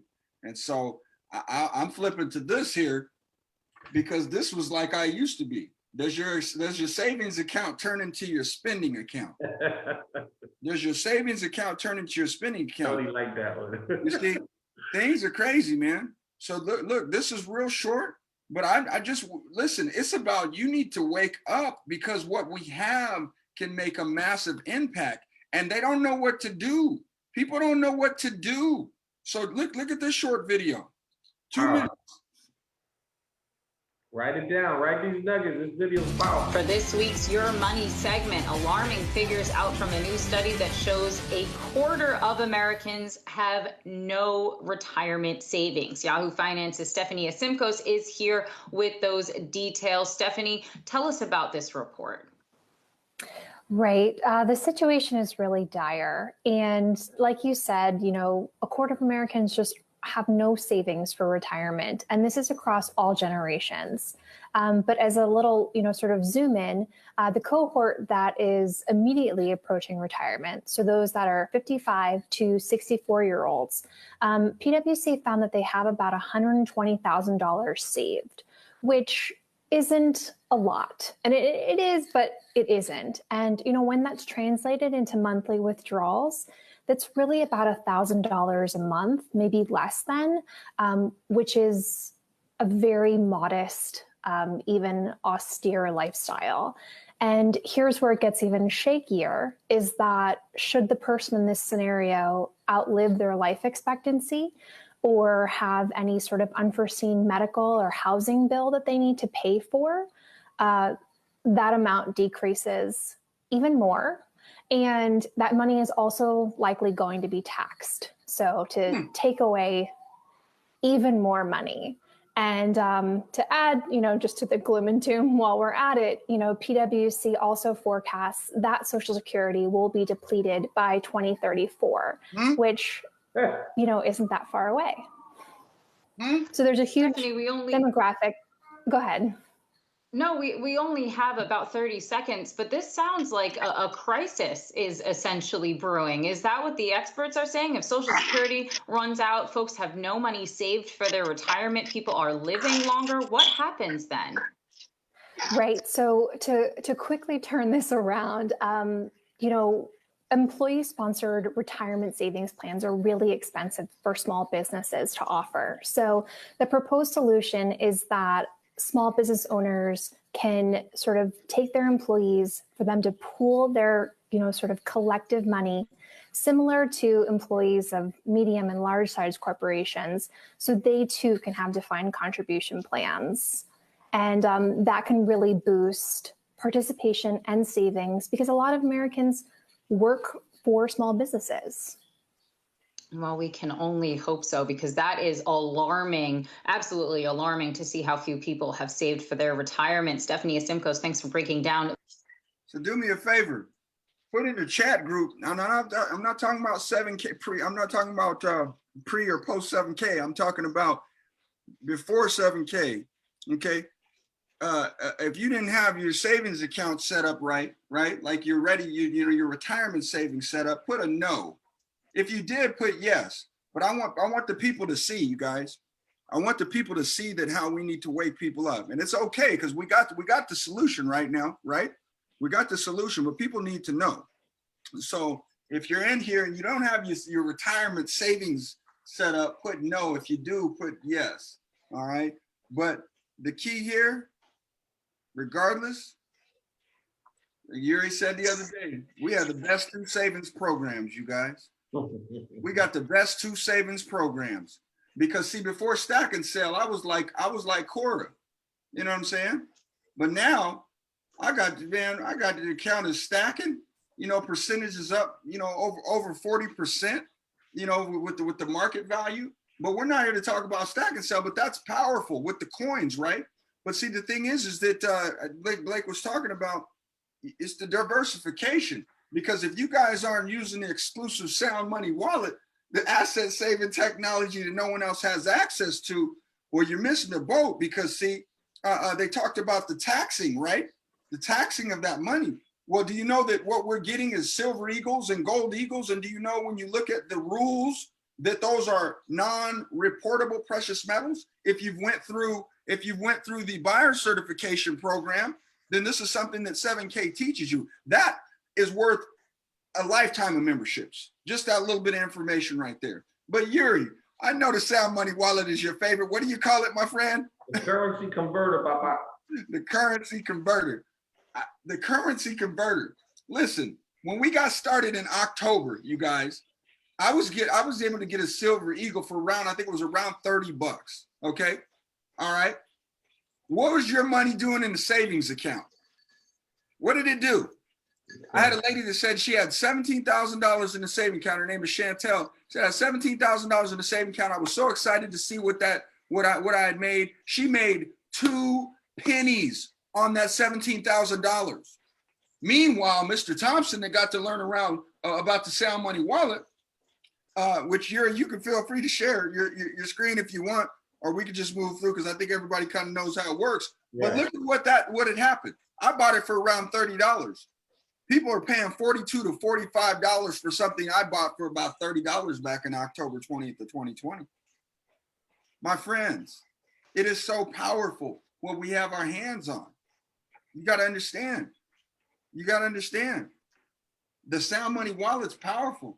And then when you look at this Inc. magazine back in 2008, this was an article from only about 3-4 years ago. Well, in 2008, when the financial crisis hit, which I started to learn a lot more about. Well, you know where people put where they put their money? Well, let me ask you this. Do you got a few $1 million for some exclusive real estate? What about to buy maybe a Van Gogh? Most of us don't have that, right? But you know what the other three are that 7K gives us access to, no minimums, no maximums? Well, one of them is rare coins, like that Caesar coin. I don't know if you guys got that Caesar coin. I got it. Rare coins, gold, my friends. Does 7K have that? Yes. And usable precious metals, okay? Usable precious metals, which we got that. And so it's so powerful what we have our hands on, but on the same context, I could just give you the fish, right?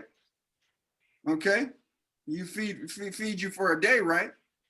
Or you can learn how to fish by giving people the solid information and not begging and convincing and trying to sell people on this information, and then you'll be eating for a lifetime, feeding for a lifetime, right? Feeding for a lifetime, you guys, feeding for a lifetime. You know, I just put this slide in here. I think Tony and them appreciate this, because at the end of the day, you guys, you got to be before you can do, and you got to do before you can have. And you see here, I got the other slide over here. B, create a way of being in alignment with your goal, whatever that might be. You know what I'm saying? Do your way of being. You guys, that's going to help you propel. That's going to help you get into the doing aspect of things. And then the have is the results of your action that brings you to your goal. And I'm going to share this, and you could segue and tell them about this. But I like this little video. And then we got a couple slides to let y'all loose, man, or let y'all go into the Q&A aspect. This video came out a couple years, and it really hit home for us and myself and Principal Burrell here. Being in the educational system now the last 7 years, is the financial literacy, how it's been intentionally removed from the educational system, and now people are starting to awaken. This video here is Princey A. Love him, but he really challenges the educational system. Now, not saying education is bad, it's where it's heading, how everything goes. So we want to put this out there for you guys to really think, but then also put it in the chat. What was your perspective? At the same time, it's really going to take you to the top. That's why 7K means so much to us. It is time for us to awaken the folks. It is time for us to get, like you said, Ray, you said something. It's like we're being disciples, brother.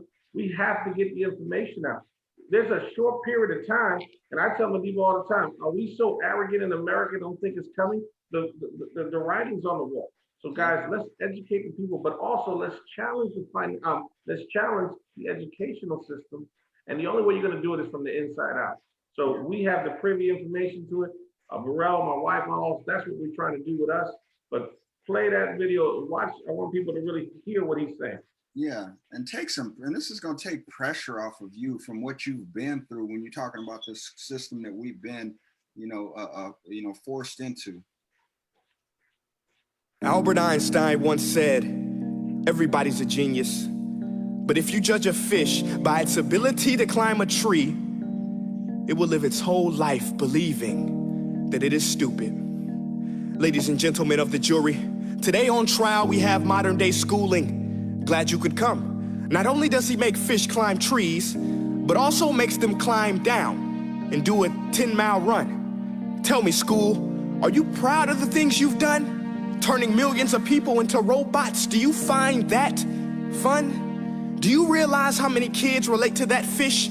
Swimming upstream in class, never finding their gifts, thinking they are stupid, believing they are useless? Well, the time has come, no more excuses. I call school to the stand and accuse him of killing creativity, individuality, and being intellectually abusive. He's an ancient institution that has outlived his usage. So, Your Honor, this concludes my opening statement, and if I may present the evidence of my case, I will prove it. Proceed. Exhibit A. Here's a modern day phone. Recognize it? Here's a phone from 150 years ago. Big difference, right? Stay with me. Here's a car from today, and here's a car from 150 years ago. Big difference, right? Well, get this. Here's a classroom of today, And here's a class we used 150 years ago. Now ain't that a shame? In literally more than a century, nothing has changed. Yet you claim to prepare students for the future? But with evidence like that, I must ask, do you prepare students for the future or the past? I did a background check on you and let the record show that you were made to train people to work in factories, which explains why you put students in straight rows, nice and neat, tell them sit still, raise your hand if you want to speak, give them a short break to eat, and for 8 hours a day, tell them what to think. Oh, and make them compete to get an A letter which determines product quality, hence grade A of meat. I get it. Back then, times were different. We all have a past. I myself am no Gandhi. But today, we don't need to make robot zombies. The world has progressed. And now we need people who think creatively, innovatively, critically, independently, with the ability to connect. See, every scientist will tell you that no two brains are the same. And every parent with 2 or more children will confirm that claim. So please explain why you treat students like cookie cutter frames or snapback hats, giving them this one-size-fits-all crap. Watch your language. Sorry, Your Honor, but if a doctor prescribed the exact same medicine to all of his patients, the results will be tragic. So many people would get sick, yet when it comes to school, this is exactly what happens, this educational malpractice, where one teacher stands in front of 20 kids, each one having different strengths, different needs, different gifts, different dreams, and you teach the same thing the same way? That's horrific. Ladies and gentlemen, the defendant should not be acquitted. This may be one of the worst criminal offenses ever to be committed. And let's mention the way you treat your employees. Objection. Overruled. I want to hear this. It's a shame. I mean, teachers have the most important job on the planet, yet they're underpaid? No wonder so many students are short-changed. Let's be honest, teachers should earn just as much as doctors, because a doctor can do heart surgery and save the life of a kid, but a great teacher can reach the heart of that kid and allow him to truly live. See, teachers are heroes that often get blamed, but they're not the problem. They work in a system without many options or rights. Curriculums are created by policymakers, most of which have never taught a day in their life. Just obsessed with standardized tests. They think bubbling in a multiple choice question will determine success. That's outlandish. In fact, these tests are too crude to be used and should be abandoned, but don't take my word for it. Take Frederick J. Kelly, the man who invented standardized testing, who said, and I quote, "These tests are too crude to be used and should be abandoned." Ladies and gentlemen of the jury, if we continue down this road, the results will be lethal. I don't have much faith in school, but I do have faith in people. And if we can customize healthcare, cars, and Facebook pages, then it is our duty to do the same for education, to upgrade it, change it, do away with school spirit, because that's useless. Unless we're working to bring the spirit out of each and every student, that should be our task. No more Common Core. Instead, let's reach the core of every heart in every class. Sure, math is important, but no more than art or dance. Let's give every gift an equal chance. I know this sounds like a dream, but countries like Finland are doing impressive things. They have shorter school days. Teachers make a decent wage. Homework is non-existent, and they focus on collaboration instead of competition. But here's the kicker, boys and girls. Their educational system outperforms every other country in the world. Other places like Singapore are succeeding rapidly. Schools like Montessori, programs like Khan Academy, there is no single solution.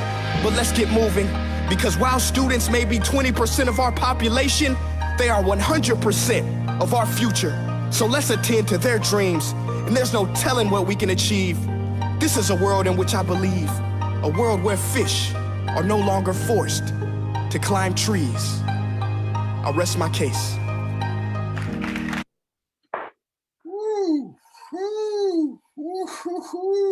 Put it in the chat, fellas. Put it in the chat. This is the stuff that gets me, right? This gets us balled up. It is time for us to rise up. It is time for us to educate. It is time to change it. But the only way you could do it is from the inside. And what's happening right now is insanity. Come on, you guys know the definition of insanity. Doing the same thing repeatedly, constantly, continue to do it and get the same results. Yet, what are we doing now to educate? Remember, 7K is just a platform. 7K is a platform, but is allowing us with to train and educate the folks. Remember, it's a vehicle. Madiba got this article out here. It says, in the age of information, ignorance is a choice.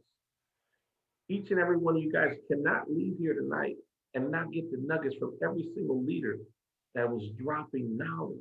6 hours of it. That book that he has, Ray said he got a book. Think about what we're saying. And then go ahead, Madiba. What do we say, Jose? Go ahead. My people perish for lack of knowledge. Perish for lack of knowledge. Yeah, perish for lack of knowledge. So listen, you don't need to be, here's the thing, you guys, everybody talks passion, passion, passion. You need to be passionate. Nah, you don't need to be passionate about what you do to be wildly successful.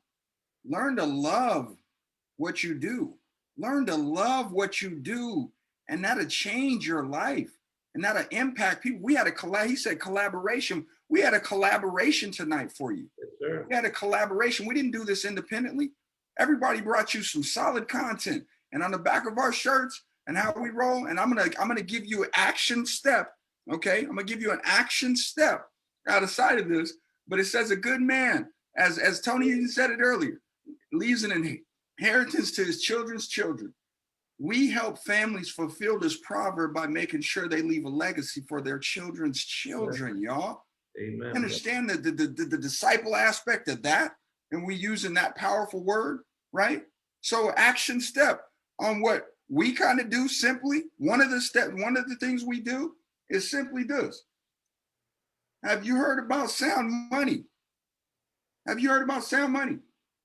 No, yes. Do you know much about gold and silver? Have you ever thought about it? Listen, you need to see what my friend shared with me.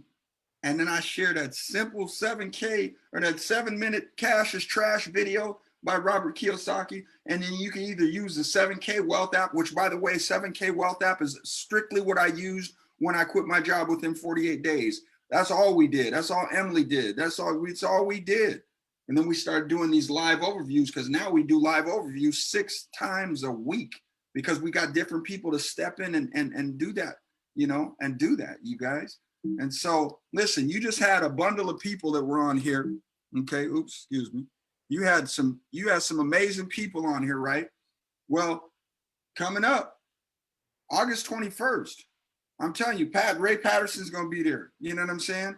You got Tony Hubbard is going to be there. You got Ron Austin. We got other guests. Emily, I know, is coming out there. We got other amazing folks that are going to be out at this event. And I'm telling you that if I was you and you are so deadly serious about being able to explode your business, not only learning how to grow and move your business forward, but how to sustain that growth, how to sustain it, how to grow into that momentum phase of things, and how to sustain that, how to really, learning in depths about just what's going on in this space, learning what you can do from tax advantage standpoints. Because there's so many, I can't even give you everything, but I'm telling you, you'll learn step by step how to go out and grow this business. You'll learn step by step how to do it. Not only that, you're gonna have a blast doing it.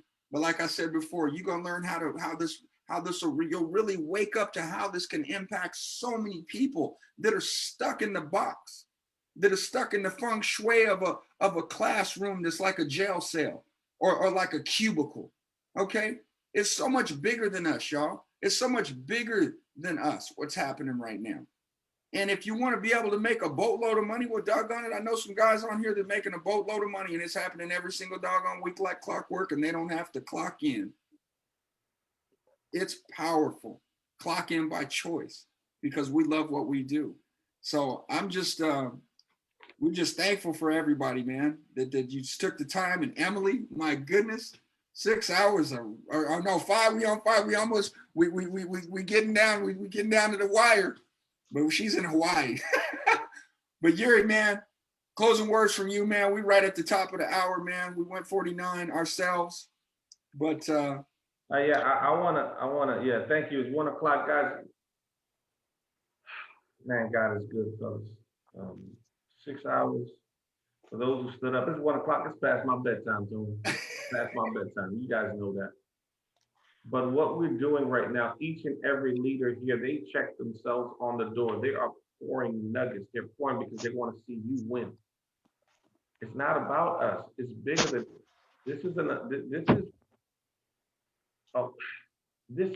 I wrote something down. This is giving families hope again. You guys are being the light to folks. People need what we have. Yeah. Being able to share an opportunity, which that video you played before says within the next 13 years, Social Security will be extinct, depleted. The next 13 years, that's 2034. So everybody who's been contributing to Social Security working, they don't have a retirement. Think about that. You don't think it's our duty? Ray said it, Ron said it. You don't think it's our duty to share this information? Get it out there to the folks immediately. I'm telling you, Lord already put it in my heart. I don't care if you guys don't want to believe it or not. He said, get this information to as many folks possible. My people perish for lack of knowledge. Don't be that. Don't be selfish. Don't keep it to yourself. Tony, you said something. You said, my mother, 77 years old, she got a sound money wallet. All our employees, our principal, they all got a sound money wallet. Listen, maybe they don't want to do the business, but now, because of that auto saver, now they got a savings account. Yeah. They got savings, something that doesn't expire. Guys, that event that we put together, just like Emily put this event together, she said she put it into existence. The power of the word, she spoke it to existence. Listen, and people showed up. Yes. We put this event, listen, we don't know who's going to show up, but we put it out there. We know we need to feed the people, but not only feed the people, give hope to the people. When right now, a lot of people don't even have hope. A $250 a week makes a difference in somebody's life. $500 a week make a difference in somebody's household, guys. This event right here, we put shadows, mystery VIP guests. It's not just one guest. We couldn't put all the pictures of who's coming down. No. We just put it out there. And I want to give kudos. Listen, back to the tribute to you guys. Understand, everybody had to pave the way for someone. Yeah. When everybody collaborate, just like that video, and it's for the betterment for the human being, for the human race, to help others, put the eagles away, folks. Thank you, Mike. Thank you, Ricardo. Thank you, Emily. Thank you, Ron. Thank you, Ray. Thank you, Tony. We ain't done yet. It's gonna be a heck of a close. Thank you, brother. I want you guys to understand from the bottom of my heart, Emily, thank you, because so many of us bring something to the table and we're going to feed each other. But when we leave, Ray said something, we're like disciples. And I will tell you this is bigger than 7K. In Hawaii alone, I told Tony this story. It's not just about 7K. It's like a revival. We're giving people hope to leave a legacy for their families. For the first time, Tony, you said something. I'm not buying for today. You buying for your children's children. They're going to look at you as an old man's like, man, my great-grandfather left me something. Who can say that? Madiba, who can say that? Who can say we leave it? Listen, I'll share this before we pray it out. I'll give it back. When 2 years ago, when my father passed, and I had to go to Puerto Rico, think about it. This is not no, and we looked in his bank account. You know what he had, Tony? And this is not depleting my dad. He had $73. What do you leave for your grandkids? What do you leave? I'm not saying that, it's that he did not know. He didn't know how to leave a legacy. He did not know people how to leave generation. He never been taught. Let me something. Madiba, we say breaking the poverty cycle, right? Leaving an inheritance for our children's children. For the first time, we have a platform in where we could convert our money to real money. Something we call it God's money, something that you cannot go bankrupt on. It will never expire. Guys, he said, I don't want to ask what Ray and everybody else said. We got more gold and silver than you can possibly imagine right now in the shortest period of time. And just to think, 10 years from now, 5 years from now, no one will be upset with you. They will thank you. So I'm there. This event, I know more leaders are coming. Just inbox us, guys. We opening this. It ain't just GWG. We opening this up because we want it to come down. We're going to put our itinerary together so we can bless the people. Fill this place up because we know what this is going to do. This is going to propel. We started this journey October 28th. I didn't start till January 3rd in the shortest period of time, just like the runners, just like Tony paying the price with Ron for 4 years prior. It's only going to explode. We just want to run with you. We just want to see you guys win. We want to celebrate each and every one of you guys. That's why we have this platform. Emily, you rocked it. Guys who participated, you rocked it. You guys are in for a treat. I love each and every one of you guys and understand, always give God thanks. I always give God first, Number then one. family, Then then business. business. That's how we do it. God first, Then then family. family, Then then business. business. And that order alone, brother. Emily, Rockstar, back to you, girlfriend. You know we love you, man. Great job. Hey. All right. Do you still have another? Oh, okay. I was just going to ask you if you had another slide to share. So, guys, oh my gosh, what amazing speakers we had today. And, all these things are like conversations we have behind the scenes, behind closed doors, but we also want to make sure people get informed and are aware. I tell people all the time, I'm like, the problem with savings accounts is it's too easy to access it because we just stick our card in there and withdraw money. With tangible assets, you guys, you have to think about it before you decide to let go of it, because you better believe like a coin like this is hard for me to get rid of. Like I'd have to be in a really bad position in order for me to just say, okay, you know what, I'm gonna sell one of those things. Okay. But the book Fake, you guys, if you guys want, a lot of people were dropping out some recommendations on some books. I hope you guys took some notes, man. There were like some powerful stuff. Madiba and everyone who shared videos. People on the Facebook is asking for links and things like that. They can go back to watch some of the videos that were played. So I just wanted to let you know that as well. Guys, one of the things that I talked to Madiba about, that a mentor of mine a long time ago told me, the system is like the bell in the box. You guys heard of that? The bell in the box. Love this. The bell rings and it tells you what to do. You go to school, the bell rings, you start. The bell rings, it goes to the next class. The bell rings, you go to the next class. The bell rings, you go to the next class. They teach us a system that doesn't allow us to think outside of the box. Let's talk about the box, you guys. So you sleep on a box. You live in a box. You get in a box to go to work in a box. Then you go to pick up groceries in a box. Then you eat out of a box. They teach us to stay in this box. And guys, if it were not for mentors and events like this, or people that poured into me and gave me knowledge and was open to sharing their information, you guys, that were not selfish with their knowledge, that is why I'm here today. It has nothing to do with me being smarter or better or whatever. It's because there were people in my life that poured into me, and there were people in my life that taught me some cool things like you learned today.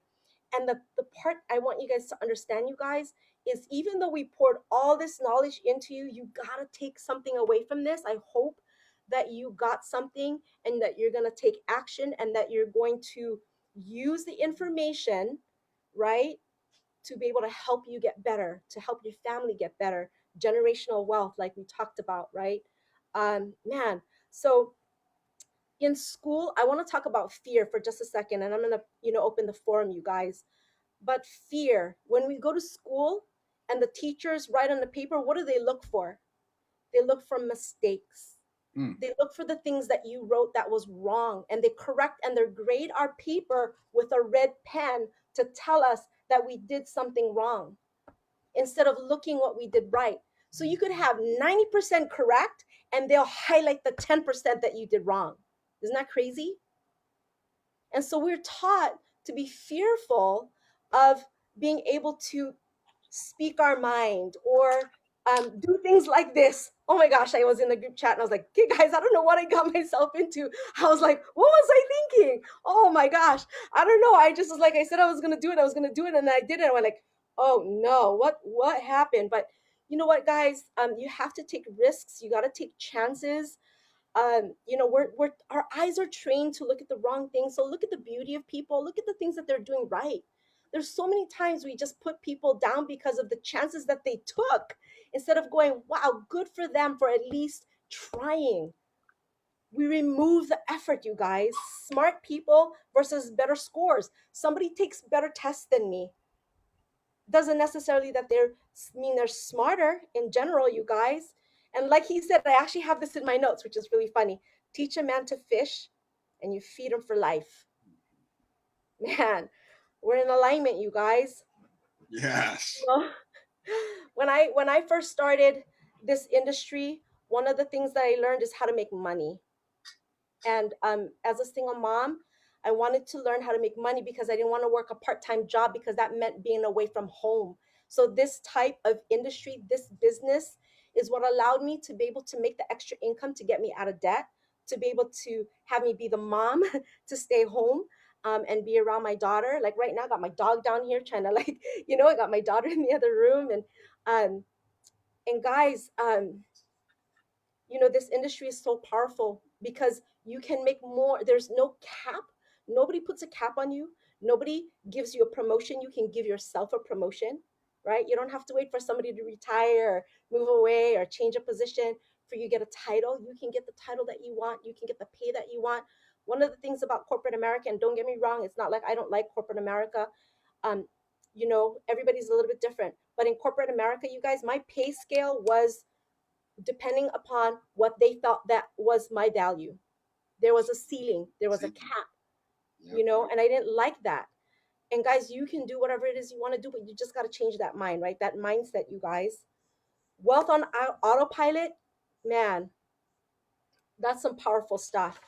I don't want to recap everybody because I want everybody here to kind of, be able to open up. But I did want to share one thing. Guys, ideally, we want to have the substance without the struggle. We want destiny without the disappointments. We want the vision without the giants, right? We want to come back without the setback. We want the glory without the grit and the growth. Losing makes winning worth it. No grit, no growth, no glory, you guys. Your calling will cost you comfort. We have broken perspective as if what it really means to be successful, you guys. We got to work for that success. We got to work to win. You know what makes the pain and the process and the persecution worth it is your purpose. Do you have a why? If your why is strong enough, the how becomes easy. Mm-hmm. And I'm going to leave it with that. I'm going to open up the forum, you guys. And have the speakers, you guys, they hung. I thought they were gonna like do their hour and leave, and then I'm like, they stuck around. I was like, whoa, they're still here. So thank you so much, man, you guys. I was like, I appreciate the support. I wasn't expecting this, and a lot of the people here like hung on. I was like, whoa. So what that means is that the leadership and the people who got to speak today, they saw value in what was shared today. And so I want to thank you. It's not about it. When someone's in momentum, sometimes people, they try to hide it. Guys, don't give, right? Like if you think about all the things that we talked about today, it's pouring unto others. It's being able to share, right? Like even Blake talked about that, like the owners, they just give. And, when I decided to do this, you guys, it was because I wanted to give. I wanted to give the things that I was learning from Tony, like in private sessions and with Madiba and Yuri, like these conversations that we have, and Ron and like Mike Tharp and Ricardo and Blake, like I was having these conversations and I'm like, gosh, I want to share this with everybody because everybody needs this. I don't want to keep it to myself. Everybody needs to see more people winning. More people need to be winning. I don't want to win alone. Madiba doesn't win alone. We all don't want to win alone. We want to win together. Seriously, you guys, we want to win together. So thank you for locking arms with us. I don't know how to unmute everybody. I think they can unmute it. You guys can unmute at any given time, man. And here's the thing, you guys. I mean, we scheduled this for another 45 minutes, man. So you're blessed to have some of these people that are still here, man. I'm all ears when Tony speaks, man. When Emily speaks, when you're, I'm all ears, because we just stay in a growth mindset. So please, if you have questions, it doesn't matter what your questions are. If it's about building, it doesn't matter what it is. Please don't hesitate to ask the question, because you may ask a question that somebody else is just drop dead fearful to ask. So please ask away. Just unmute yourselves, or you can type in the chat as well. But we appreciate you all being here with us. Wow. If somebody invited you, you guys go back to that person, and let them know. If you have questions, let them know. If you are interested in the opportunity, the business, like being able to take advantage of the sound money or the coin drops, whatever it is, let us know so we can help you. That's what we're here for. And the chat is open. Hey, put a one in the chat if you've been here since the beginning. Oh man, yeah, right. Holy smokes! Put a one if you've been here since You the guys are beginning. freaking troopers, man. Like, I commend. We got them all on of you for Facebook being too. here. I just have to say Yeah. that because There's like people hanging on Facebook too. Yeah. Like, you can just like. Hey, the Tony, game. you got me an hour. Ron, you got me an hour. I'm past my bedtime. I know, right? I had to say something because Angelica on Facebook said, shoot, she said, I've been here since, she said, I can't wait for the recording of this to watch again. I've been here since 8, man. Come on, man. Shout out. Let's You know go. what that tells me, you guys? It tells me that people want to get fed. They want information. They want to learn. They want to grow. That's, man, guys, like I said, the only reason that I even know the stuff that I know today is because someone believed in me. And so I want to tell you what the company says, we believe in you. Holy smokes. Like, that really rang true with me, because they do. And that's why they started this company with 7K. So Tony, I don't know if you want to unmute. I don't know who else is on here. If you guys want to unmute, Ron, Mike. I do want to say something, Emily. And first of all, hats off to you. You're an incredible leader to be able to put something like this in place. The best of the best leaders, they do what you did here tonight.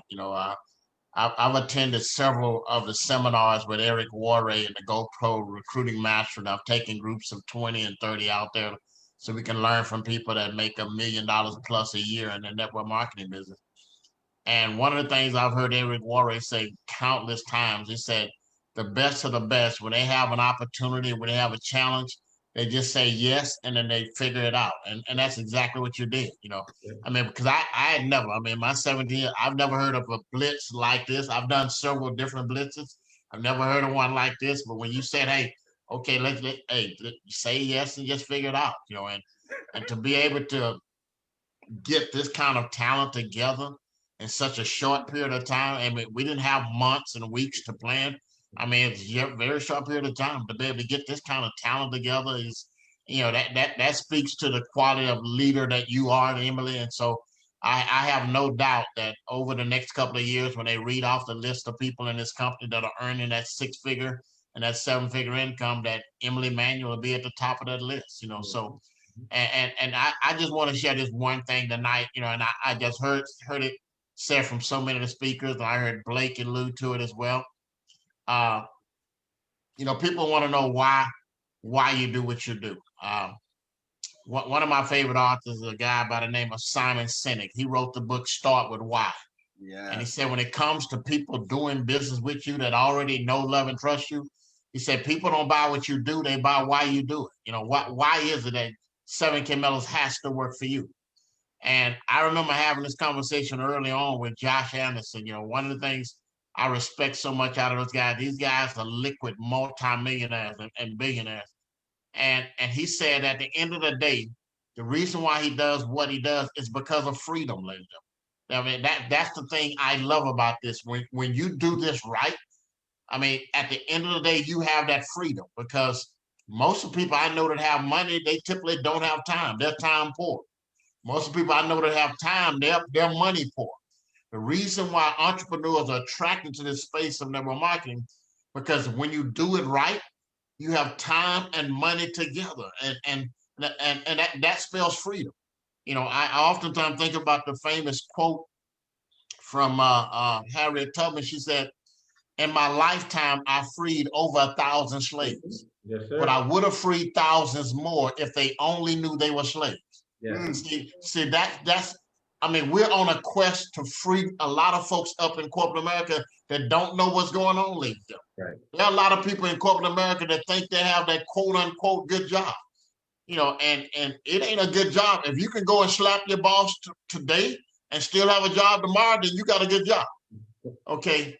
But to be able to have that time freedom, to be able to take my kids to school and not have to worry about, reporting the work, to be able to go to every special event and not have to ask. I'm a grown man. I don't have to ask a grown man or grown woman, can I take time off to spend time with my children?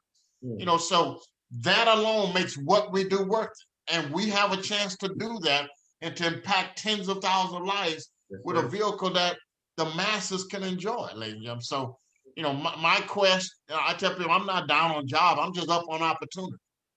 And to be able to impact people's life, to give that real freedom. I've been blessed to be in Roger Ball's, one of his houses, and Josh Anderson in his house, and to see what real freedom looks like, ladies and gentlemen. And to know that we can do that here. And once we have it, because there's several of us that are already doing six figures here, but once you have it, I mean, it's our responsibility to let the world know, hey, you can have real freedom. I mean, you can wake up in the morning when you get tired of sleep. You can go to lunch when you get hungry, and stop eating when you finish getting hungry. I mean, you can do that. And you can have that here at 7K Metal. So I'm passionate about it. I mean, I love the assembly that you put together, Emily. And again, I mean, I love the fact that, I've been experiencing free. I've been full-time with this industry since 2012. But to be able to impact and empower other folks to do the same thing, to me, is just priceless. So again, I'm excited about it. I'm looking forward to next month. I know Yuri gonna, he's put together something that's gonna be mind-blowing. It'll probably be the greatest event in the short history of the company. But I'm looking forward to seeing you guys in person and spending time with you guys, because again, we got our hands upon something special, ladies. We really do. We got our hands on something special. Back to you, Emily. Madiba, I'm full tonight. Emily, Ron, listen, I just want to jump in because, oh man, my heart is full at 1:30 in the morning, man. Thanks, Yuri. Last time I fell asleep when they tried to do something. But I want to say something to Tony's effect. It says the power is in the spoken word. Be careful what you speak to yourself. Be careful what you put out. The power's in the word. And Madiba, you said something, Tony, everybody, all the leaders. But if you don't know what you're shooting for, remember, write it down. Habakkuk 2:2. Understand, write it down in plain. Everything that we do moving forward, understand, you have to bring it out. You have to speak it. And what's happening right now, someone had that dream. Someone thought of this idea. Someone shared this with you. Now it's our job to share with others and give them the opportunity to see the information, right? That's going to impact.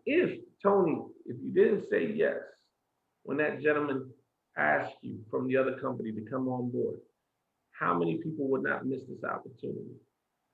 Ron, if you didn't say yes and drove all the way to go meet Tony, how many people would have missed?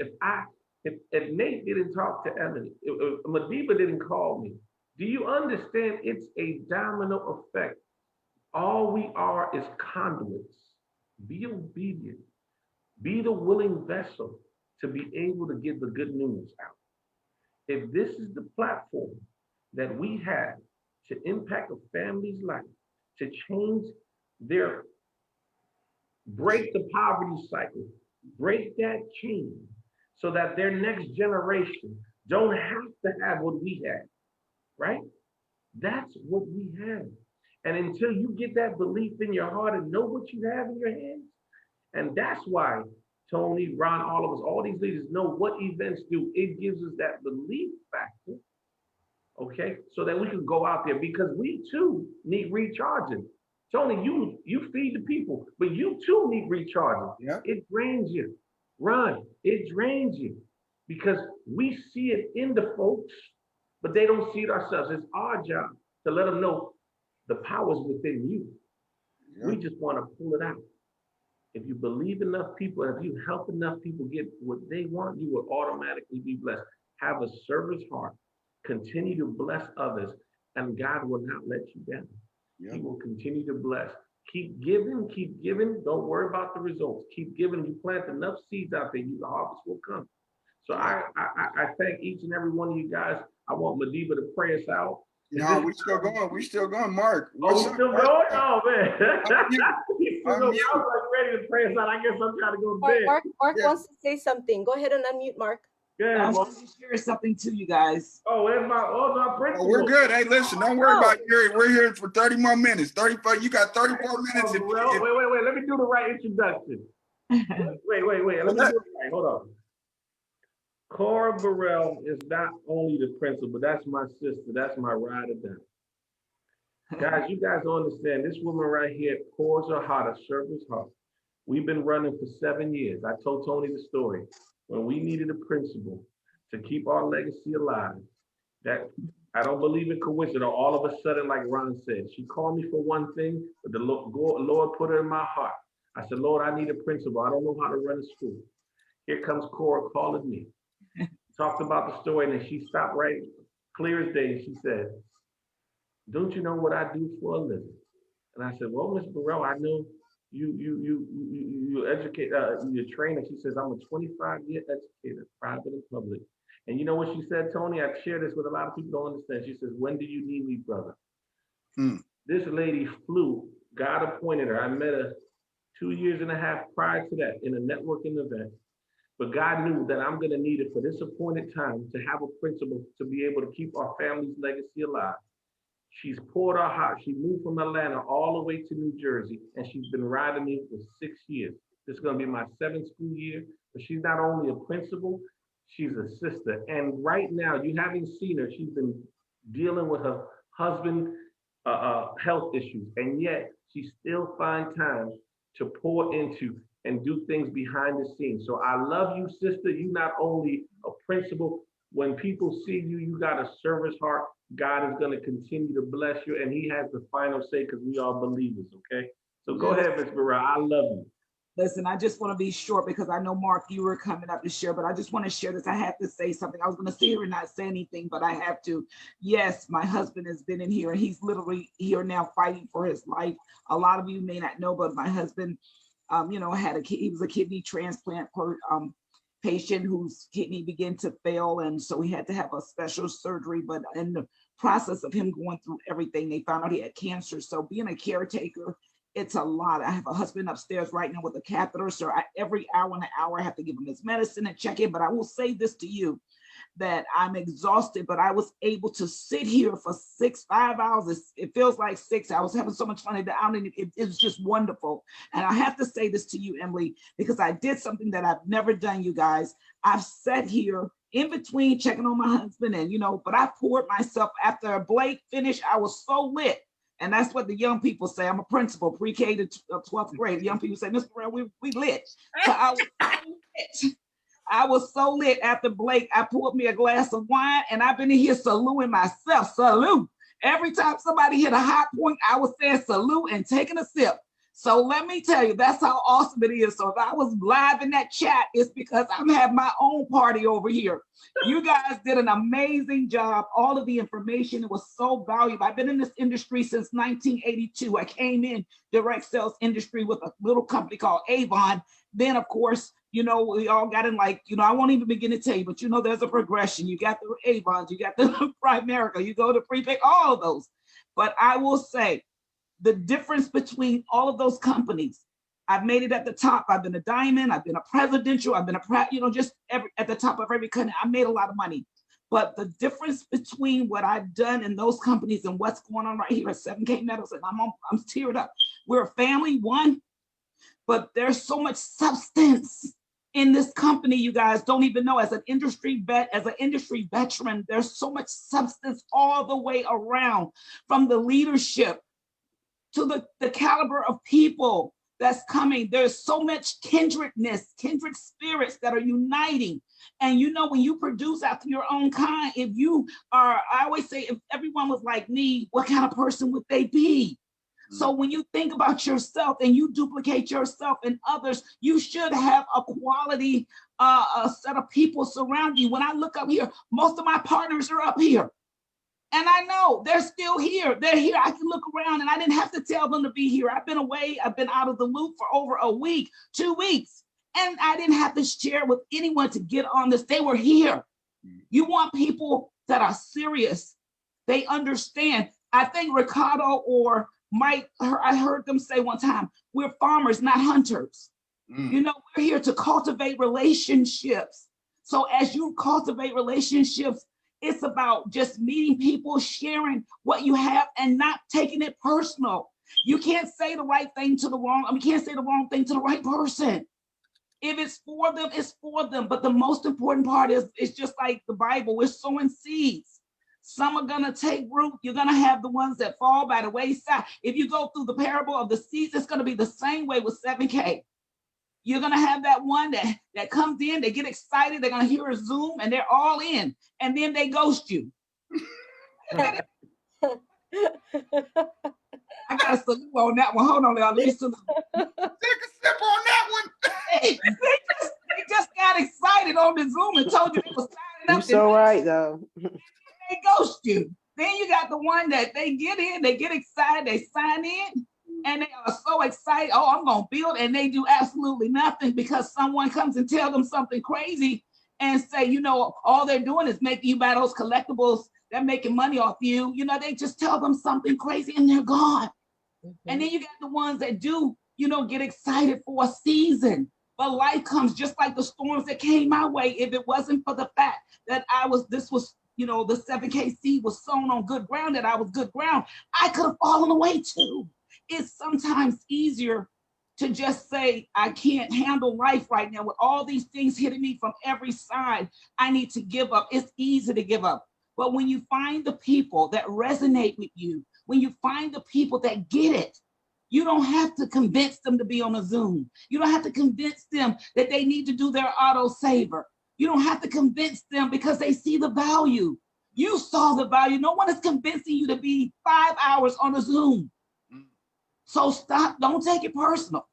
Just continue to just share the gospel, share the message of hope. This is a message of hope. The 7K message is a message of hope. For the first time, and Blake, I hope you heard me. In all these years, 30 years, I've gone to the top of just about, been a diamond, a presidential. I've made 6 figures, a lot of money, and had absolutely nothing to show for it but my paycheck from Yuri Melendez from Sinai Christian Academy 6 months before coming into 7K medals.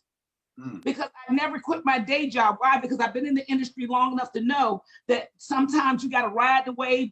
We always say, ride it while you can, because you never know what's going to happen, how long that company is going to last. So with 7K, I see something totally different, because not only do I have new assets, Madiba, that I've collected in these 6 months, but residual income. Residual income. I'm getting from 250. My husband, for 2 weeks, we weren't able to work our business because I've been so busy, and I still got paid every week. Where you do that at, as they say? Where you do that at? Income. So you put the right people in the right place, your business will continue to grow even if you're not around for a week. I'm not saying you shouldn't tend to your business or just go build it and let people build it, but there are times like this. This was a time where I could not work my business. And God still blessed each week. I still, Blake, get to go in my sound money and hit that joker and deposit in my check account. That's a beautiful thing. So you get back in, this isn't a sprint. It's just not a 50-yard dash. This is a marathon. So Tony, you said it right. You just get back in and keep going. No, I gotta just keep going, stay focused. And so you guys, thank you. I love you guys. I just hope the guests tonight, if you're here, I pray that you feel what the passion that we have. We love each other. We're here to build together. This isn't just a play on words. We're in this to win it together. Ron, thank you. Awesome. You guys got me. I'm lit. So let me go back and salute one more time, and y'all take it from here. And you can take it back, Madiba. Y'all can take it back. You're right. I love you, brother.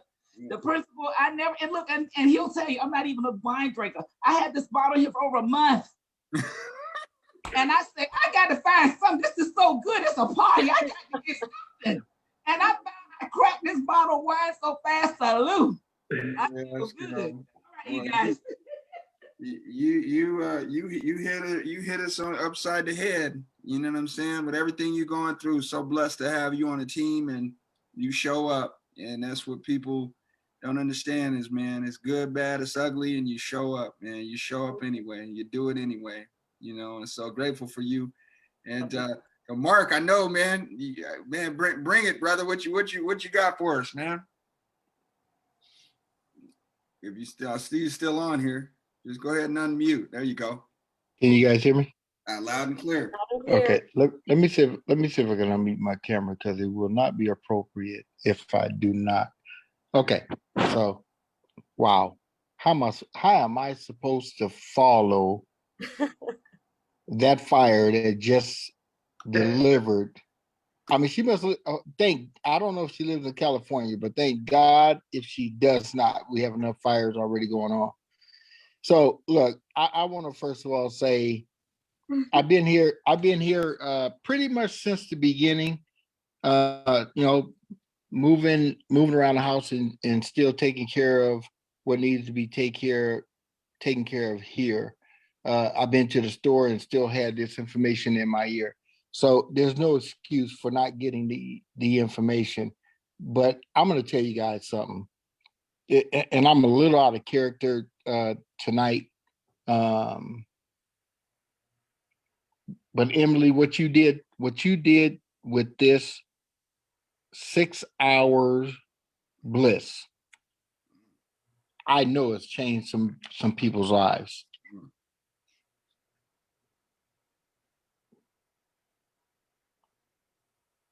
I mean, I want some of you guys to think about this for a moment.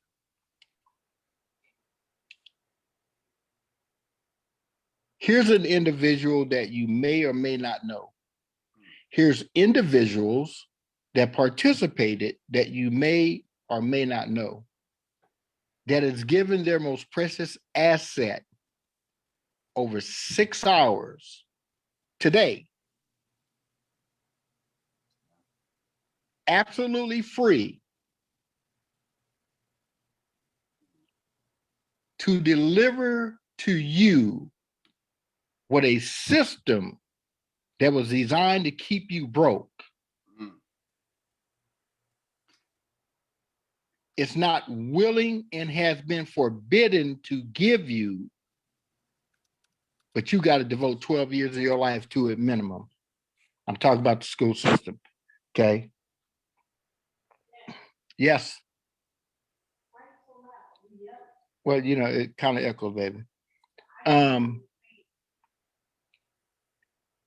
The knowledge, you may not get it right now, but I'm going to tell you, you got a subconscious mind and a conscious mind. Your subconscious mind is going to keep you awake tonight if you've been paying attention, because what has been delivered is the key to freedom. Let me try to simplify. I'm going to simplify this because I'm not going to take too much time, because I know there's probably somebody else that wants to express what they truly received from this information. But let me tell you, you don't know who I am tonight, but you will know who I am shortly. Okay, I'm a home-based business tax coach, and 29 years ago, I got that dreaded letter in the mail from the IRS. It was an audit letter. Okay, I thought it was the worst day of my life. It turned out to be the blessed day of my life, because it moved me from what I didn't even know was the uninformed side of money to the informed side of money. And through that journey, someone introduced me to a company, and their product was silver. It was Silver Eagles. That was their product. I had no idea, didn't know anything about silver. My parents didn't teach me anything about silver. My friends didn't teach me anything about silver and gold. The school system didn't teach me anything about silver and gold. Hell, the only thing I knew is that if you wanted to be flashy and popular, you would, because back in those days you had Run MDC and the gold change, and but other than that, that's all I knew about gold and silver. In fact, silver wasn't even in the conversation, because the Bible says, if you really, and it's not spiritual, But if you really want to get the truth, it's in the Bible. The Bible says a fool and his money will soon be parted. Somebody said tonight that if I just simply give a man a fish, I'll feed him for a day. But if I teach that man how to fish,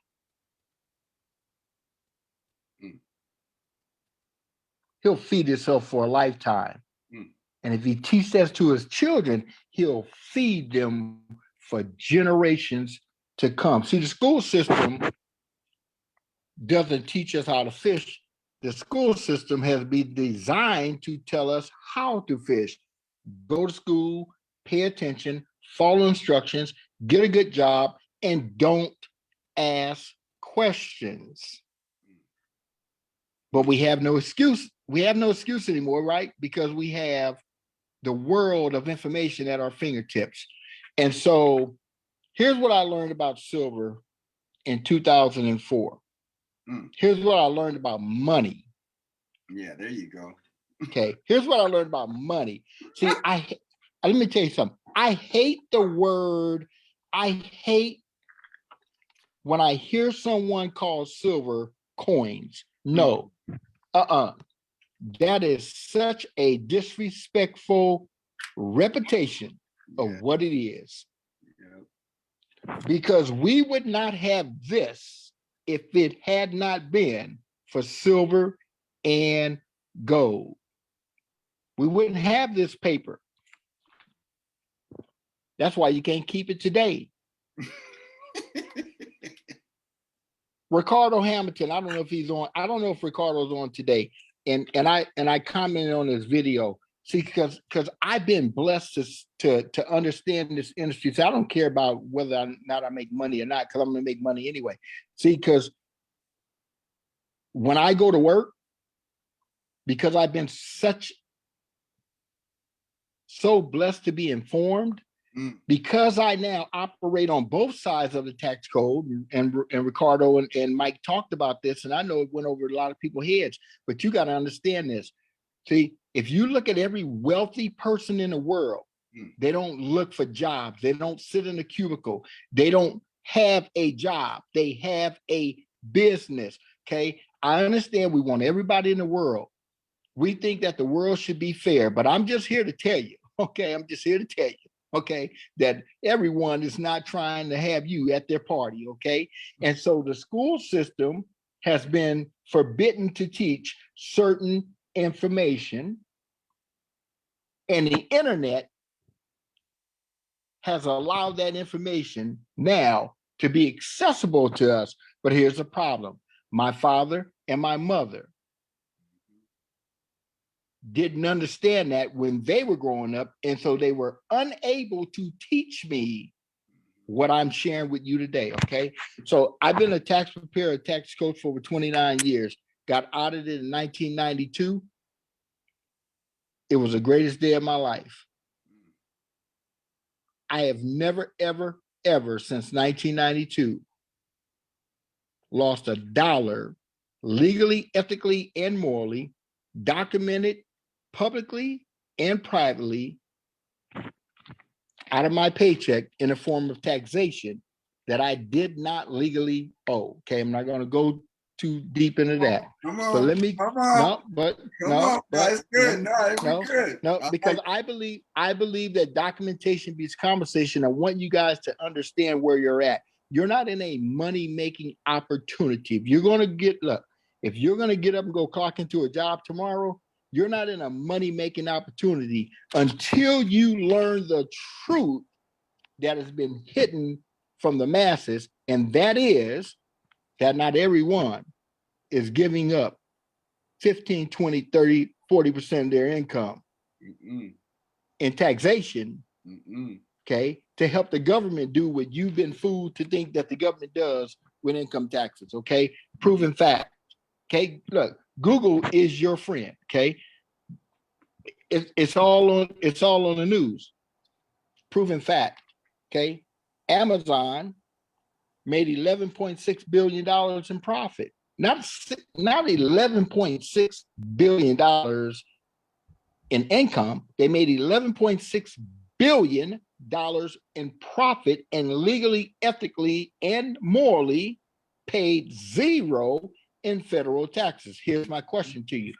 Are you making $11.6 billion on your job and paying zero in taxes? And if not, okay, and if not, shouldn't you be asking yourself, what do they know that I don't know, opposed to saying the rich needs to pay more taxes? Come on. You guys. And so the truth is that we have one tax system in the United States of America, but there's two sides. And what I found from that audit letter in 1992 is that 98% of people are operating on the wrong side of the tax code. And so here's what 7K offers in a nutshell. Okay. Can you guys see that? Mm-hmm. What is that?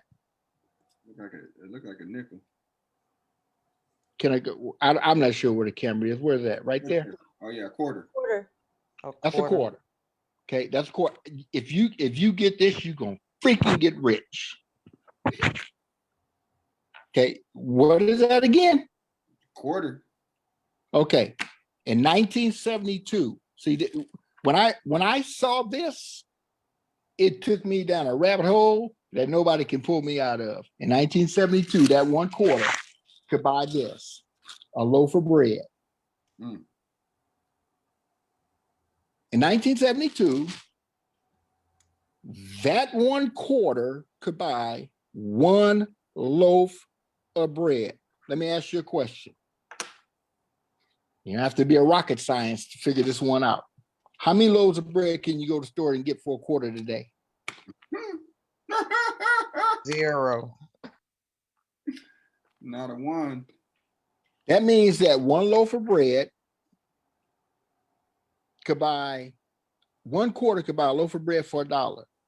In 1972, do your research. Go to a site called kitco.com, KITCO.com, and go to historical data, okay? And click on silver and go to 1972.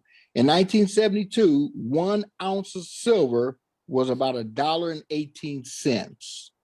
That meant, keep math really simple, that meant that 1 US paper dollar in 1972 could get you 4 loaves of bread to feed your family. Because at the end of the day, here's the reality. It doesn't matter how much money you make. And it honestly really doesn't matter how much money we keep. It truly, really matters how much money or how much our money can buy. Mm-hmm. If you got $1 million and all it can buy is $25,000 worth of goods and services, 10 years later, your $1 million is worth $25,000, right? That 1 ounce of silver today, without earning any interest, no taxation, I'm gonna say it again, because this will hit you about 3 o'clock in the morning, that 1 ounce of silver, if you're taking that $1 and just simply exchanged it, not invested. See, we're not talking about investments. We're talking about protecting the value of the labor in which you exchange for your money. And that is not what the school system wants you to understand. See, they want you to think that this is some sort of risk. If you simply had exchanged the paper money that was backed by silver and gold and put it into the physical silver today, this 1 quarter is worth about $9. How many loaves of bread can we get for that quarter? Mm-hmm. And so what's didn't even appreciate what it did was protect the purchasing power of your money, right? Okay. And so what 7K has put in place is an opportunity that would not be afforded if had not we had the internet, where people now can do like the Bible said was happening, and that is my people perish from the lack of knowledge. We no longer should be perishing from the lack of knowledge. Yeah, no doubt. And so here's what I asked on my Facebook page the other day as I end. Would you rather lose money working for money, or would you rather create wealth protecting the value of your money? See, each and every one of you that has watched this presentation, whether for an hour, half an hour, or the last 6 hours, do you understand that if you understand the power of operating on the right side of the tax code, you understand that you just got a tax deduction for your internet, that cell phone, which puts money in your pocket, that allows you to now put money into your assets and share that with other people. And in a matter of a few short days, you could literally be creating financial freedom for your family from what you're already working for on your job that's being taken from you because the school system was forbidden to teach you that information. What you've learned over the last 6 hours on this presentation, you couldn't have paid to any university and gotten that knowledge. There's been so much information if you just move yourself out of the way. Yep. If you just move yourself out of the way. Yep. Well, we appreciate you, brother, sharing Yeah. that. No doubt about it, man. So Thank you so much. Appreciate thank you guys for doing what you did tonight, because you know what?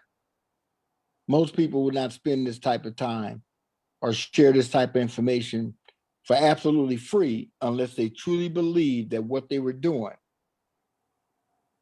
was going to help someone else benefit from it. Because you guys haven't asked for a dime, so I definitely appreciate you guys. Shout out to Mark, man. Not asking for nothing. All we want to do is just make sure people get what they need and that they're fed, and we're dropping some knowledge. And again, thanks so much everybody who hopped on. We're gonna close out because we are at the 7:53 mark, my time, Hawaii time, and I said we'll go through till 8 o'clock. David, if you can keep it to a quick hot minute, you can go ahead and take the floor for a bit before we wrap up.